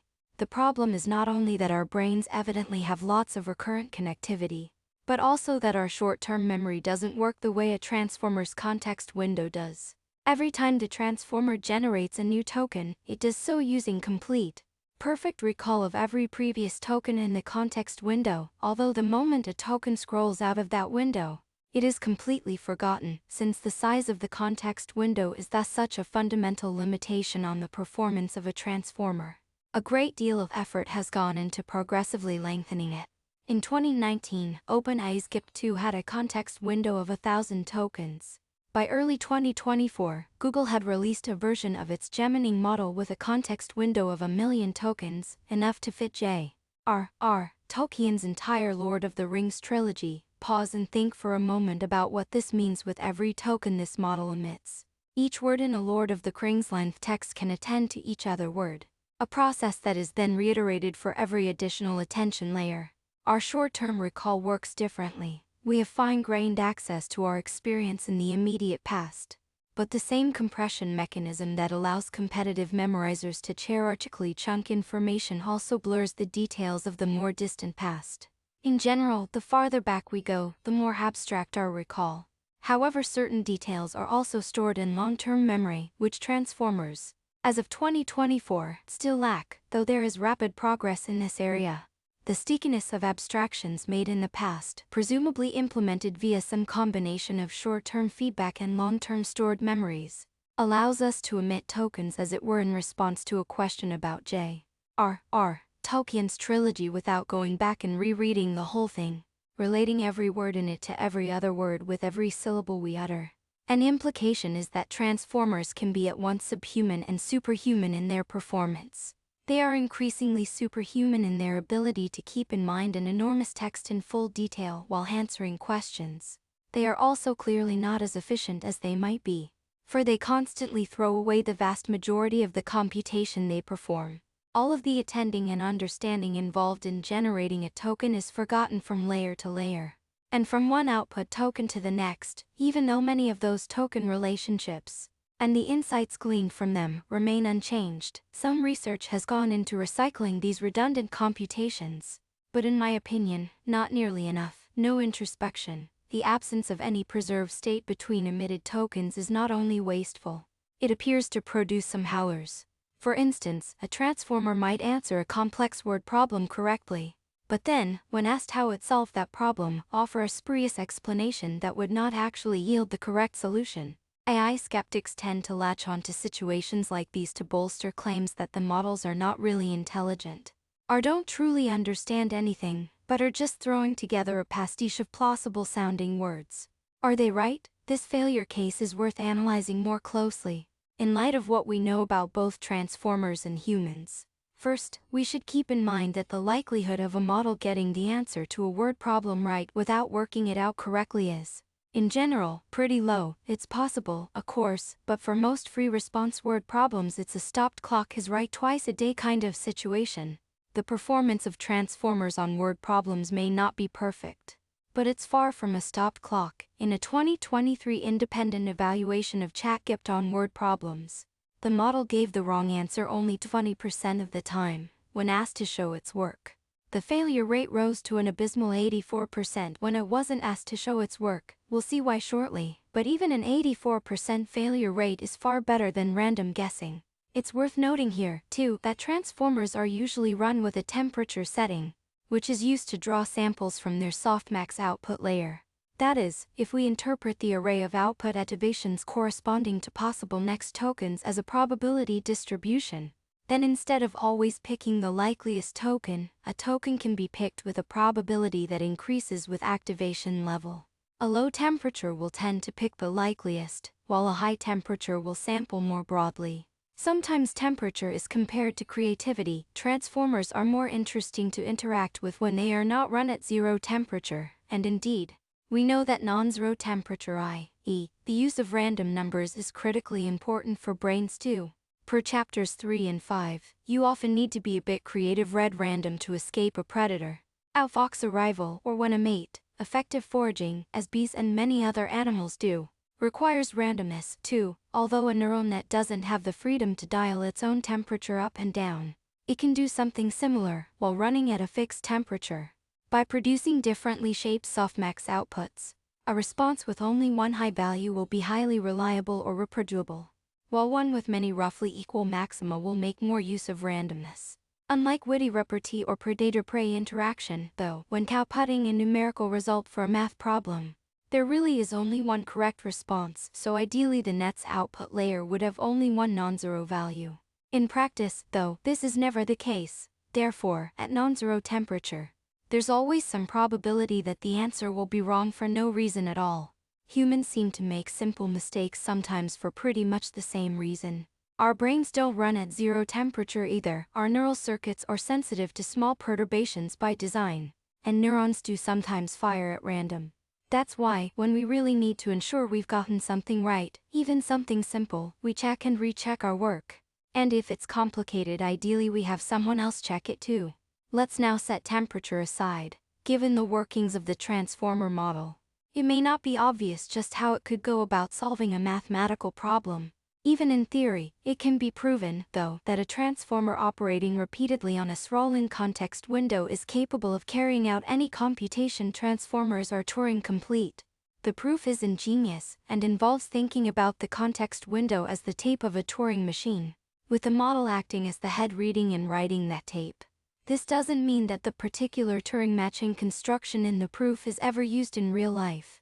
But once Turing completeness is proven for a system, it follows that there are endless ways for that system to perform any given computation. The implications of this proof go far beyond word problems. Remember, in theory, any computable process can run on a Turing-complete system. There are, for instance, examples online of transformer-based chatbots doing a convincing job of cosplaying the terminal window of a computer running the Linux operating system. Turing completeness means that they can indeed emulate a classical computer. Transformers can also learn to simulate physics and, remarkably, can outperform handwritten physics simulations. Mathematical proofs aside, transformers seem to be highly efficient at learning arbitrary computations like these. Why this should be the case is even more poorly understood than why neurons can learn so many real-world functions efficiently. Though the phenomenon known as in-context learning, which I will describe soon, may offer an important clue, but let's return to our question. First, a transformer generates the right answer to a word problem. Then, it offers a wrong explanation of how it arrived at that answer, an explanation that doesn't even yield the same result. How could this happen? Keep in mind that transformers are purely feed-forward neural networks with no hidden state maintained between the emission of one token and the next.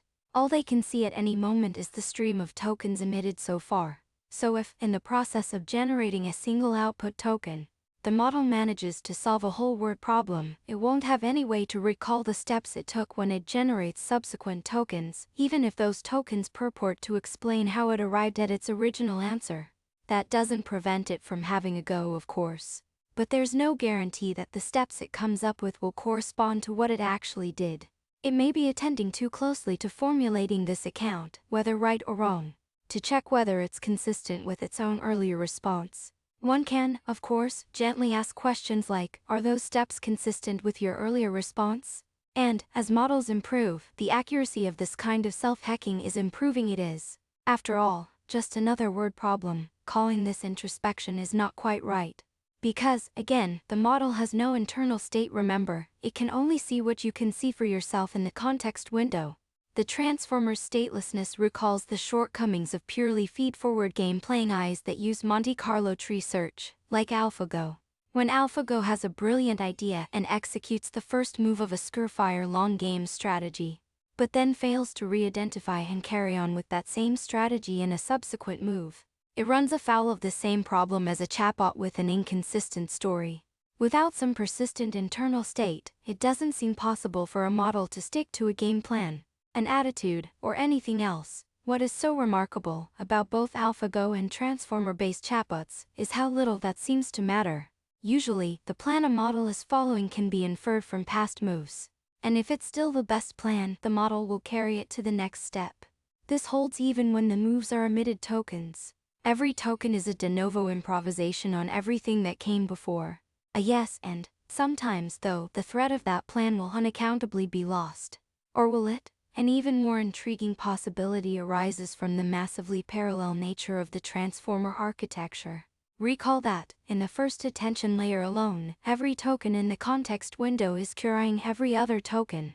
The model's parallelism only collapses in the softmax layers, which focus the processing of subsequent layers only on certain prior computations, while ignoring others. This process continues all the way to the final output layer. When one out of many potential output tokens is chosen, the thought process behind each of those alternative tokens may have been quite different. It seems likely that on word problem tests where a chatbot performs decently, but not perfectly, there was a thought process that was on the right track, but it lost out to others in a softmax layer, possibly early on, or possibly only at the end. All of this should sound familiar. While the brain is certainly not a transformer, it too is massively parallel. As far as we know, each cortical column or region is making its own prediction based on its own inputs. And lateral inhibition, the inspiration for softmax, results in one prediction winning out over the others.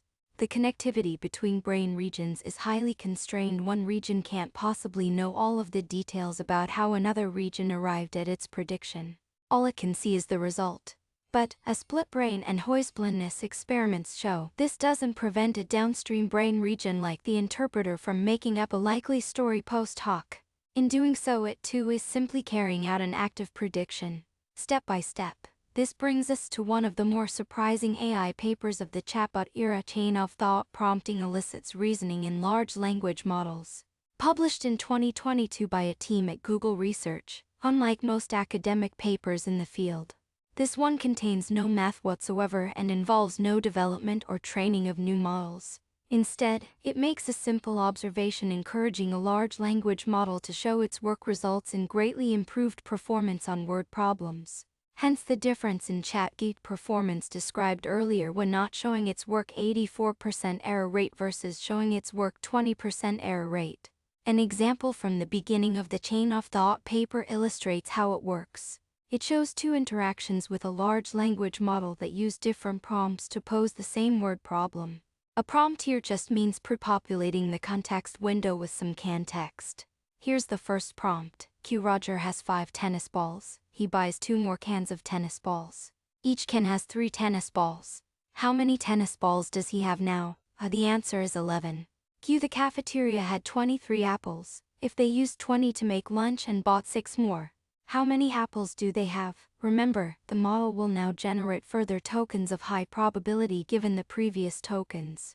These previous tokens have a clear alternating structure Q, a word problem posed as a series of statements followed by a question, followed by an answer of the form the answer is. I won't keep you in suspense any longer. The model generates. The answer is 27. This is of course wrong. But here's the alternative prompt. It begins the same way, but includes an illustrative answer before asking a follow-up question. Q. Roger has 5 tennis balls. He buys 2 more cans of tennis balls. Each can has 3 tennis balls. How many tennis balls does he have now? Roger started with 5 balls. 2 cans of 3 tennis balls each is 6 tennis balls. 5, 6, 11. The answer is 11. Q. The cafeteria had 23 apples. If they used 20 to make lunch and bought 6 more, how many apples do they have? Both word problems, the Q's, remain exactly the same. However, now the worked example that sets the pattern for how to answer doesn't just blurt out an answer. Instead, it works things out step by step. Therefore, the highest probability next tokens will mirror this new style. And the results are a lot better. The cafeteria had 23 apples originally. They used 20 to make lunch, so they had 23. They bought 6 more apples, so they have 3, 6, 9. The answer is 9. Nailed it. The insight here won't be news to any middle school math teacher. If you want to get a word problem right, show your work. Break the problem into steps and write down your intermediate results. Good advice for a student is also good advice for a language model. It's not even necessary to provide a sample question and answer. Much of the improvement can be obtained simply by posing the desired problem. Then appending this sentence. Let's think step by step. Thinking step by step isn't only useful for solving word problems, but in every situation where synthesizing knowledge, applying common sense, planning, following a sequence of events, or reasoning is valuable. As in these examples, also from the chain of thought paper. Q. Is the following sentence plausible? João Moutinho caught the screen pass in the NIF Championship. João Moutinho is a soccer player. The NIF Championship is part of American football, not soccer, so the answer is no. Q. Yes or no. Would a pear sink in water? The density of a pear is about 0.6,3, which is less than water, thus a pear would float, so the answer is no. Q. A coin is heads up. Maybelle flips the coin. Shalonda does not flip the coin. Is the coin still heads up? The coin was flipped by Maybelle, so the coin was flipped one time, which is an odd number. The coin started heads up, so after an odd number of flips, it will be tails up, so the answer is no. Well before the publication of this paper, it had already been shown that making models bigger improves their performance across a wide range of tasks. Hence the race among tech companies to make ever larger models. However, performance at multi-step word problems seem to be plateauing at match. Hainoff thought prompting doesn't just improve on the match, it reestablishes the scaling law. Exponential growth in model size, doubling approximately every 2 years from 1949 to 2015, and every 6 months since then. Exponential growth in computational cost of training, doubling approximately every year from 1949 until AlexNet in 2012, and every 6 months since then. To understand why, consider a rock climbing analogy. Humans skilled at this sport, not me, can not only haul their way over a waist-high boulder, okay. Even I can do that, but also scale giant cliffs, like the daunting 3,000-foot El Capitan in Yosemite. The difference between vaulting over a small boulder and climbing an enormous cliff has to do with hand and footholds, and time. Longer, more muscular limbs might let you vault over a somewhat bigger boulder, or reach a more distant handhold on a long climb, but it's not realistic to imagine scaling El Capitan in a single dynamic movement, like Superman. It has to be done step by step, with each move a transition from one established position to the next. Language offers a powerful augmentation to thought because it provides those hand and footholds. That's how it powers cultural accumulation. Written symbols, whether text, math, or code, or even more robust, since when committed to a durable medium, they remain stable over far longer periods than neural activity or even an individual's long-term memory. Like a sequence of pitons driven into the cliff face, they allow new climbers to scamper up the section solved by their forebears, even centuries earlier, rather than having to make each climb arduously from the bottom. Little word problems like calculating how many apples the cafeteria has left are hardly rocket science. Still, there's some distance up the cliff and they require a few moves. Doing such a problem in one leap, without writing anything down or even producing an intermediate mental result, is error-prone, both for humans and for language models. Moreover, when done as a single dynamic computational act, it will leave no record that can be used to explain or critique, or reproduce the reasoning later. When a transformer gets such a problem right without chain of thought, that means that any consecutive computations will need to have been carried out by a cascade of attention layers. None of those neural activations leaves a trace. People can sometimes work this way, too. Skilled intuitionists can just see the answer to a seemingly multi-step math problem, without necessarily being able to articulate their thinking, any more than you could articulate how you know that 3 to 5. In fact, if someone hasn't mentally broken a problem down into steps and articulated those steps to themselves, there is no reason to expect that their left hemisphere interpreter would have access to the neural connectivity cascade that led to the answer, whether right or wrong, or be able to offer any reliable narrative of it. That doesn't mean we won't have a go anyway, but it will be an unwitting act of reverse engineering. As choice blindness shows, we labor under the illusion that we can interrogate an inner self and explain our thinking, but this will only track with reality to the extent that we have used hand and footholds, and can recall them. In practice, this probably looks a lot like an unspoken mental token stream, though it may of course include private symbols or embeddings that don't correspond to words. Chains of thought, then, are far more than a clever hack to improve chatbot performance. They are an illustration of the power of language itself as an enabler of complex sequential thought. To summarize, 1. Breaking a problem up into steps greatly improves the odds of arriving at the right answer. 2. Describing those steps offers a real as opposed to post-ho account of the steps taken. This allows for greater introspection. It also allows those steps to be discussed, any errors to be diagnosed, and the method to be shared with others, including, for the literate, in highly durable written form. Chains of thought are thus critical to complex cultural transmission, hence cultural evolution. 3. The transformer brings a fixed amount of computational power to bear upon every token it emits. By spreading the answer across multiple tokens, that computational power is multiplied. Only the length of the context window limits the total computation that can be mustered. The brain is not a transformer. Still, the Turing completeness of the transformer model, the breadth of intellectual moves it can readily learn, and the ability to chain those moves using short-term memory are the key prerequisites for general intelligence. Chapter 9. Generality, Single System. A widely cited psychological model for human reasoning posits two modes of thought in the brain, System 1 and System 2. System 1 is fast, automatic, effortless, frequent, stereotypic, and unconscious, while System 2 is slow, effortful, infrequent, logical, calculating, and conscious. Obvious parallels can be drawn with a chatbot's one-shot just give me the answer mode of operation, which resembles System 1, and chain of thought prompting, which induces the model to work more like System 2. Researchers have even quantified this parallel by testing large language models using human psychometric tasks designed to expose System 1's cognitive biases.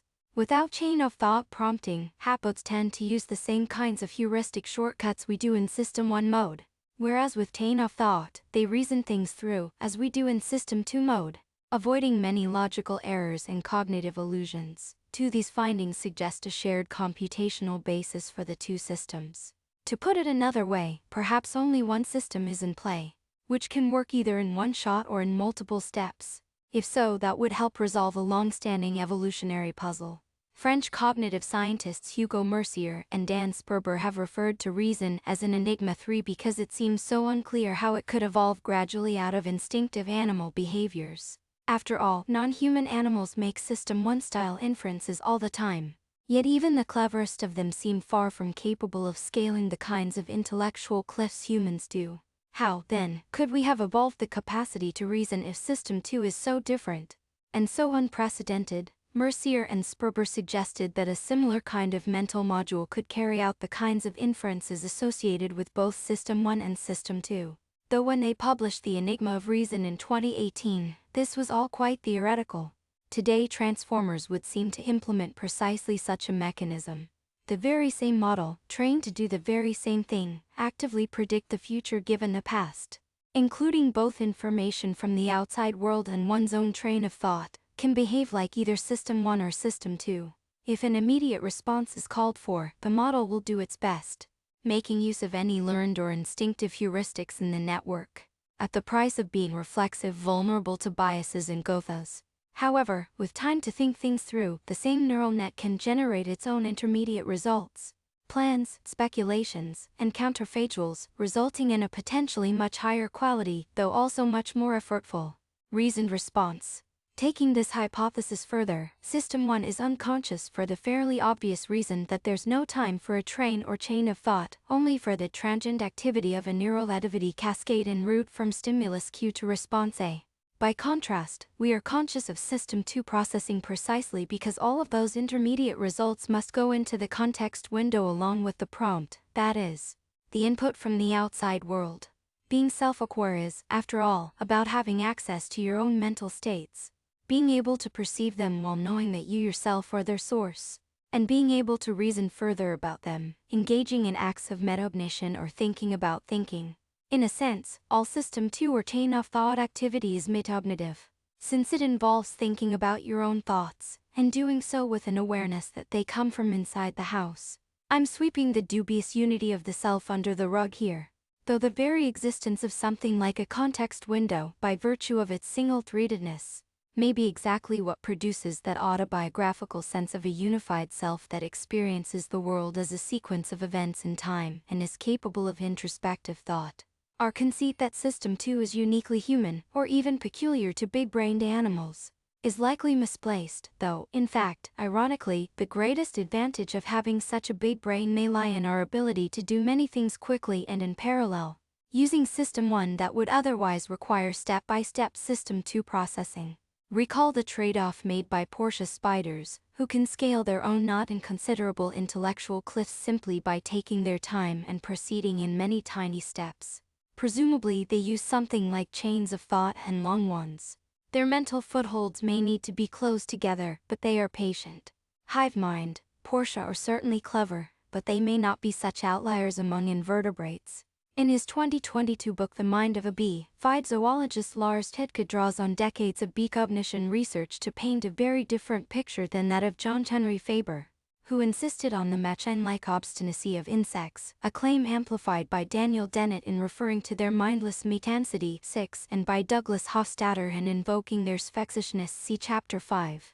A honeybee, Apis mellifera, carrying pollen. In reality, Faber, a lifelong close observer of actual bugs, wasn't nearly as unequivocal as these later theorizers, cautioning that the insect is not a machine. Unvarying in the effect of its mechanism, it is allowed a certain latitude, enabling it to cope with the eventualities of the moment. Anyone expecting to see incidents unfolding exactly as I have described will risk disappointment. Special instances occur, they are even numerous, which are at variance with the general rule. 7. This turns out to be true even of the behavior that inspired the word spexish. As a careful commentator observed in a 2013 reappraisal, digger wasps very often do not repeat themselves endlessly when the cricket test is done. After a few trials, many wasps take the cricket into their burrow without the visit. 8. Hitka and colleagues have documented an astonishingly sophisticated array of behaviors among bees, beyond the common sense not to get stuck in endless loops. These aren't just genetic libraries of canned responses, either bees can readily learn, generalize and even to a degree reason. A handful of examples include: in this experiment, bumblebees were trained, in several steps, to pull a string to access a sugary reward. Although only a small minority of untrained bumblebees could learn this unnatural task spontaneously, many more could do so by observing trained demonstrators from a distance, suggesting that bumblebees are both more intelligent than generally assumed and equipped for social learning. Alem et al. 2016, 116, Personal Communication, Interlude, No Perfect Heroes or Villains. Because this book has followed a rough chronology, beginning 4 billion years ago and working its way through the historical developments that led to computing, cybernetics, neuroscience, and AI, many of the figures we've encountered so far are historical. Hindsight helps us judge where they got things right or wrong. though it also risks oversimplification. Some figures are canonized, while others are unfairly minimized or erased. Some are tarred because they held beliefs that were mainstream in their day, but no longer are, or that were bold, but were later proven wrong. Sometimes laughably or horrifyingly so, if we judge prolific thinkers, living or dead, by their worst recorded ideas. Nobody comes out looking good, except possibly Alan Turing. He might have been right about everything. Everyone else is a mixed bag. And that is the best any of us can reasonably aspire to, if we are remembered at all. Von Neumann's roles in the early development of the computer and in the early stages of the nuclear arms race were inseparable. For example, I've emphasized John von Neumann's brilliant contributions to computer science, alongside Turing's. But in 1950, with the Soviet Union still far behind the US in building a nuclear arsenal, von Neumann, ever the game theorist, advocated a preemptive nuclear strike. If you say why not bomb them tomorrow, I say why not today? If you say today at 5 o'clock, I say why not 1 o'clock? Had von Neumann been empowered to pursue his policy, he would be remembered as a monster and mass murderer. Major Kong writing down the bomb in Dr. Strangelove, Kubrick 1964. Or consider Lynn Margulis, the brilliant, rebellious biologist who did more than anyone else in the 20th century to advance the symbiogenetic view of evolution and the Gaia hypothesis. Margulis was also an AIDS denier, claiming as late as 2011, the year she died, that the symptoms were caused by latent syphilis infections in high-risk populations. She was a stubborn proponent of the conspiracy theory, holding that the 9/11 terrorist attacks were an inside job. Her best and worst intellectual legacies were both products of the same imaginative mind and contrarian sensibility. So, Turing aside, this book has no perfect heroes. Neither does it have villains. Go-fi pioneers like Minsky and Papert may have been wrong to dismiss perptrons, but they made major contributions to computer science. I've emphasized the incorrectness of Leibniz's take on computable truth, and the absurdity of Descartes' dualist concept of a spiritual homunculus blowing psychic pneuma into the pineal gland. But Descartes and Leibniz were both brilliant thinkers in their day, and their errors were largely the uncorrected residue of ideas they inherited from their predecessors. Now, as we near the end of the book, I need to engage critically with the ideas of the living. Given the contentious intellectual climate today, it feels important to frame the terms of my engagement. I will argue against positions held by good friends of mine, like Melanie Mitchell, Ted Chiang, Joanna Bryson, and Christoph Koch, and take issue with arguments made in recent books by Nick Bostrom, Max Tegmark, Ray Kurzweil, and Yuval Noah Harari, among others. But before focusing on points of difference, I want to emphasize that these are all intelligent people. I have learned a great deal by reading their work and engaging them in conversation, and agree with many of the points they raise. Our divergent conclusions often boil down to surprisingly subtle nuances in perspective. If this book focused on the points of broad agreement, it would be a much longer one, but that wouldn't be a book worth taking the time to write, or to read.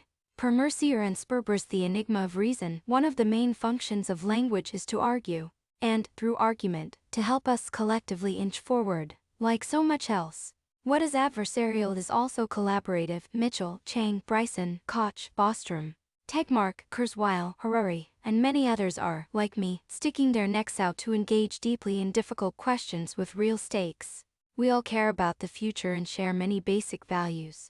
We're all on the same team, despite the fractious way the media tends to portray contemporary debates about AI, or anything else of consequence. In years past, when Silicon Valley ran on a giddy optimism verging on the utopian, I often came across as the grumpy pessimist in the room.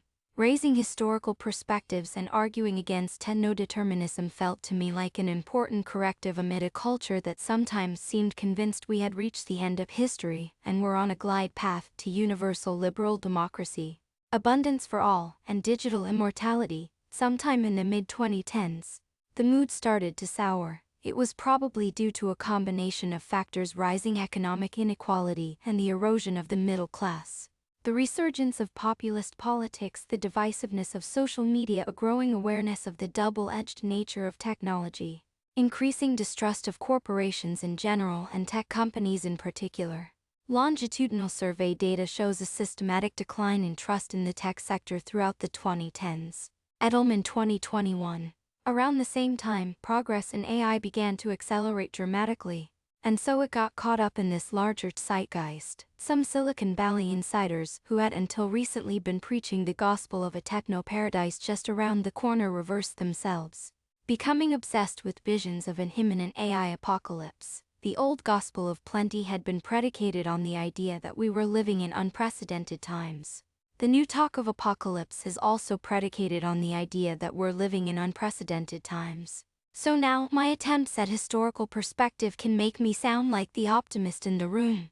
My thinking has certainly evolved over the past decade, but it has remained consistent in one respect. I have always believed that debate and discussion matter.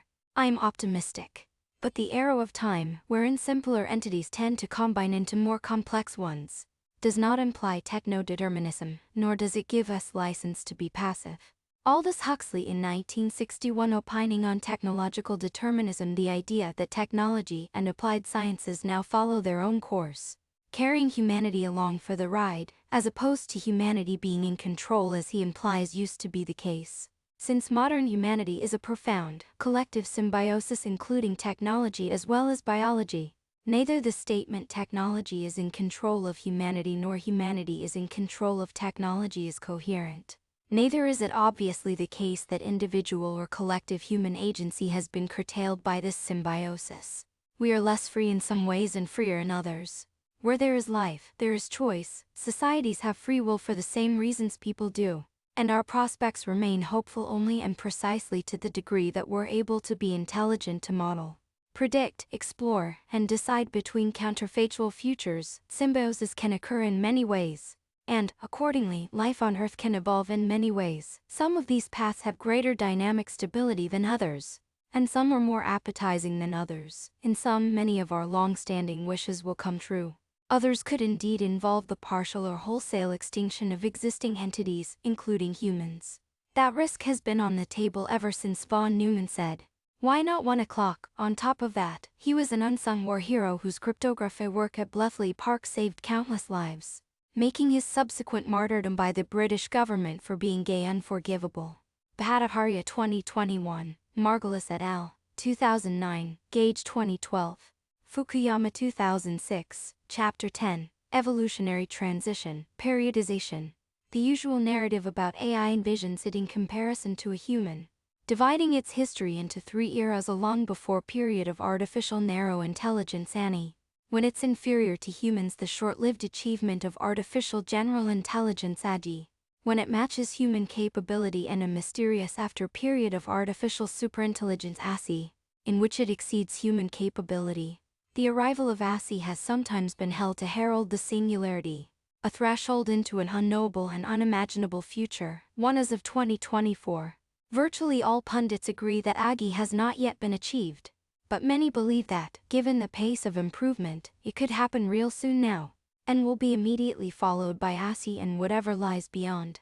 2. I've suggested or implied many problems with this narrative. For one, it's difficult for me at least to see how today's AI is not already general. The narrow versus general distinction was invented when we began to apply the term AI to task-specific models, such as those for handwriting recognition or chess playing.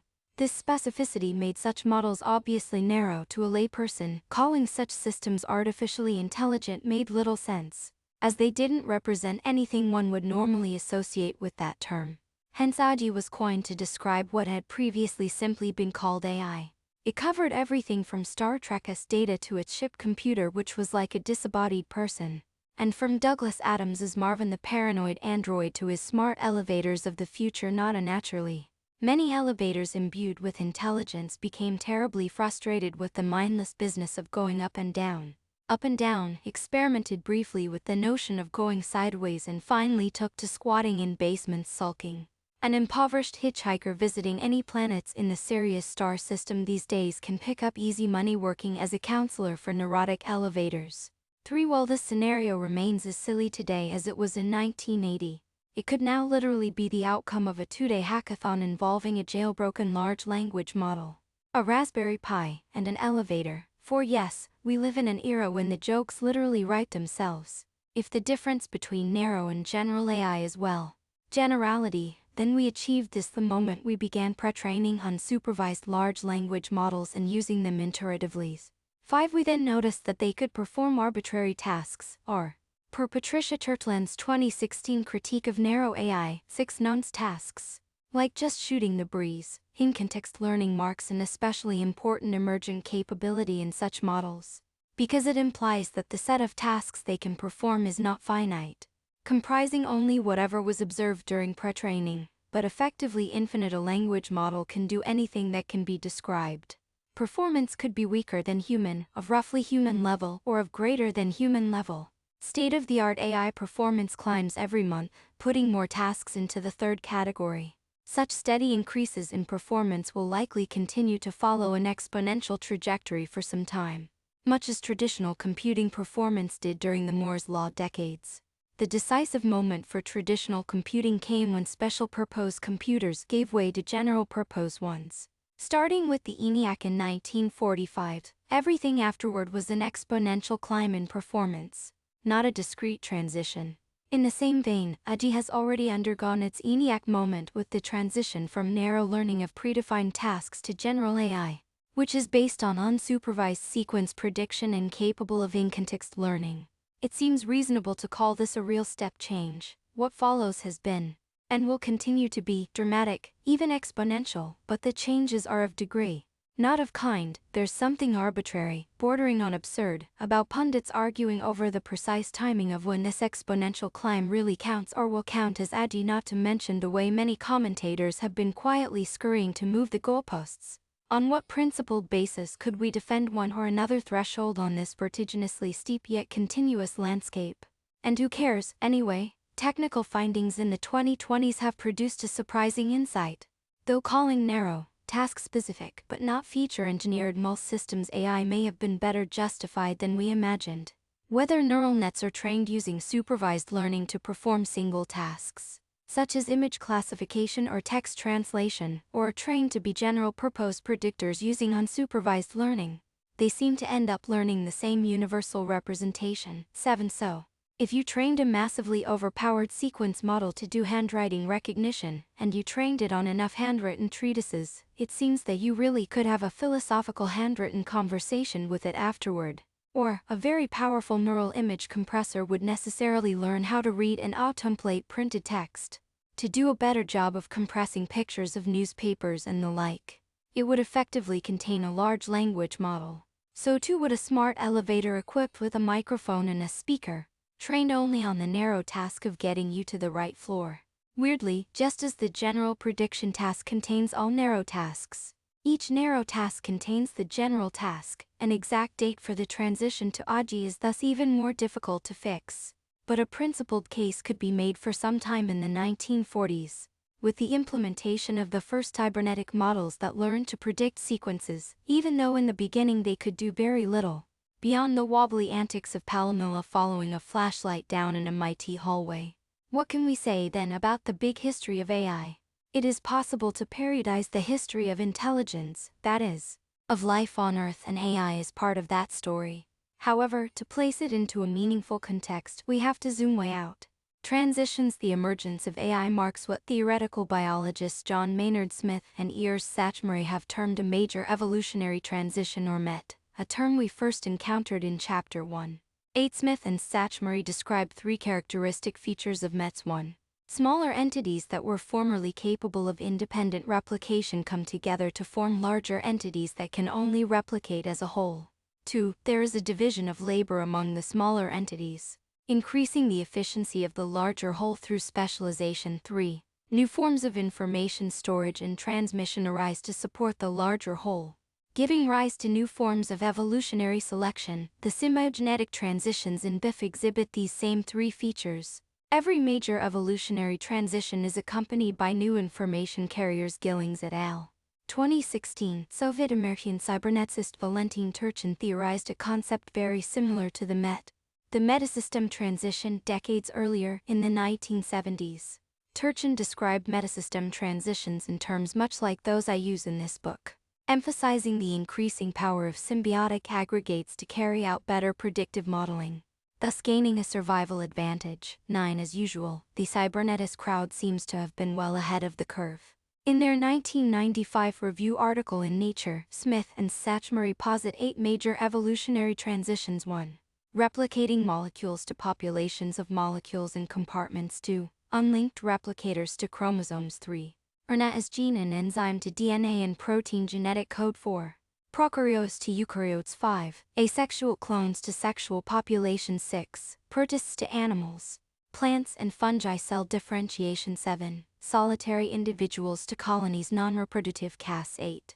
Primate societies to human societies. Language. This list isn't unreasonable, though the first 3 are necessarily speculative. Since they attempt to break abiogenesis down into distinct major transitions we can only guess at.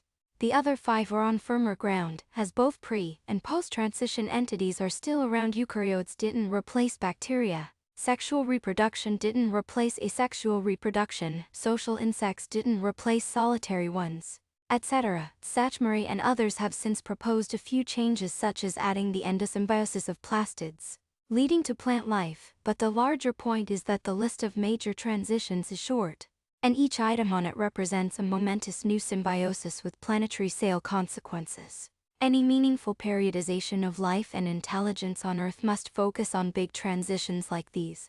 That the transitions appear to be happening at increasing frequency is not just an artifact of the haziness of the distant past, but of their inherent learning dynamics. As Turchin described, increasingly powerful predictive models are, as we have seen, also increasingly capable learners. Furthermore, in-context learning shows us how all predictive learning also involves learning to learn. So, as models become better learners, they will more readily be able to go meta, giving rise to a net and producing an even more capable learner.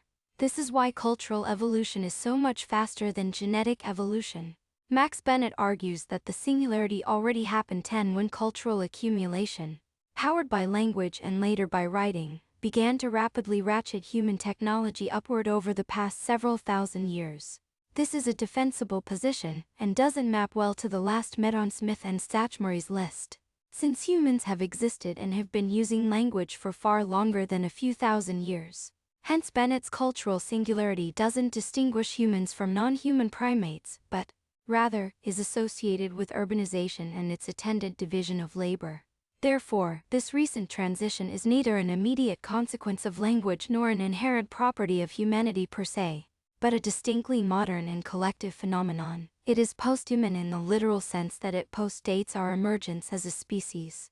The Piraha, for instance, who still maintain their traditional lifeways in the Amazon, are just as human as any New Yorker, but possess a degree of self-sufficiency radically unlike New Yorkers. They can walk into the jungle naked, with no tools or weapons, and walk out 3 days later with baskets of fruit, nuts, and small game. 11 According to Daniel Everett, the Pirahas have an undercurrent of Darwinism running through their parenting philosophy. This style of parenting has the result of producing very tough and resilient adults who do not believe that anyone owes them anything. Citizens of the Piraha nation know that each day's survival depends on their individual skills and hardiness. When a Piraha woman gives birth, she may lie down in the shade near her field or wherever she happens to be and go into labor, very often by herself. Everett recounts the wrenching story of a woman who struggled to give birth on the beach of the Masu River, within earshot of others, but found that her baby wouldn't come. It was in the breech position, despite her screams over the course of an entire day. Nobody came. The Piraha went so far as to actively prevent their Western guests from rushing to help. The woman's screams grew gradually fainter, and in the night, both mother and baby eventually died, unassisted. In this and other similar stories, the picture that emerges is not of a cruel or unfeeling people. In one more light-hearted episode, the Piraha express horrified disbelief at Everett for spanking his unruly preteen, but of a society that is at once intensely communitarian and individualistic. They readily share resources, but there is no social hierarchy and little specialization. Everyone is highly competent at doing everything necessary to survive starting from a very young age. The corollary, though, is that everyone is expected to be able to make do for themselves. The Piraha are, of course, a particular people with their own ways and customs, not a universal stand-in for pre-agrarian humanity. However, the traits I'm emphasizing tightly knit egalitarian communities whose individuals are broadly competent at survival, or frequently recurring themes in accounts of modern hunter-gatherers. It seems a safe bet that this was the norm for humanity throughout the majority of our long prehistory. We're justified in describing as Met's the transition from traditional to agrarian, then to urban lifeways. During the agrarian revolution, a new network of intensely interdependent relationships arose between humans, animals, and plants. Then, with urbanization, machines entered the mix and human labor diversified much further. New York and the modern, globalized socio-technical world in general is a self-perpetuating system whose individuals are no longer competent in the ways the Piraha are. Urban people have become, on one hand, hyper-specialized, and, on the other, skilled to the point where they can't survive on their own. Any more than one of the cells in your body could survive on its own. It's not just language, but written texts, schools and guilds, banking, complex systems of governance, supply chain management, and many other information storage and transmission mechanisms that add the evolvable DNA needed to organize and sustain urban societies. It seems to me, though, that this Met is still not the last on the list. By 1700, significant human populations had urbanization, division of labor, and rapid cultural evolution. Then came the first industrial revolution, as introduced in Chapter 1, a symbiosis between humans and heat engines, resulting in a hydrocarbon metabolism that unleashed unprecedented amounts of free energy, much like the endosymbiosis of mitochondria. This allowed human and livestock populations to explode, enabled a first wave of large-scale urbanization, and drove unprecedented technological innovation, as Karl Marx and Friedrich Engels noted in 1848. The bourgeoisie, during its rule of scarce 100 years, has created more massive and more colossal productive forces than have all preceding generations together. Suggestion of nature's forces to man, machinery, application of chemistry to industry and agriculture, steam navigation, railways, electric telegraphs, clearing of whole continents for cultivation, analyzation of rivers, whole populations conjured out of the ground. What earlier century had even a presentiment that such productive forces slumbered in the lap of social labor? 12 vulnerability humans had been working hard and working together for thousands of years. It was not social labor but coal that had lain slumbering under the ground. Mining was hard work, but the coal itself did an increasing proportion of that work. 13 and over time, the coal produced ever more workers. From a 1933 educational film about the power of fossil fuel, the conjuring of enormous new populations out of the ground, quite literally, flesh out of fossil fuel, manifested as a population explosion that had become obvious by 1800. This prompted Thomas Malthus and his Chinese contemporary, Han Lianji, to worry for the first time about global overpopulation. 14. It also created an unprecedented symbiotic interdependency between biology and machinery. Romanticism, the idealization of rural living, and the utopian communities of the 19th century can all be understood as a backlash against that growing dependency, an assertion that we could live the good life without advanced technology and urbanization. But at scale, we couldn't. A log-log plot of real wages on the y-axis versus population on the x-axis in England, the epicenter of the Industrial Revolution, reveals that prior to the 18th century, wages and population oscillated in counterpoint. Driven by cycles of black plague mortality, this oscillation implies Malthusian conditions in which population was constrained by resources, and resources were constrained by human labor. Industrial machinery relieved these constraints. Initially, wages remained depressed because the surplus fueled an exploding human population, but eventually the surplus was able to drive both population growth and increase living standards. Blaise et al., 2025, a log-log plot of real wages on the y-axis versus population on the x-axis in England, the epicenter of the Industrial Revolution, reveals that prior to the 18th century, wages and population oscillated in counterpoint.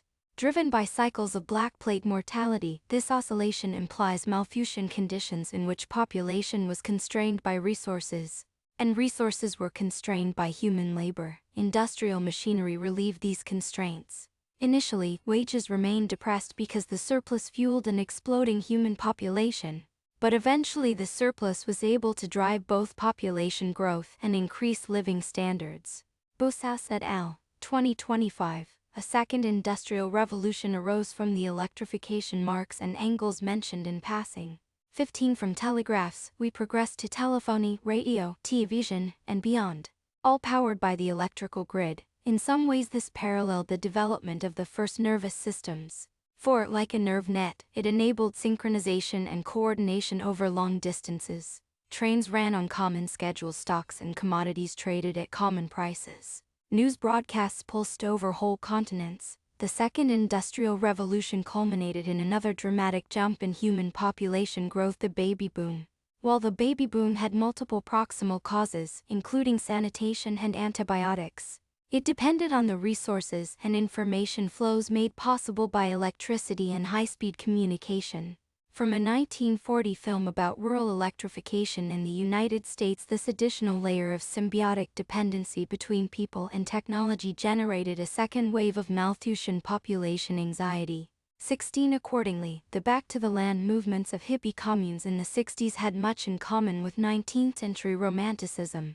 Beyond concerns about the Earth's ultimate carrying capacity, the sense of precariousness was not unjustified. Dependency is vulnerability. Consider the effects of an electromagnetic pulse EMP weapon. Nuclear bombs produce an EMP, which will fry any non-hardened electronics exposed to it by inducing powerful electric currents in metal wires. Some experts are concerned that North Korea may already have put such a weapon into a satellite in polar orbit, ready to detonate in space high above the United States. 17 At that altitude, the usual destructive effects of a nuclear explosion won't be felt on the ground. But a powerful EMP could still reach the 48 contiguous states, destroying most electrical and electronic equipment. Then what? For the Piraha, an EMP would be a non-event. For the US in 1924 it wouldn't have been a catastrophe either. Only half of American households had electricity, and critical infrastructure was largely mechanical. As of 2024, though, everything relies on electronics, not just power and light, but public transit, cars and trucks, airplanes, factories, farms, military installations, water pumping stations, dams, waste management, refineries, ports, everything worldwide. With these systems down, all supply chains and utilities rendered inoperable, mass death would quickly ensue. And EMP would reveal, horrifyingly, how dependent our urbanized civilization has become on electronic systems. We have become not only socially interdependent, but collectively cybernetic. Douglas Engelbart's mother of all demos in 1968 anticipated the pervasive computerization of the next several decades, introducing concepts such as the mouse, video conferencing, hyperlinked media, and collaborative real-time document editing. AI may represent yet a further major transition, because earlier cybernetics, such as the control systems of dams, or the electronics in cars, implement only simple, local models. Analogous to reflexes are the distributed nerve nets in animals like Hydra. Prior to the 2020s, all of the higher-order modeling and cognition took place in people's brains. Although we did increasingly use traditional computing for information storage and fixed-function programming. Now, though, we're entering a period in which the number of complex predictors, analogous to brains, will rapidly exceed the human population. Eyes will come in many sizes, both smaller and larger than human brains. They will all be able to run orders of magnitude faster than nervous systems, communicating at near light speed. 18 The emergence of AI is thus both new and familiar. It's familiar because it's in MET sharing fundamental properties with previous METs. AI marks the emergence of more powerful predictors formed through new symbiotic partnerships among pre-existing entities, human and electronic. 19 This makes it neither alien to nor distinct from the larger story of evolution on Earth. I've made the case that AI is, by any reasonable definition, intelligent. AI is also, as Sarah Walker has pointed out, just another manifestation of the long-running, dynamical, purposive and self-perpetuating process we call life. 20 So, is AI still a big deal? Yes, whether we count 8, a dozen or a few more. There just haven't been that many METs over the last 4.5 billion years. And although they're now coming at a much greater clip, every one of them has been a big deal. This final chapter of the book attempts to make as much sense as possible, from the vantage point of the mid-2020s, of what this AI transition will be like and what lies on the other side. What will become newly possible, and what might it mean at planetary scale? Will there be winners and losers? What will endure and what will likely change? What new vulnerabilities and risks, like those of an EMP, will we be exposed to? Will humanity survive? Keep in mind, though, that none of this should be framed in terms of some future IT or ASI threshold. We already have general AI models, and humanity is already collectively superintelligent. Individual humans are only smartish. A random urbanite is unlikely to be a great artist or prover of theorems. Probably won't know how to hunt game or break open a coconut. And, in fact, probably won't even know how coffee makers or flush toilets work. Individually, we live with the illusion of being brilliant inventors, builders, discoverers, and creators. In reality, these achievements are all collective. 21 pre-trained AI models are, by construction, compressed distillations of precisely that collective intelligence. Feel free to ask any of them about game hunting, coconut opening, or flush toilets. Hence, whether or not eyes are like individual human people, they are human intelligence. Pecking order increasing the depth and breadth of our collective intelligence seems like a good thing if we want to flourish at planetary scale. Why then do people feel threatened by AI? Many of our anxieties about AI are rooted in that ancient, often regrettable part of our heritage that emphasizes dominance hierarchy. However, organisms do not exist in the kind of org chart medieval scholastics once imagined, with God at the top bossing everything, then the angels in their various ranks, then humans, then lower and lower orders of animals and plants, with rocks and minerals at the bottom, a great chain of being or scala naturalis from Diego de Vaclades. Historia Christiana, 1579. As we've seen, the larger story of evolution is one in which cooperation allows simpler entities to join forces, creating more complex and more enduring ones. That's how eukaryotic cells evolved from prokaryotes, how multicellular animals evolved out of single cells, and how human culture evolved out of groups of humans, domesticated animals, and crops. Although symbiosis implies scale hierarchies in the sense of many smaller entities comprising a larger scale entity, in this picture there are no implied dominance hierarchies between species. Consider, for instance, whether the farmer dominates wheat or wheat dominates the farmer. We tend to assume the former, but anthropologist James C. Scott made a powerful argument for the latter in his book Against the Grain. As the title suggests, Scott even takes issue with the presumption of mutualism, detailing the devastating effects of the agricultural revolution on individual human health, freedom and well-being over the past 10,000 years. We've only escaped widespread serfdom and immiseration in the last century or two.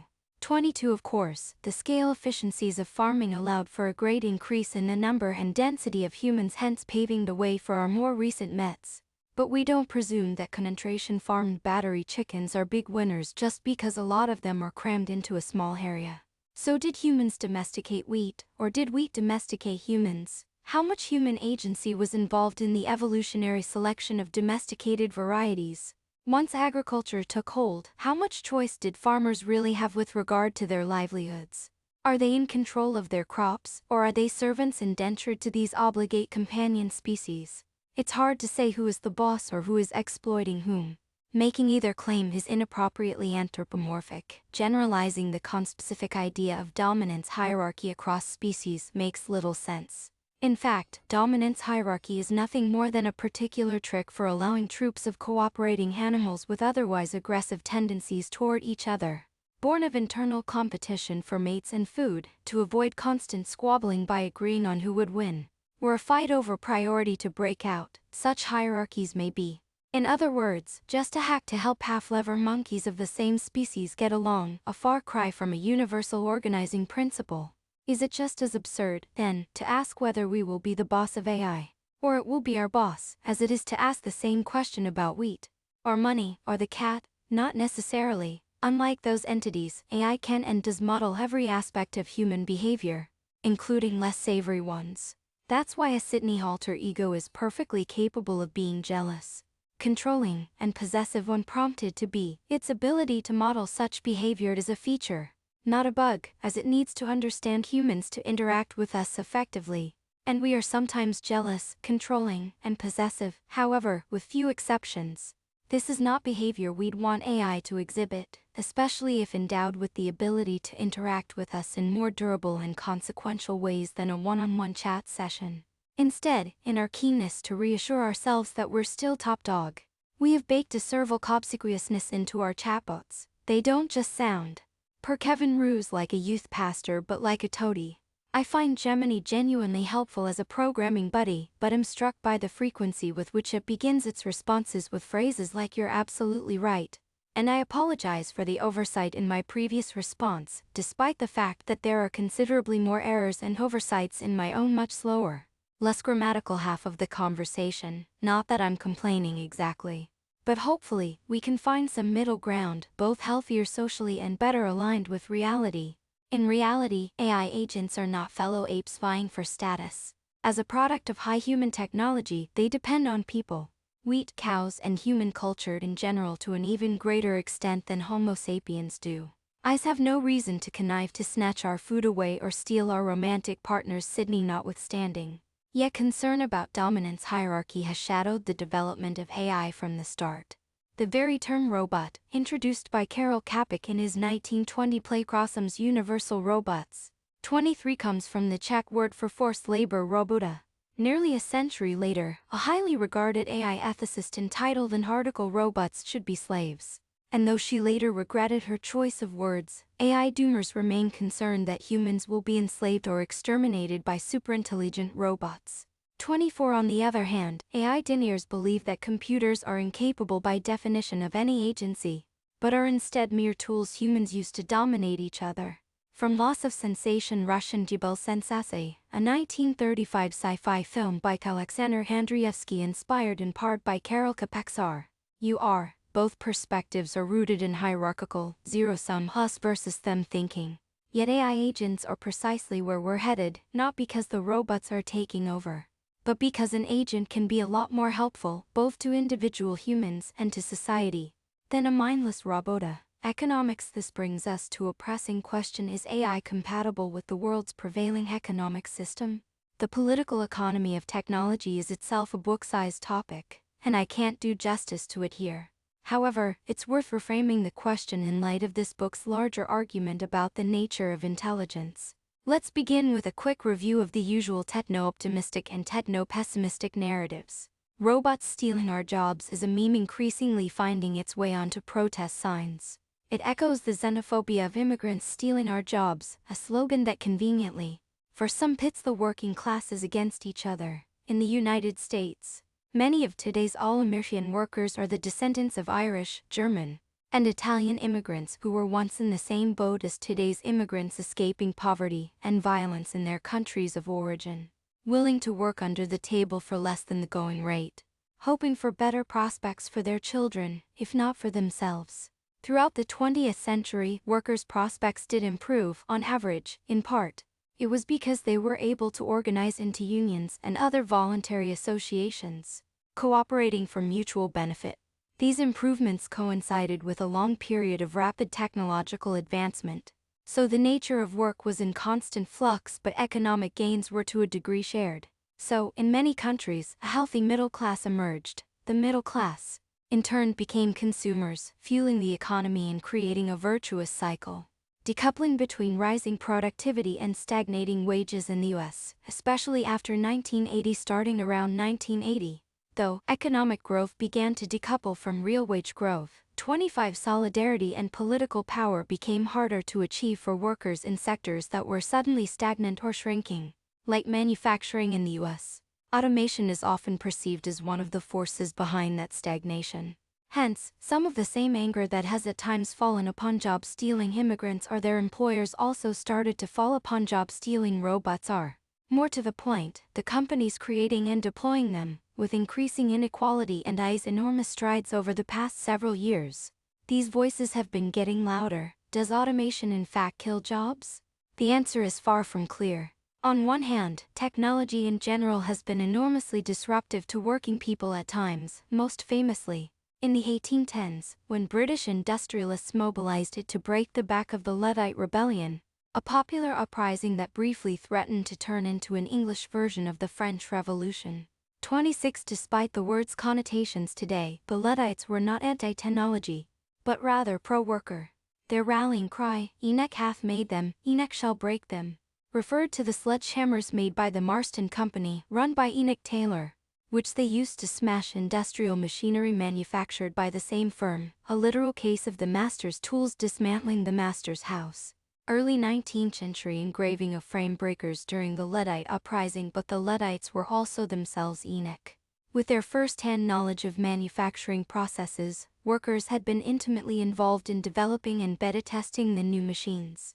They merely sought to preserve their dignities and livelihoods as well as the quality of their work product during the transition to increasingly efficient modes of production.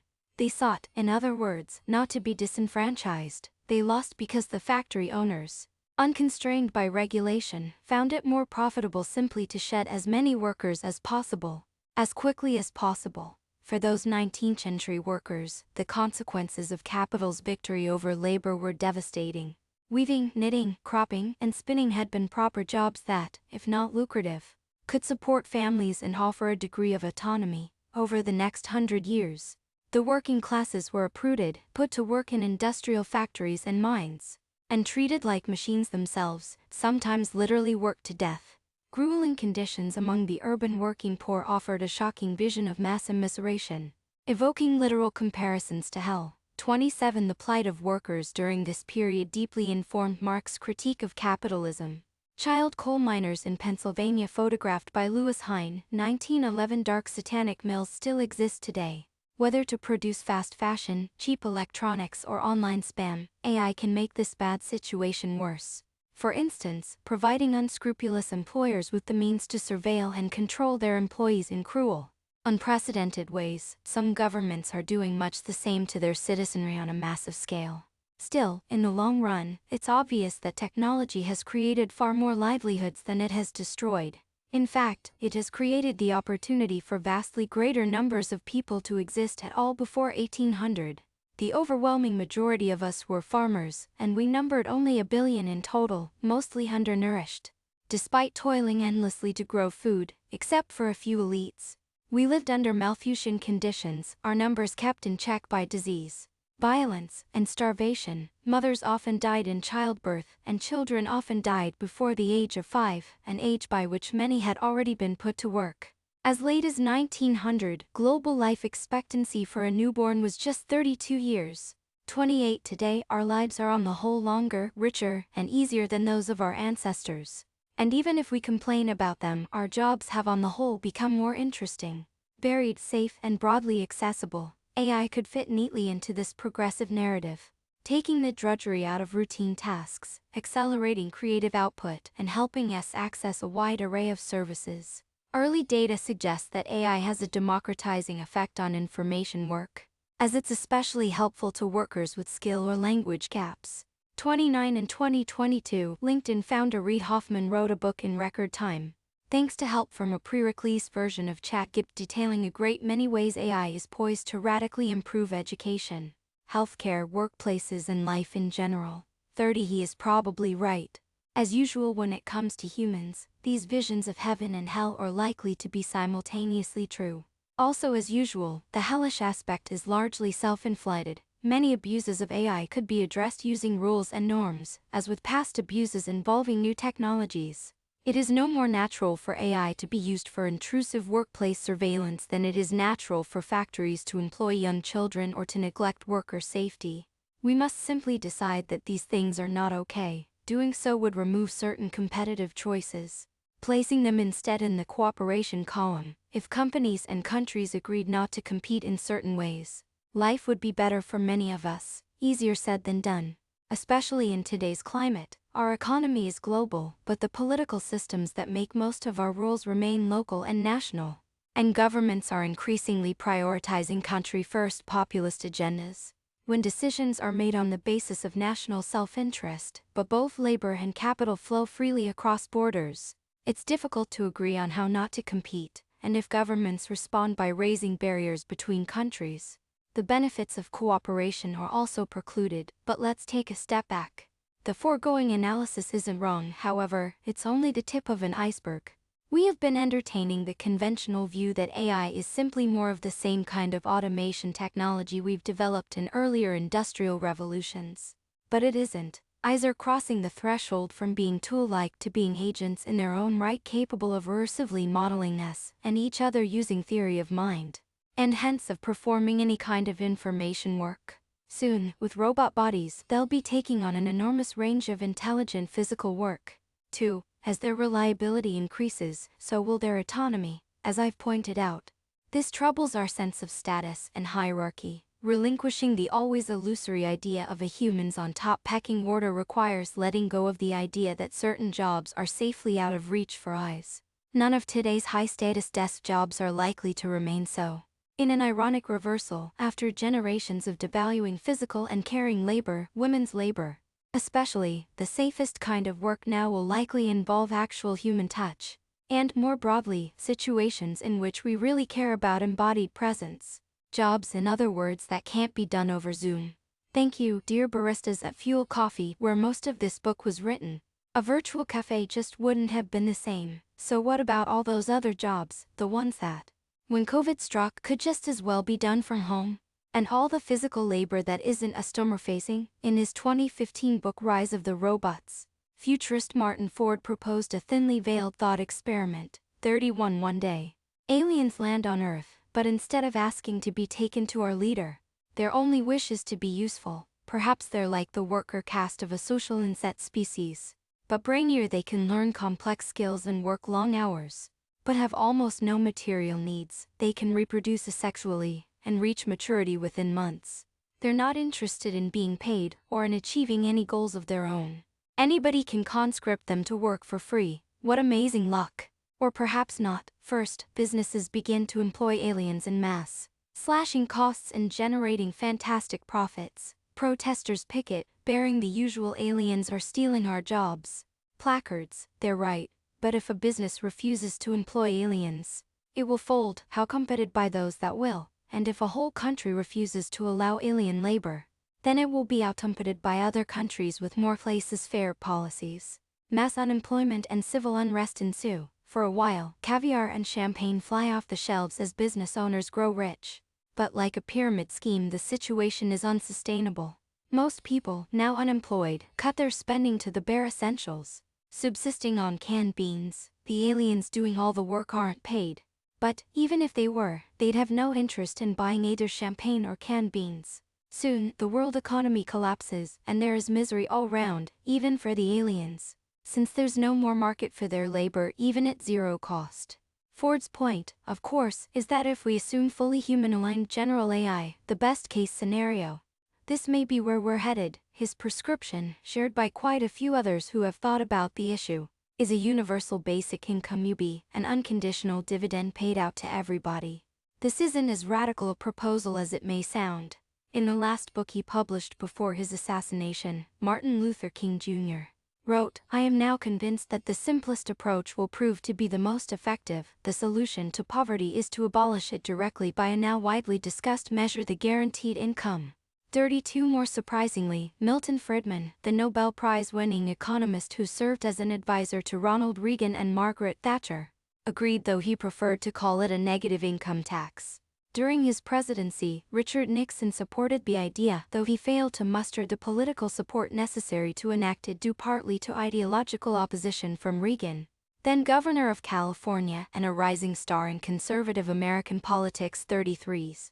In recent years, a number of governments, both local and national, have experimented with guaranteed incomes. For instance, Saudi Arabia, where massive oil fields have played an economic genius-like role not so unlike that of Ford's aliens, began paying out a UBI in 2017 through its Citizens Account program, though non-Saudi residents, who make up a sizable underclass, are excluded. The implications and implementation details of such programs need to be thought through carefully. 34 However, when aggregate wealth has risen above the level where everybody can be afforded nutritious food, clean water, healthcare, education, housing, a phone, and internet, it reflects poorly on society for anybody to lack these basics. Most countries have already far surpassed this wealth threshold, and many are, to one degree or another, already providing broad access to basic needs. We may have already begun, in other words, to slouch toward what one author has enthusiastically dubbed fully automated luxury communism. 35 It's not at all clear, though, that communism in any known form is able to replace the cybernetic feedback loops implemented by markets. Economic competition has driven much of the technological development that allows us to even entertain ideas like fully automated luxury communism. Our goal should be to continue to progress, learn, and develop. But at this point, we don't know what either competition or cooperation look like in a world full of AI actors in addition to humans. Human psychology spurs many of us to keep playing the economic game even when our material needs and wants are already met, hence the artificial scarcity of De Beers diamonds, Hermes handbags, and nefts of bored apes. If you're unfamiliar with any of these, don't worry, you're not missing out. Non-fungible tokens or NFTs are artificially unique digital assets representing ownership of some physical or virtual collectible. 36. The Bored Ape Yacht Club is a non-fungible token NFT collection built on the Ethereum blockchain by Yuga Labs, a startup founded in 2021. The collection features procedurally generated pictures of cartoon apes. By 2022, over $1 bin Bored Ape NFTs had been purchased by celebrities including Justin Bieber, Snoop Dogg, and Gwyneth Paltrow. It would be unfortunate for the bulk of our economy to shift in these directions, not only because status games are at best zero-sum, as one person's exalted standing comes at the expense of lording it over others, but because economic development based on artificially scarce luxuries of purely symbolic value doesn't drive innovation in science or technology. And innovation is what makes economic growth real, as opposed to some meaningless number that forever goes up. 37. As Ford points out, eyes may be aligned with individual humans or institutions, but they don't have any obligate drives of their own. That makes them unsuited to slot into a luxury-based economy alongside humans, which is probably a good thing. But it means that, like Ford's aliens, they could end up participating in markets only as producers, not consumers. Moreover, as an increasing proportion of economic value begins to rely on information goods, which can be endlessly copied, traditional notions of scarcity become increasingly artificial. Yet conventional economics relies on producers who, in turn, devote their profits to the consumption of scarce means which have alternative uses. 38. How, then, should a post-consumption and perhaps even post-scarcity economy work? This question will become increasingly urgent. Luckily, we have some time to figure it out, as no matter how fast AI advances, many sources of social and institutional friction oppose any overnight change. Whatever the solution, though, it's clear that legal and economic structures will need to adapt, and that the road will be bumpy. Decades of failure at achieving global alignment on carbon dioxide emissions show that even when we know exactly what we need to do, collective action is hard when it's incompatible with our existing economic operating system, which encourages competition and measures success on the basis of a single scalar value, money.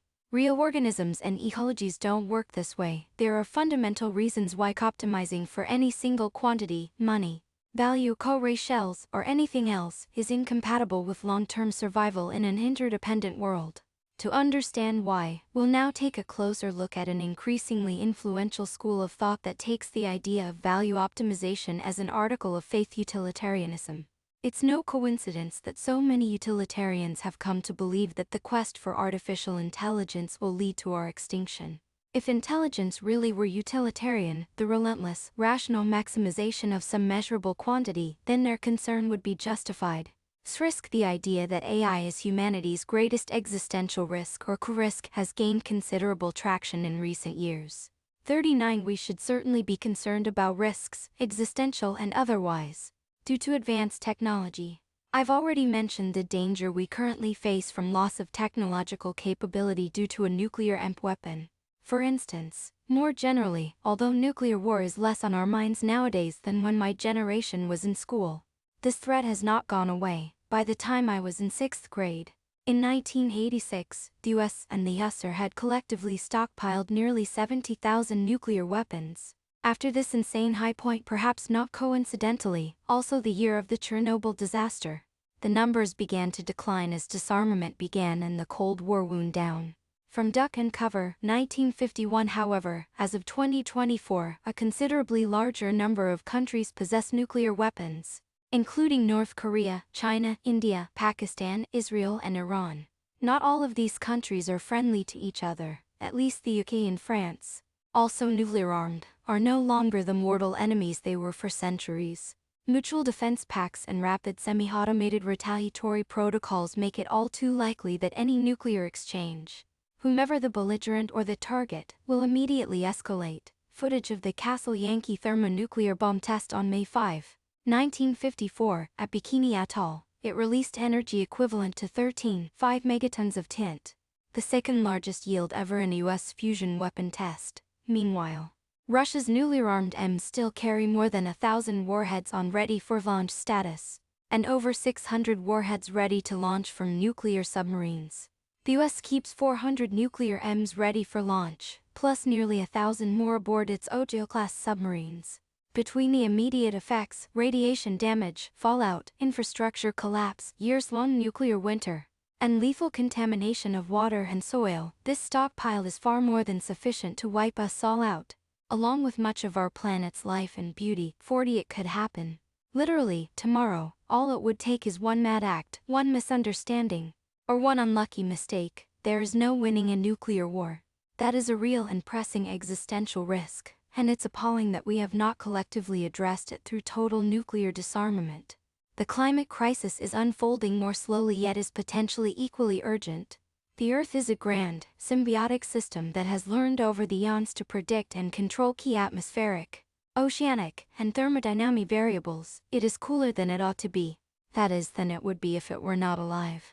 41 It maintains a homeostatic balance by taking in energy from the sun, doing metabolic work with it, which includes the metabolic work of our own bodies, and those of all other living things, and radiating enough in the infrared band to cool it to the right temperature for those metabolic processes to keep operating.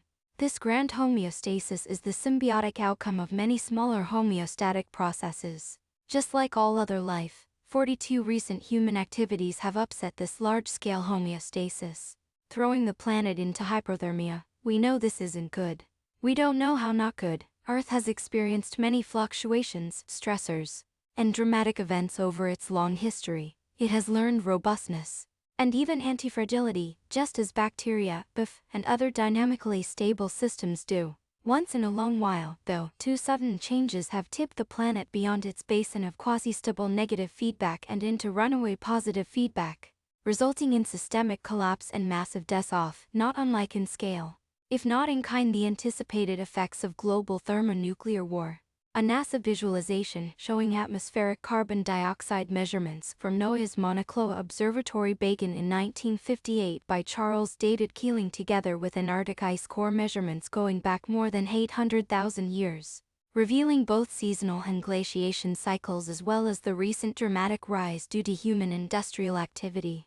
The collective intelligence we have used to harness fossil fuels, build massive industrial infrastructure, and disrupt the carbon cycle has also made us smart enough to understand that we have a problem, and to predict that if we don't act very soon it will get much worse.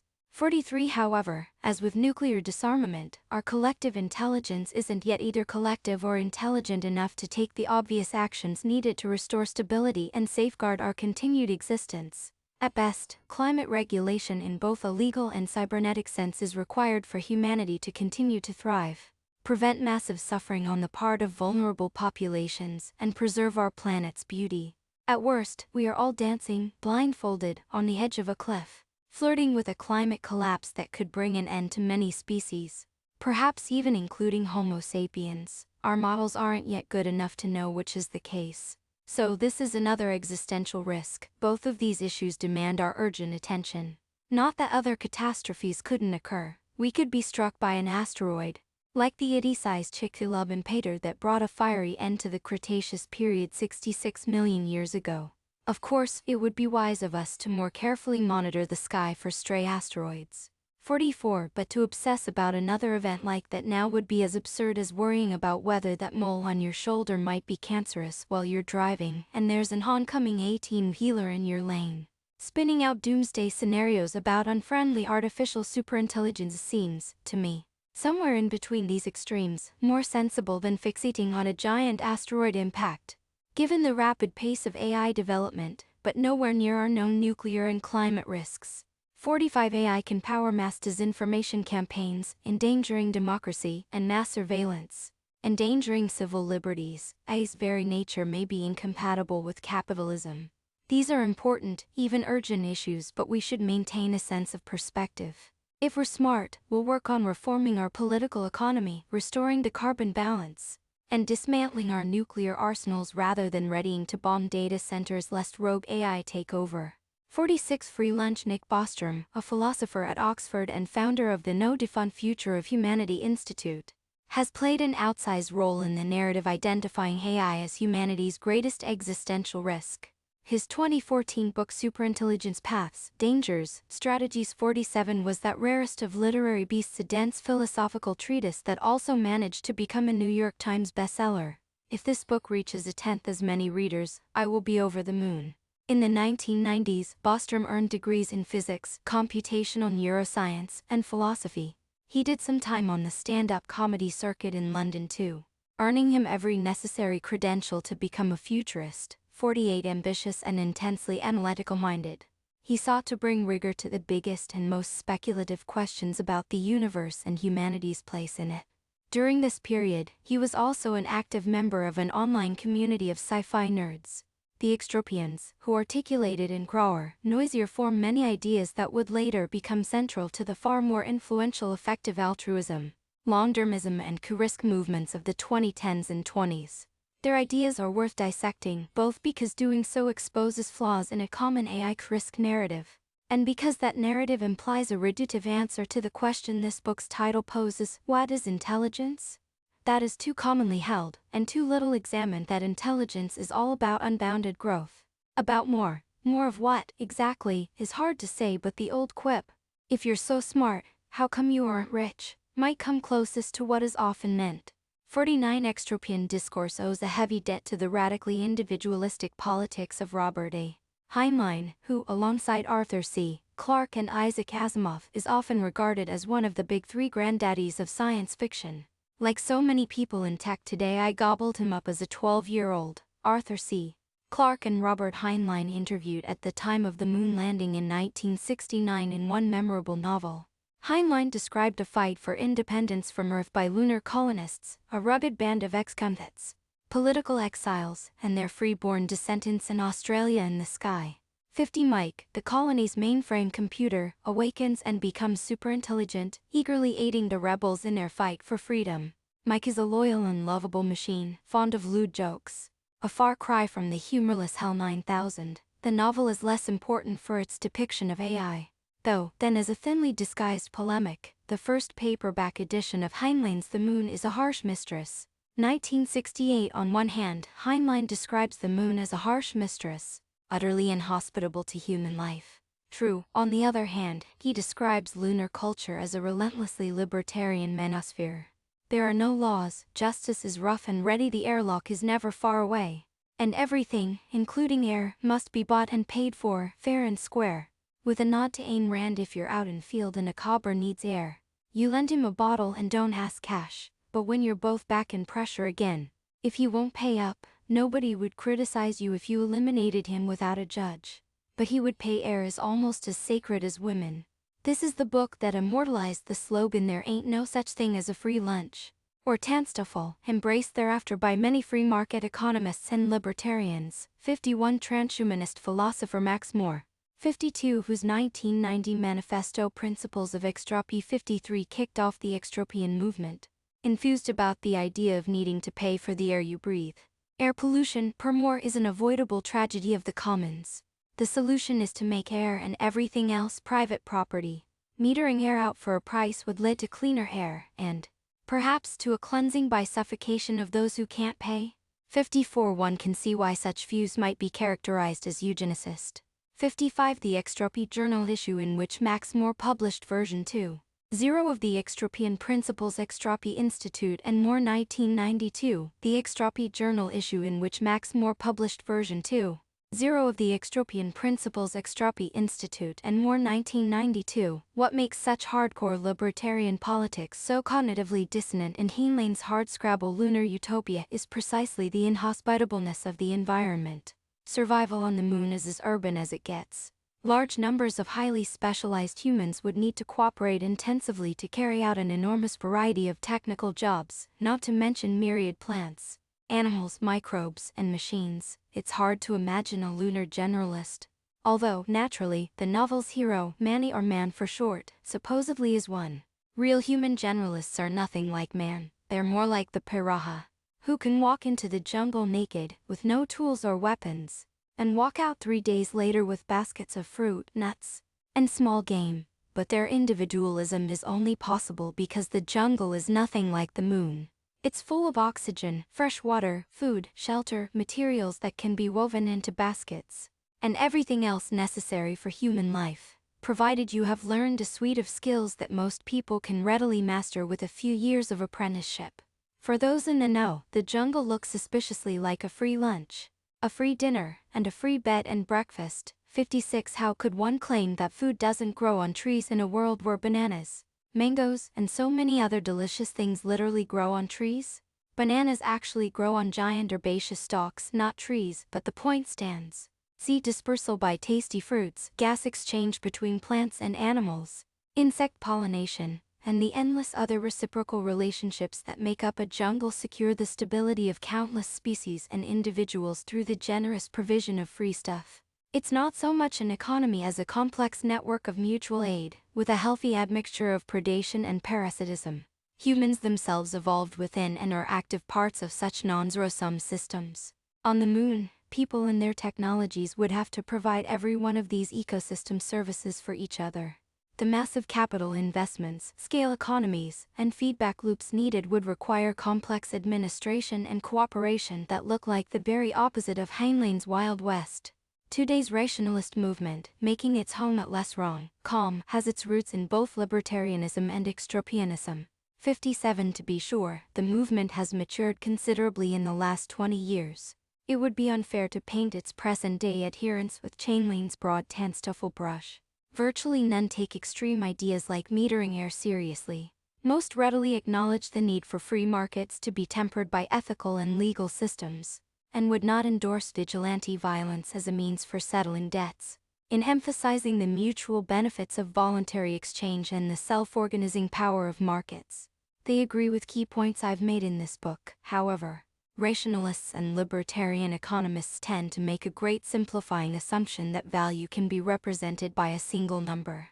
This is what underpins the idea that choices can be made rationally. That is, by deciding which of two legally and morally admissible alternatives is better in some absolute sense. By introducing this universalizing numerical value, a leap can be made from the obviously true that every entity in a graph of relationships both needs and provides for others, to the following economic dogmas: if you want or need something, it has value. If it has value, it can be priced. If everything has a price, you need money to buy it. If you have money, the amount income minus expenses can be tracked on a ledger. If you and every other actor are rational, then a free market will produce an optimal outcome. In 1945, the economist F.A. Hayek, who would go on to win the Nobel Prize in Economics, famously described the market as a giant decentralized mind that could solve the problem of allocating society's resources more rationally than any individual actor could. 58. With this intellectual move, he formalized the rationalist idea that intelligence, whether individual or collective, was itself defined by the optimization of economic value or utility. Utility. The roots of rationalism go back to Jeremy Bentham, and his ideas, like many from the Enlightenment, were wonderfully progressive for the time. More than that, they represented a grand synthesis of Enlightenment thinking. Jeremy Bentham left instructions for his body to be dissected, stuffed, and displayed in public as an autoion at University College London after he died, minus the head, which was severed and replaced with a wax likeness, like Descartes. Bentham believed in a universe governed by mechanical laws, like law-metry. 59. He pushed back against religion, believing that people, too, are part of the universe, hence governed by the same mechanical laws as everything else, like Newton. He believed that these laws could be given mathematical form, like Leibniz. He thought it ought to be possible to compute the correct answers to questions algorithmically, and not only, to use Hume's distinction, what is but what ought to be. Although he was no ally of the American revolutionaries, 60, he also believed, as they did, in the universality of rights. Indeed, he went quite a bit further, advocating equal rights for women, the right to divorce, and although this was too risky to publish in his lifetime, the decriminalization of homosexuality. 61. In the early 1800s, Bentham brought these ideas together in a large fold-out pamphlet entitled, rather wordily as was the custom, Table of the Springs of Action, shewing the several species of pleasures and pains, of which man's nature is susceptible, together with the several species of interests. desires, and motives respectively corresponding to them. 62 Jeremy Bentham's A Table of the Springs of Action, 1817. Jeremy Bentham's A Table of the Springs of Action, 1817. Jeremy Bentham's A Table of the Springs of Action, 1817. Jeremy Bentham's A Table of the Springs of Action, 1817. Jeremy Bentham's A Table of the Springs of Action, 1817. In this table, Bentham began developing in earnest what he called a philosophic calculus, whereby everything that causes pleasure or pain could be assigned a positive or negative numerical value. Food, sex, and the fear of death are in the table, of course, but so is much else, including the hardship of labor and the pleasure of rest, the seeking of novelty, the joy of friendship, and the love of God. Though plenty of religious impulses fall into the negative column, superstition, bigotry, fanaticism, sanctimoniousness, hypocrisy, and religious intolerance, more than a little of Bentham's subjective judgment is in evidence here. Regardless, his use of the phrase springs of action is a kind of pun. Most obviously by springs he means sources, as with water or well springs. However, it's also an allusion to the mechanical philosophy which held that people themselves are nothing more than a kind of dynamical mechanism, their psychology driven by motive forces just as a clock's gears are driven by its springs. In the same way Newton's calculus of fluxions allowed one to take the derivative of a partile's observed trajectory to infer the net forces it must be experiencing, Bentham's philosophic calculus sought to derive the hedonic, or pleasure-seeking, forces that shape a person's trajectory through life based on their observable behaviors. Or, equivalently, just as Leibniz's version of calculus allowed one to integrate known forces to compute a trajectory, Bentham believed that an accurate accounting of hedonic forces, once we understood them, would enable prediction of a person's actions. Thus, insofar as our behavior could be described as intelligent, intelligence itself is nothing more than value optimization. How do morals, ethics, or governance fit into such a picture? For Bentham, given a philosophic calculus, the answer is captured in the phrase that has become most associated with him: the greatest good for the greatest number. In other words, if people act in such a way as to optimize their pleasure, then the role of government is to ensure that the summed pleasure of all people is optimized. If, for instance, one person derives an amount of pleasure X by making 100 others' lives worse by amount Y, then this would be an immoral act, unless X is greater than 100E. The correct role of government is thus to prevent such selfish negative-sum actions, while encouraging any actions that increase total happiness, even if they fail to increase every individual's happiness. Bentham foreshadowed Hayek here, since if an individual's intelligent behavior consisted of maximizing individual value, a government's behavior could likewise be considered intelligent insofar as it maximized collective value. Today, we call this philosophy utilitarianism, and use the word utility to denote the good when positive or the bad when negative. Under certain assumptions, including perfect information and fully rational actors, a free market will maximize utility. This all sounds pretty good, certainly better than rule by force, disregard for the welfare of entire classes of people, or arbitrary moral codes based on superstition. Understandably, given that we're still not free of these historical blights, utilitarianism continues to attract devotees. Effective altruists are among the most hardcore. However, utilitarianism, quite literally, doesn't add up. Psychological studies show that human preferences don't always obey the transitive law, wherein if the utilities of X, Y, and Z can all be expressed as numerical values, and someone prefers Y over X and Z over Y, then they have to prefer Z over X too. Otherwise, there's a logical contradiction, the moment pioneering behavioral economist Amos Tversky showed, in 1969, that people can sometimes prefer X over Z. 63 He exploded the foundations of utilitarianism as a way to describe people's behavior. This turned what Bentham had posited as a law of human nature into, at best, a should rather than in his claim. 64 For example, one of Tversky's experiments involved forcing subjects to choose between gambles in which a simple roulette-like wheel would be spun, with a specified payoff between $4 and $5 if the spinner stopped within a black wedge. As the payoff increased, the size of the wedge decreased a little faster, making the expected payoff go down. But because people were more easily able to evaluate the payoff than the probability, they generally chose the larger payoff, thus making the wrong choice. When choosing between the extremes, though, they reverted to the right choice.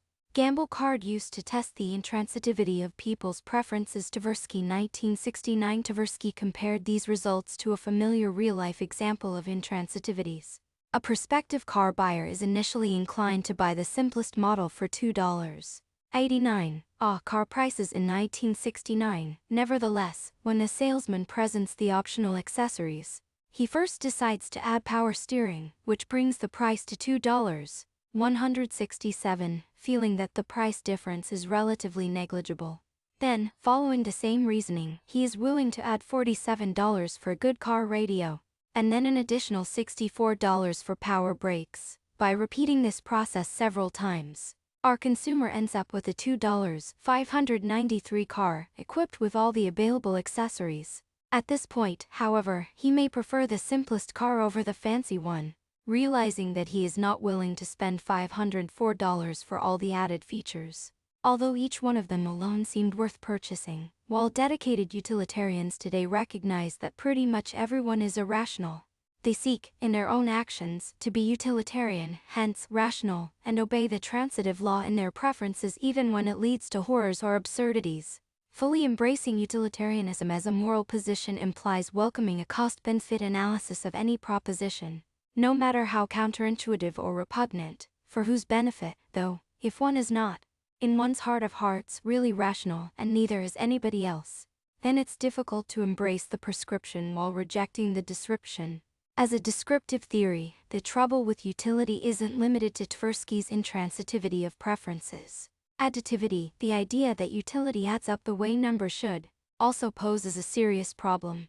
For example, in one classic series of experiments, patients were told to move a pain dial, numbered 0 no pain to 10 maximum agony during a colonoscopy, conducted while they were fully conscious. 65 Half of the patient's apologies, "I promise there's a reason I'm going here," had a short interval added to the end of their procedure during which the tip of the colonoscope remained in the rectum. This added interval was still not good, but it was less uncomfortable than what had preceded it. Curiously, these patients found the whole procedure less aversive than those for whom the colonoscopy ended more abruptly. Not only was their overall rating of the experience better in retrospect, but they ranked it more favorably among standardized lists of other aversive experiences, and even had higher rates of follow-up colonoscopies years later, though the effect was small. The researchers viewed these findings as memory failures, highlighting the way they had internalized utilitarian assumptions. If pain is supposed to add up, with X the pain involved in the main procedure and Y the pain involved in the extra time when the probe is left in, then surely Xi must be greater than X. 66 Yet that isn't how we behave. There are many more research findings in this vein. Problems involving transitivity and cadditivity can't be addressed by fiddling with the values in a springs of action table. No change in the philosophic calculation will match what people actually do, since spending money assuming you have a finite amount of it represents a similar series of trade-offs regarding which actions you take. It shouldn't be surprising to find that we're not rational economic actors either. When we exchange money, we're not in general passing around happiness, or any kind of proxy for it. Of course, this doesn't imply that happiness and money are unrelated. As our space of available action shrinks due to poverty, most of us do experience negative feelings about it, both because we're prevented from doing things we want to do and because having all of our choices taken away, being cornered, feels bad in its own right. For reasons discussed in Chapter 5, 67, going hungry, or being exposed to the elements, feels bad too, and we care quite a bit about social standing relative to our peers. So, there is a rough correlation between wealth and happiness, especially at the poor end of the scale. But the relationship is by no means straightforward. 68 Two key results in the study of correlations between income and happiness. 1. In the short term, changes in income Y are correlated with changes in happiness H. But these correlations don't persist in the longer term, since happiness is adaptive. And 2. There is a threshold above which changes in real GDP per capita have negligible effect on happiness. Easterlin and O'Connor 2021. Two key results in the study of correlations between income and happiness. 1. In the short term, changes in income Y are correlated with changes in happiness H. But these correlations don't persist in the longer term, since happiness is adaptive. And 2. There is a threshold above which changes in real GDP per capita have negligible effect on happiness. Easterlin and O'Connor 2021. While most of us wish we had more money, generally we don't carry out our day-to-day activities to increase either our wealth or any other obvious quantity. The closest thing to an exception would be people who work in finance and are obsessive about their score at that game. They live to play it, just as Lee said prior to his retirement in 2019. Live to play go. As you might imagine, utilitarian thinking is especially popular on Wall Street, where many believe that to be smart is to be rich, and vice versa. Big tent utilitarianism is far from a purely right-wing position. Some staunch adherents, most famously the philosopher Peter Singer, extend their philosophic calculus to non-human species. Singer is mostly vegan since he cares about animal suffering as well as human suffering. He popularized the term speciesism to decry those who ignore the suffering of non-humans. Although flattening distinctions between species creates some challenges of its own. 69 We do indeed have to acknowledge that the network of relationships we care about includes non-human actors, whether we like it or not, but that doesn't mean those actors are all equal. They come in all sizes and shapes, and this very fact makes universal participation in any single economy or philosophic calculation impossible. One can't ignore one's own place in it, either. If the graph of relationships were finite and flat, containing only 100 villagers who seek to trade handicrafts and vegetables with each other, then money might work pretty well for optimizing the flow of resources, though it still wouldn't be a good proxy for happiness. Likewise, deliberation and voting might work pretty well for coordinating collective action. However, there is no universal currency and no view from nowhere. When the graph includes not only human beings, but also single cells, tree frogs, corporations, banana plants, jumping jeans, jumping spiders, trade unions, nations, rivers, and burial grounds, it becomes hard to understand how these interacting entities are all supposed to make decisions, pay each other for stuff, and be held accountable for debts or obligations using anything like an economic model. For instance, if we were to put an economic price on air, whom should we pay? Presumably, in no small part, the Proplurusyanobacteria that inhabit the Earth's oceans and synthesize a good deal of the oxygen we breathe. Do we mint gifts for them? Issue them with voting shares in Air Corporation? Are they heathen distinct, or more like a superorganism? Suppose humans were to make the ill-advised decision to enclose both the oceans and all of these smaller entities to enable universal stewardship and rent-seeking by legal persons which today include people, corporations and nations. Then, the problem of taxonomizing these assets, weighting voting interests, and tracking value flows would look like a combination of solving GOFAI and simulating the whole planet, all for the purpose of bean counting. In a world that seemed to be getting along just fine before we decided it could be improved with a spreadsheet of all that is 70 everything we today consider labor or capital, value or worth, joy or suffering would be a drop in the bucket alongside that multifidal leviathan.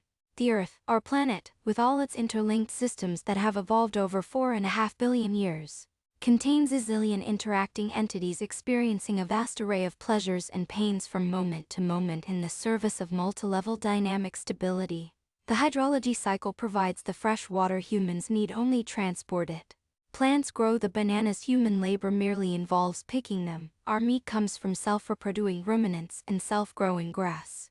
We put a fence around them and call them property, either privatized or collectivized.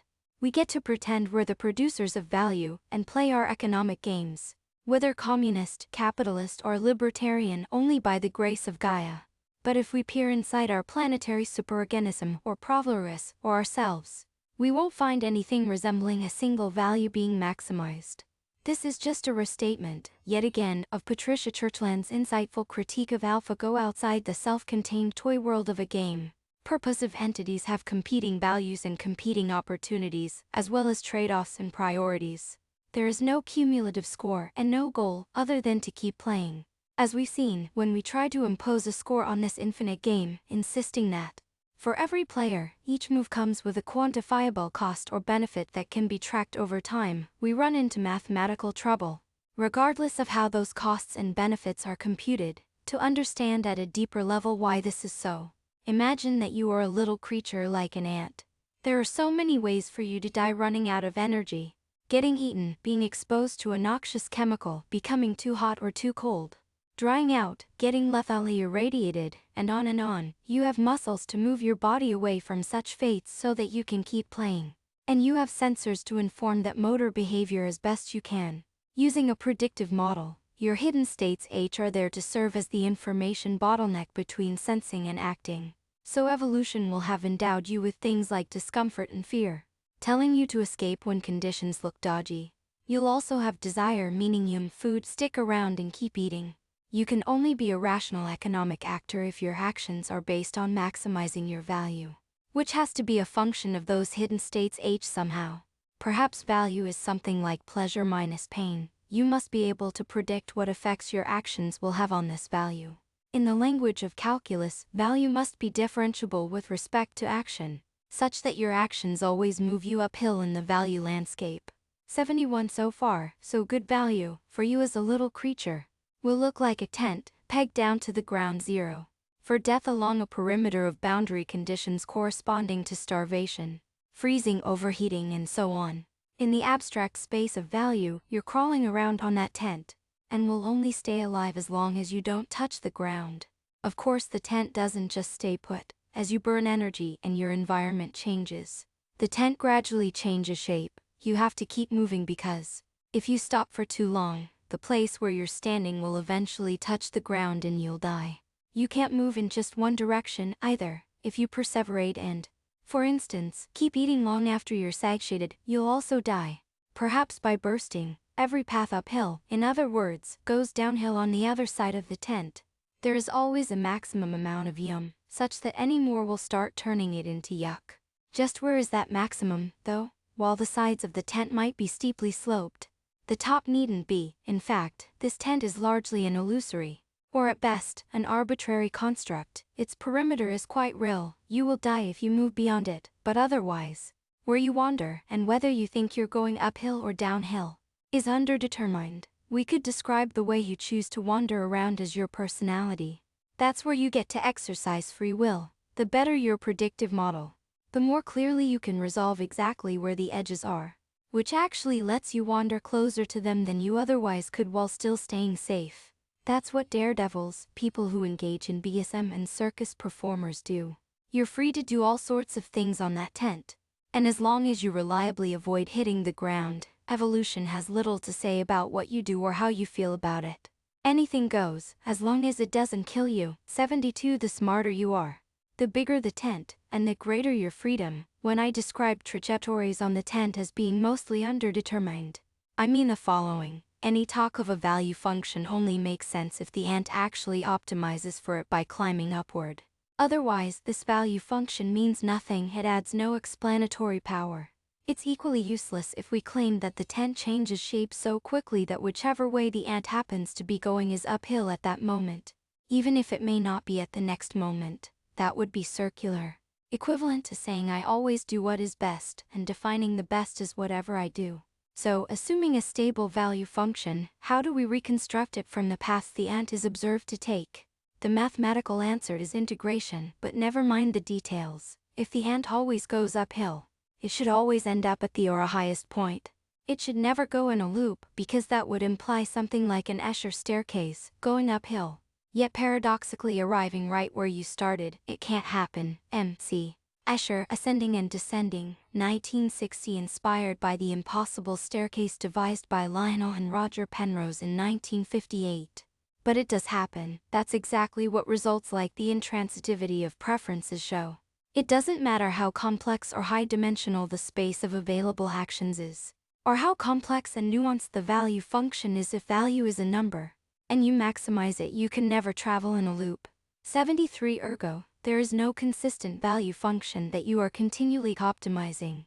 And that's not only true for people, but also for ants, bacteria, corporations, and everything else that has evolved for stability. We ought to have known that reducing decision-making to the optimization of a single value would never work. Though, because even the simplest organisms need more than one internal signal to make viable behavioral decisions. You can't just subtract serotonin from dopamine, for instance, and preserve the information you need to stay alive. Food is great unless you're full. Resting is great unless you're too hungry. Sex is great unless you're too hungry or too full. These things simply aren't substitutable. A worm or a bacterium knows as much. Even corporations, the supposed epitomes of economic optimization, have begun to acknowledge that maybe a single value like stock price can't be the sole guide to behavior. With the introduction of environmental, social, and governance ESG metrics for investing, and the adoption by some of a triple bottom line, which adds social and environmental to financial accounting, these are not yet mainstream practices, and turning them into accounting is bogus. In any case, they don't obey transitivity or cadditivity either. But in truth, corporations have never behaved as purely rational economic actors, whether that's reflected in their accounting or not. Their hunger for money may be bottomless, but like every other entity, they have evolved to survive, so they also usually follow all sorts of norms and rules, and spend resources on all sorts of stuff that isn't about making money, but about preserving important relationships and thereby continuing to exist in the future. 74. A traditional economist might argue that, given predictive capability and a long view, optimizing for making money automatically means optimizing for survival and everything instrumental to survival. After all, if I want my widget manufacturing startup to become a billion-dollar company, it has to survive and grow until it reaches that size, and if it runs out of money at any point, it will die. So whatever I do in the service of the company's survival is really just optimizing for money in the long term. There are two problems with this line of thinking. First, running out of money is only one way a company can die. It can also cheat too much and get caught, like Enron, or get burned down by disgruntled townsfolk, like the Westhoughton Mill in Lancashire during the Luddite Revolt. Both of these businesses, incidentally, were unusually single-minded in optimizing for profit. At bottom, the only thing all successful businesses have in common is that they continue to exist. That is dynamic stability. They might need an influx of money to keep running, just as we might need an influx of food to keep running. But it's no more accurate to say they all exist to maximize money than it is to say that our purpose is to maximize the amount of food we eat, or, for that matter, how much comes out the other end. Similarly, if a company survives a long time, we could equivalently claim that it's optimizing for anything involved in its metabolism. Inverse reinforcement learning (RL), a family of machine learning methods for reverse engineering a value function from observations of actions taken. 75 would have trouble making any distinction. If we pick an arbitrary but very successful long-lasting company, we could make a case that it has optimized over the long run for how many people it employs, a huge national chain, how many lives it shortens, a cigarette company, how much time it wastes, a casual game company, or a myriad other goals. My widget company could even be all about maximizing the number of complaints I hear from my customers. After all, the more cheaply produced, semi-wrappy products I can move while still managing to expand my customer base, the more complaints will roll in. Before you rush to see if this business idea has been patented, be warned that it seems to already be popular. 76 Limits to growth. No matter how a value function is defined, the idea that it can or should grow forever and without bound max more is self-evidently absurd. To anyone who studies neuroscience or biology, the idea that any parameter in a living system can grow without bound makes little sense, especially in a system whose dynamics are exponential, which is how dynamical systems generally work. Once an exponential takes off, it grows very fast, and if it represents anything correlated with the real world, it will in short order run into ecological, physical, and, ultimately, cosmological limits. Hence talk of a singularity, a point in time beyond which an exponential prediction yields something literally impossible. 77 Often, by analogy with the event horizon of a black hole, this predicted singularity is understood in nearly mystical terms, as a dark barrier we are hurtling toward, on the other side of which we'll experience something biblically awesome. Armageddon, Nirvana. There's a much more prosaic way to think about exponentials, though in real life they simply can't go on for long. Typically, they saturate, with initial exponential acceleration first becoming more linear, then turning into exponential deceleration. The value may approach a maximum without ever quite getting there, or go back down or oscillate. Over the long run, it must stabilize or oscillate within some bounds, which implies a larger negative feedback or homeostatic mechanism. This is yet another way of observing that every enduring growth-oriented, competition-based living system is necessarily a part of a larger, homeostasis-oriented, cooperation-based living system. World human population, an apparent exception, has been in exponential growth for 10,000 years. with the exponent itself leaping upward at points corresponding to METs. Most recently, the baby boom around 1945 as described earlier. This is the mother of all exponentials, the Moore's law of our species. Despite significant oscillations due to Black Plague mortality prior to 1700, in a zoomed-out view, world population has increased exponentially, with the exponent increasing dramatically around 1700. Then again around 1945, however, population is expected to plateau in the 21st century. Yet there was, and is, clearly a limit. At the rate we were going, something had to give, and it had to give around now. Otherwise, in just another few centuries, the blink of an eye, relative to our history as a species, human bodies would blot out the Earth's entire surface, and not long afterwards stack up to fill the entire biosphere. We could begin populating the rest of the solar system, but it's hard to imagine a scenario in which this meaningfully relieves population pressure on Earth, or even offers a comparably sized niche. There just aren't that many places in the sun's neighborhood where we can live in substantial numbers, and interstellar travel would be a very, very slow escape valve. So, in the mid-20th century, we were facing a population singularity. We didn't fantasize about any magical, unforeseeable singularitarian result, though. Instead, we foresaw, sensibly enough, the inevitable end to exponential growth. Either the hard way, a massive die-off, or the gentle way, a sharp enough decline in fertility to avoid overshooting hard limits. Luckily, we're now tending more toward the latter, though we're not entirely out of the woods yet. 78 Before Nick Bostrom began to focus on AI risk, he had already made a name for himself among philosophers serious and armchair alike by advancing the simulation hypothesis, which holds that, in all probability, we're living in a computer simulation, as in the Matrix movies. This is relevant to exponential growth worshipping fans of the singularity because virtual worlds could, in principle, support astronomically large virtual populations. In brief, the simulation hypothesis argument goes like this. Over the past several decades, we've become capable of simulating increasingly sophisticated virtual worlds, from giant cosmological simulations, to photorealistic shooter games, to faithful models of neural circuits run by computational neuroscientists. Moore's law has been rendering these simulations exponentially faster and more detailed over time. Huge numbers of such simulations are already running on Earth, whether for basic research, entertainment, urban planning, or other applications. This is interesting in itself, when we think about how our brains became so much more powerful when they were able to carry out predictive simulation of counterfactuals. 79 All the simulations we're running today look like the same sort of cognitive upgrade, but now at the level of our collective intelligence. If Moore's law continues, then, before long, the realism, or at least the complexity, of all these simulations might rival that of the real world. Some simulations already include virtual people. In video games, these are called non-player characters (NPCs). Today they're mostly cartoonish and are wired up to handwritten scripts or AI models like digital marionettes. 80 If you try to do in-game electrophysiology on the heads of NPCs in a video game, you won't find any neurons in there, just the backsides of textured polygons. However, in a very distant descendant of the BIF universe, intelligence could evolve, with or without our help. If so, then, given exponentially increasing computation, an exponentially increasing number of intelligent agents will be living in such simulated worlds. If you find the BIF on steroid simulation scenario a stretch, keep in mind that we see extraordinary realism emerge when we use neural nets to learn simulations of the world, from the weather and fluid dynamics to sound and vision.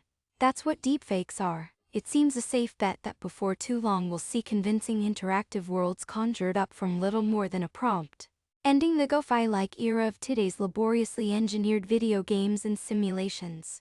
As in the Bible, a universe really could begin with a word, or just a few of them. 81 Despite the hundreds of millions of dollars they cost to develop, the polygonal puppetry of games like Fortnite will soon seem as crude as Pac-Man. And there's no reason neural world simulations couldn't include virtual eyes implemented using virtual neural nets. Dissection, electrophysiology, and physics experiments could work in-game, though if those artificial creatures were to probe their world ever more finely, they might encounter a kind of pixelation like quantum effects. At this point in the argument, proponents of the simulation hypothesis invite us to take a Copernican turn. Copernican turns have occurred repeatedly in astronomy, as when we realize that other planets have moons too. That Sol is just another star, and that the Milky Way is just another galaxy. In short, that there's nothing special about where we live, hence the saying that the universe doesn't revolve around us. Why, then, would we assume that our universe has the unique property of being real? Since the jillions of other ones we know about are all simulations, as we well know.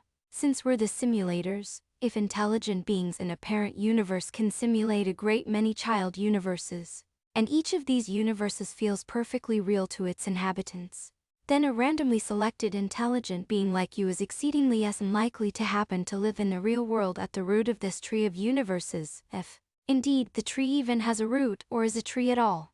82 detailed arguments for and against the simulation hypothesis are beyond our scope here. Its relevance to us lies less in its disconcerting claim about whether we have a parent universe and are thus ourselves something like eyes, than in its less controversial implications about the child universes we can create, and since 1945 have been creating at an exponentially growing rate. For in a sense, any computational environment is a child universe with its own dynamical laws, and, soon, its own digital inhabitants. A program like the one Ada Lovelace wrote to compute Bernoulli numbers creates a tiny, trivial universe whose physics does nothing other than to produce a sequence of digits. A more complicated program, like the one written for the Maniac in 1945 to simulate the hydrogen bomb, models a universe in which a single runaway process unfolds, a sort of cartoon Big Bang. Massively multiplayer games are child universes full of digital puppets whose bodies are controlled by gods, us in the parent universe. Now, real agents are starting to inhabit those virtual worlds. Every instance of ChatGift can be considered a child universe containing a single AI, which communicates with a god in the parent universe through its context window. Futurists like Ray Kurzweil, who popularized the idea of the singularity, and myriad sci-fi writers have speculated about how we could transmigrate into our child universes by scanning our brains, then running them in simulation. It's not clear whether those uploaded minds would be able to instantaneously learn Kung Fu like Neo, but we could speed up or slow down our subjective sense of time, copy ourselves, change how we look, maybe live forever-ish, 83, and perform various other cool digital tricks. Neo learns Kung Fu in The Matrix, Wachowski and Wachowski 1999. Unfortunately, mind uploading is not realistic, or at least, not for a long while. 84, and I wouldn't recommend beta testing the procedure unless you're on your deathbed, as your parent universe brain would not survive the scanning process. What is entirely realistic, what we are already starting to do today, is to create new intelligences within child universes. I've argued that most of these are, in a broad sense, human intelligence, as they are portrayed on collective human experience. They have also, through fine-tuning for dialogue, been trained to pass the Turing test, whether or not we regard them as people or mind children. 85. They are intelligent entities, and their population can and will grow much larger and more quickly than the human population. Not that population is necessarily a concept that will translate straightforwardly into the digital realm. Models come in every size, from tiny to vast. They can be copied and forked, run briefly or for a long time, act as independent entities, or linked tightly into a single larger entity. This is how life works in general, of course, but much about human sociality, law, and political economy relies on flat relationship graphs, in which the entities are all of a uniform kind, presumed to be created equal. Uniform treatment of entities has already posed problems, given the rise of enormous, powerful corporations with person-like rights and legal statuses, the animal liberation movement, and more recent legal battles waged on behalf of mountains and rivers. 86. Great numbers of variously sized AI entities living in virtual worlds, many of which communicate with our own via chat windows, cameras, microphones, screens, headsets, and cloud services, or about to complicate life in the digital multiverse even further. At least we now have a much better sense of what lies beyond the population singularity predicted in the mid-20th century. Catastrophists at the time predicted a population bomb that would bring an ugly end to human civilization, resulting in a descent into environmental collapse, Mad Max dystopia, and cannibalism. 87. That will probably not happen, as our population, at least in this universe, is set to peak, then begin to decline, this century. Why is the current met halting population growth and sending it back into decline? Unlike the previous Mets that kicked population into overdrive, many factors come into play, including the rise of women's rights and improvements in contraceptive technology. But the main driver is economic development, as can be confirmed by exploring the historical correlations between birth rate and wealth by country. Ideate until surprisingly recently, human numbers were kept in check mainly by the Malthusian forces of disease, starvation and violence. A high birth rate was required simply to ensure that there would be a next generation. And that next generation was economically valuable to prospective parents. Children were needed to work the land, generate income and provide for mom and dad in their dotage. In post-agricultural societies, though, children go from being an economic asset to a liability. Nowadays, per economic sociologist Viviana Zelizer, a national survey of the psychological motivations for having children confirms their predominantly sentimental value. Children may provide emotional satisfaction, but no money or labor. 89. So, we're now having a lot fewer of them. Declining fertility suggests that, regardless of employment and market statistics, individual people in advanced economies have become net consumers rather than producers. Economic productivity and population are decoupling. And an end to population growth has far-reaching consequences, given that, as discussed above, our entire economic system has been built around the assumption of continual growth. On the other hand, an increasing share of our economy is shifting into the realm of information work, which can move seamlessly between digitally connected universes, and we now know that the population of intelligences in our child universes is about to explode orders of magnitude faster than any baby boom. If, a few decades from now, we were to plot the logarithm of the total population of combined humans and eyes over time or something roughly equivalent to population, we would see another kink in the curve beginning around 2020. Similar to the one in 1945, and even more dramatic, tears of joy having explored the problems raised by the greatest good part of Bentham's greatest good for the greatest number calculus. It's now time for us to delve into the even thornier problems raised by the greatest number part. We see that, for an individual, good both doesn't strictly exist and isn't additive. But you might suppose that the addition of something approximating good across individuals still makes some sense as a moral heuristic. Spoiler, it doesn't. Recall that although 20th century population bomb anxieties turned out to be a false alarm, it wasn't because infinite growth wouldn't be a problem, but because increasing wealth reliably leads to lower fertility. Draconian measures like China's one-child policy were both cruel and unnecessary. As China grew richer, its fertility declined so dramatically that it now faces an alarming population crunch. In Japan, the population is shrinking so rapidly, especially given high barriers to immigration, that by 2040 the amount of unclaimed, vacated land is projected to exceed the area of Ireland. 90. This is a preview of what the future will look like globally, which is great news for our long-term survival. Assuming we don't ruin everything in the meantime, our footprint will lower enough to allow for the regrowth of stressed ecosystems. Hopefully, even as we maintain a high living standard, there's probably no single right population size for Earth, but rather a wide range, anywhere between too small for human diversity and stability to too large for a decent quality of life and non-human diversity.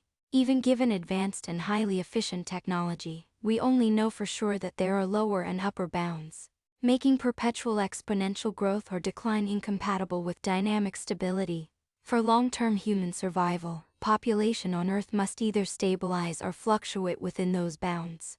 Is an Earth with 10 billion people necessarily 10 times better than an Earth with 1 billion? Though, or, to give this a non-human gloss, is the value of domestic cats' worldwide population, roughly 220 million, really 73,000 times the value of snow leopards' worldwide population, roughly 3,000? Or else, if we say that the two species have equal value, do we really think the life of each snow leopard is worth the lives of 73,000 cats? Some utilitarian philosophers are fond of setting up morally agonizing trolley problems. 91 To try to get actuarial about questions like these. If you pull the lever, you can derail the trolley, sacrificing only 1,000 kittens to save the snow leopard tied to the tracks.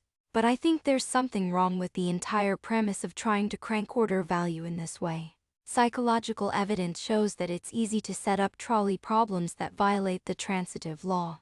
In fact, trolley problems have become famous for exposing human irrationality in even more blatant ways than Tversky's intransitivity tricks. The classic version of the trolley problem has 5 people tied to the track in front of the trolley and 1 standing on a side track. You can either do nothing, in which case 5 people will die, or pull the lever, in which case the trolley will be diverted onto the side track and 1 person will die. The philosophic calculus is clear: you should pull the lever, because the alternative is 5 times worse. Real people's moral calculations aren't so straightforward, though. Their responses are all over the place, and highly sensitive to, from a strict utilitarian's perspective, irrelevant details. For instance, if it's necessary to push an overweight bystander onto the tracks to save the other 5 innocents, almost nobody will do it. 92. If we consider good to add up across individuals, the easiest way to increase goodness is simply to increase population.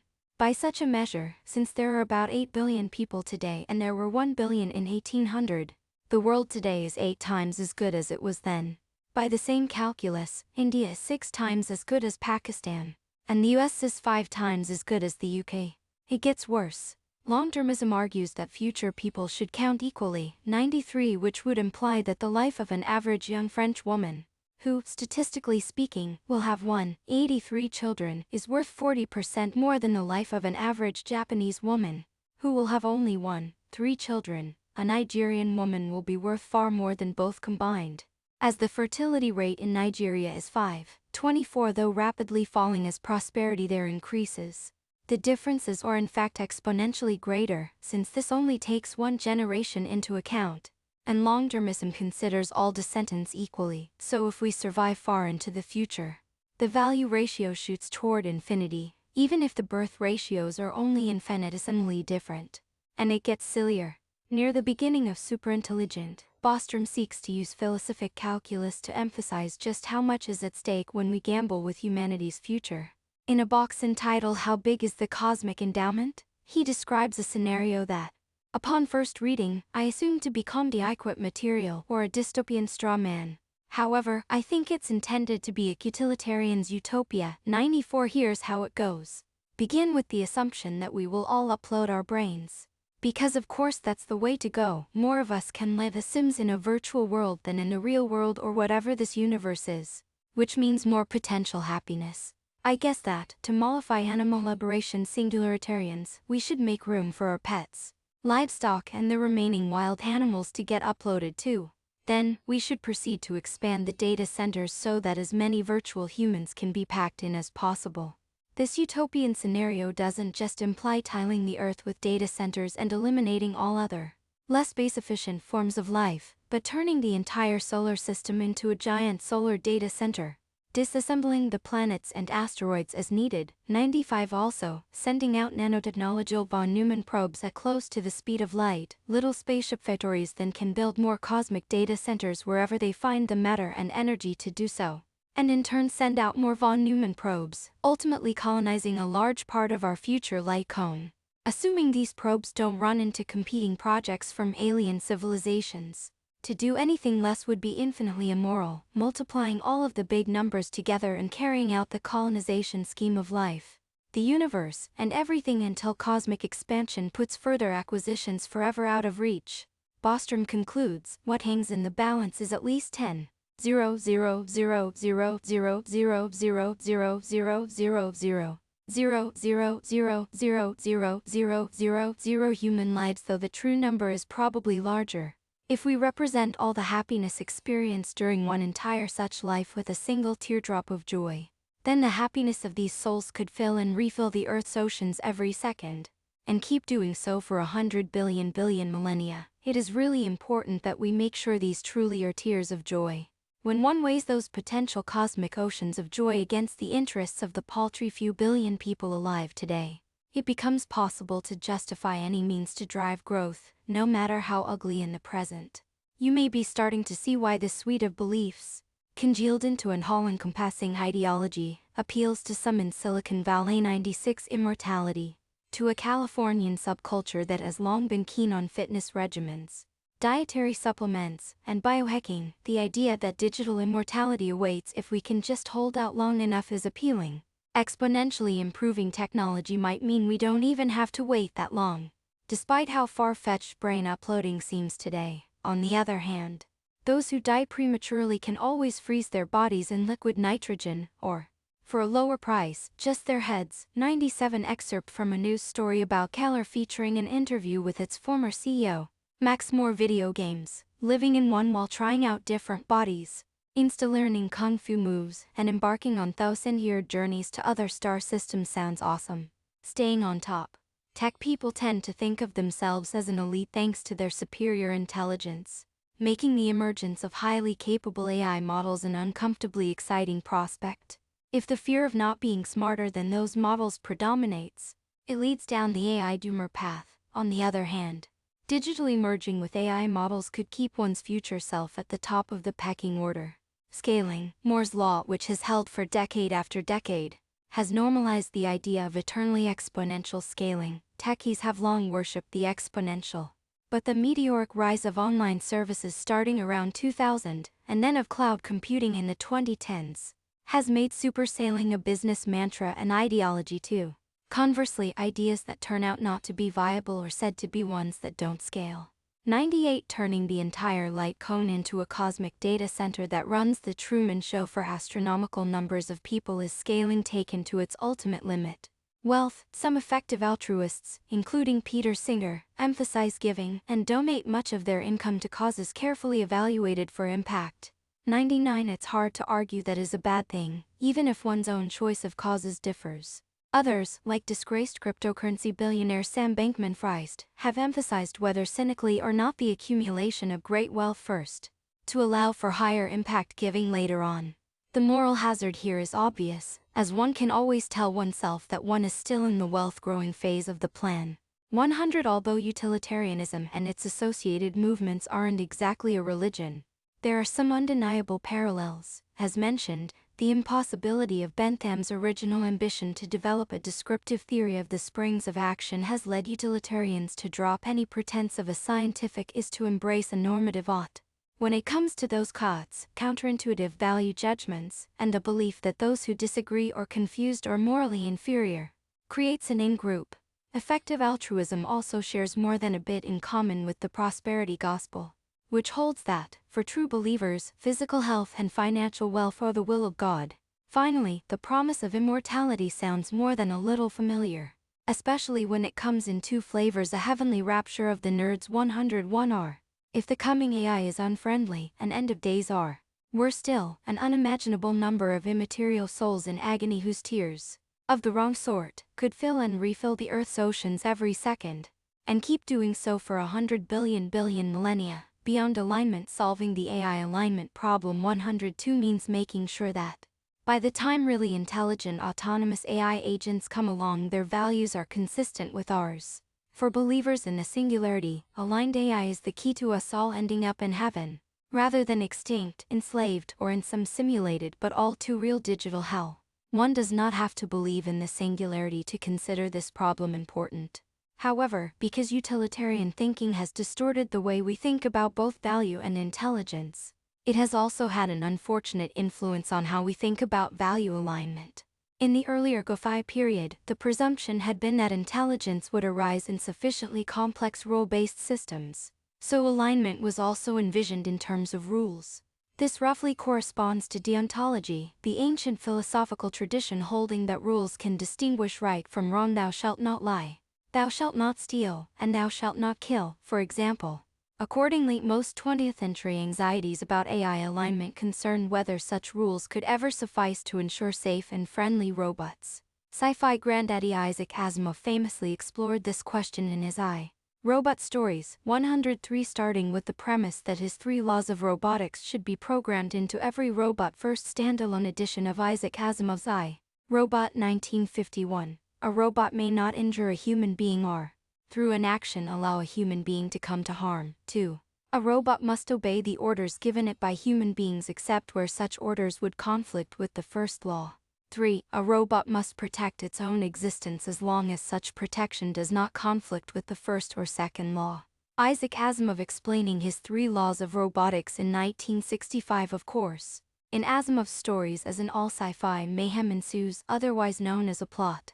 For Asimov, the trouble is lawyerly, meaning that some combination of an unusual situation and logical yet counterintuitive reasoning based on the laws leads a hyper-rational robot to do something surprising, and not necessarily in a good way. 104 The reader may be left wondering whether the issue could be debugged by adding one more law, or closing a loophole, something Asimov himself undertook on several occasions.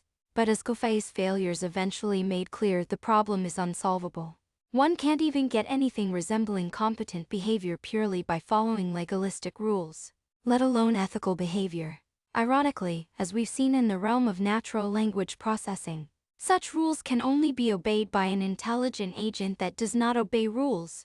Recall that by the 2000s, state-of-the-art AI was no longer being programmed, but rather trained through the maximization of value functions. Mostly, this involved supervised learning, which is all about optimizing a task-specific score. Starting in 2010, DeepMind, the outlier, focused instead on game-playing using reinforcement learning, in the belief that it would ultimately lead to AGI.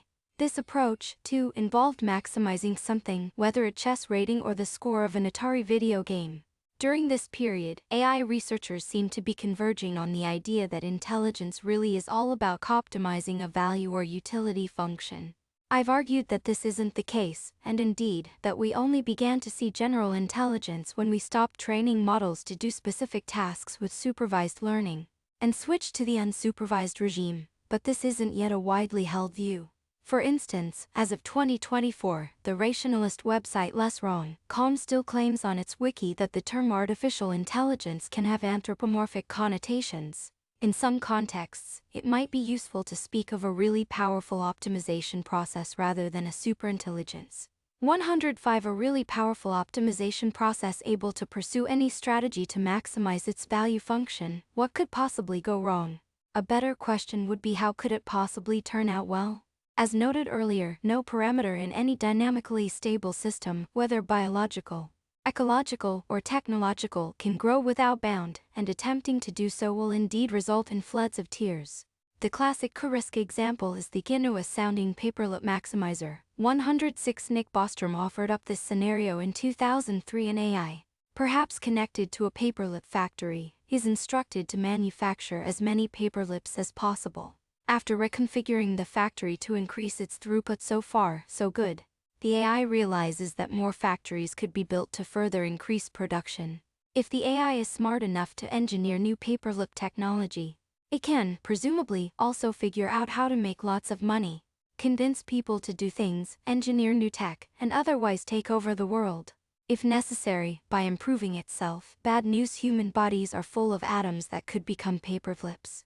But even if the AI stuck to the traditional stainless steel kind, covering the Earth and then filling the light cone with robotic mining operations and paperlip factories won't leave any space for snow leopards, tree frogs, or people.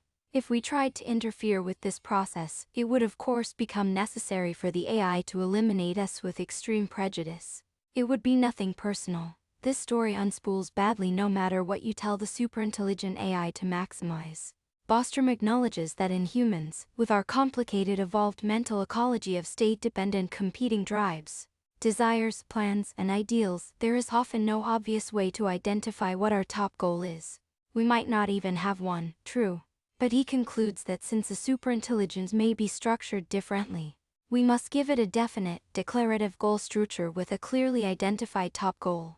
In the tradition of Asimov's 3 laws of robotics, in order to be sure that it won't go rogue, not only does requiring AI to act like Goofy not work, if it did, it would open the door to all sorts of lawyerly horrors. Superintelligence is full of fanciful examples. For instance, to optimize total human happiness, human simulations could be simplified so more of them could run on any given hardware. Then, those lobotomized sims in their low-polygon hound environments could be kept on a constant drip of virtual heroin. The greatest good and the greatest number for the philosophic win. The alignment problem is especially terrifying to utilitarians who believe that intelligence itself is utilitarian. They are afraid, in other words, that superintelligent AI will behave as they claim they would. 107 If their supposed goal as perfectly rational actors is to fill up the light cone with simulated people, disassembling every animal, vegetable, or planet whose atoms could be used to build the cosmic server farm. Then of course a really smart AI would do the same. Minus the people, such games are zero-sum. Worse, imagining that they can be won by any single actor implies an inexorable tendency toward monoculture, such that a single kind of entity, whether paperlips, simulated people, or robots, crowds everything else out. Anything that is not that goal amounts to an opportunity cost. Moving beyond the alignment problem as usually understood isn't hard. It is both a descriptive and a normative should aspect. The descriptive aspect follows from the fact that intelligence is not the maximization of any single value, nor does an intelligent agent even consist of a single well-defined entity. The interaction of diverse actors through mutual modeling is what creates the dynamical process we call intelligence. Intelligence is an ecology, and the more of a monoculture it devolves into, the less intelligent it will be and the less interesting life will become. As a thought experiment, imagine creating an exact copy of the Earth in simulation, and running it on a giant, isolated server farm. Perhaps we've disassembled Mercury and turned it into a Death Star-sized solar-powered computer to make this possible. You and I would both be mirrored in that digital twin universe, and virtual you would be reading these very words at this very moment. Has total utility just doubled, since now every good thing is experienced both by you and by your double? I think the answer is no. You wouldn't be able to tell whether you're the real you or the simulated you. But nothing about your life would change either way, and nothing about the universe or multiverse would be any more wonderful or interesting from any point of view. If anything, life would be strictly worse, since both in reality and in simulation, Mercury would be gone. Even if that planet is a lot less interesting than Earth, its absence would be a loss. The idea of extending that loss throughout the universe in order to endlessly replicate what we already have is nightmarish. We can see obvious parallels here with the way colonial powers have attempted to erase indigenous cultures in an effort to endlessly reproduce their own, and with the way capitalism's worst excesses push out diversity in the name of hypersailing. As we mature and our wisdom increases, so will our regret over such needless losses. Life only continues to enrich as long as it continues to diversify, and the collective phenomenon of intelligence only grows when diverse sub-intelligences model each other, in the process becoming a greater whole. Monoculture is not scaling.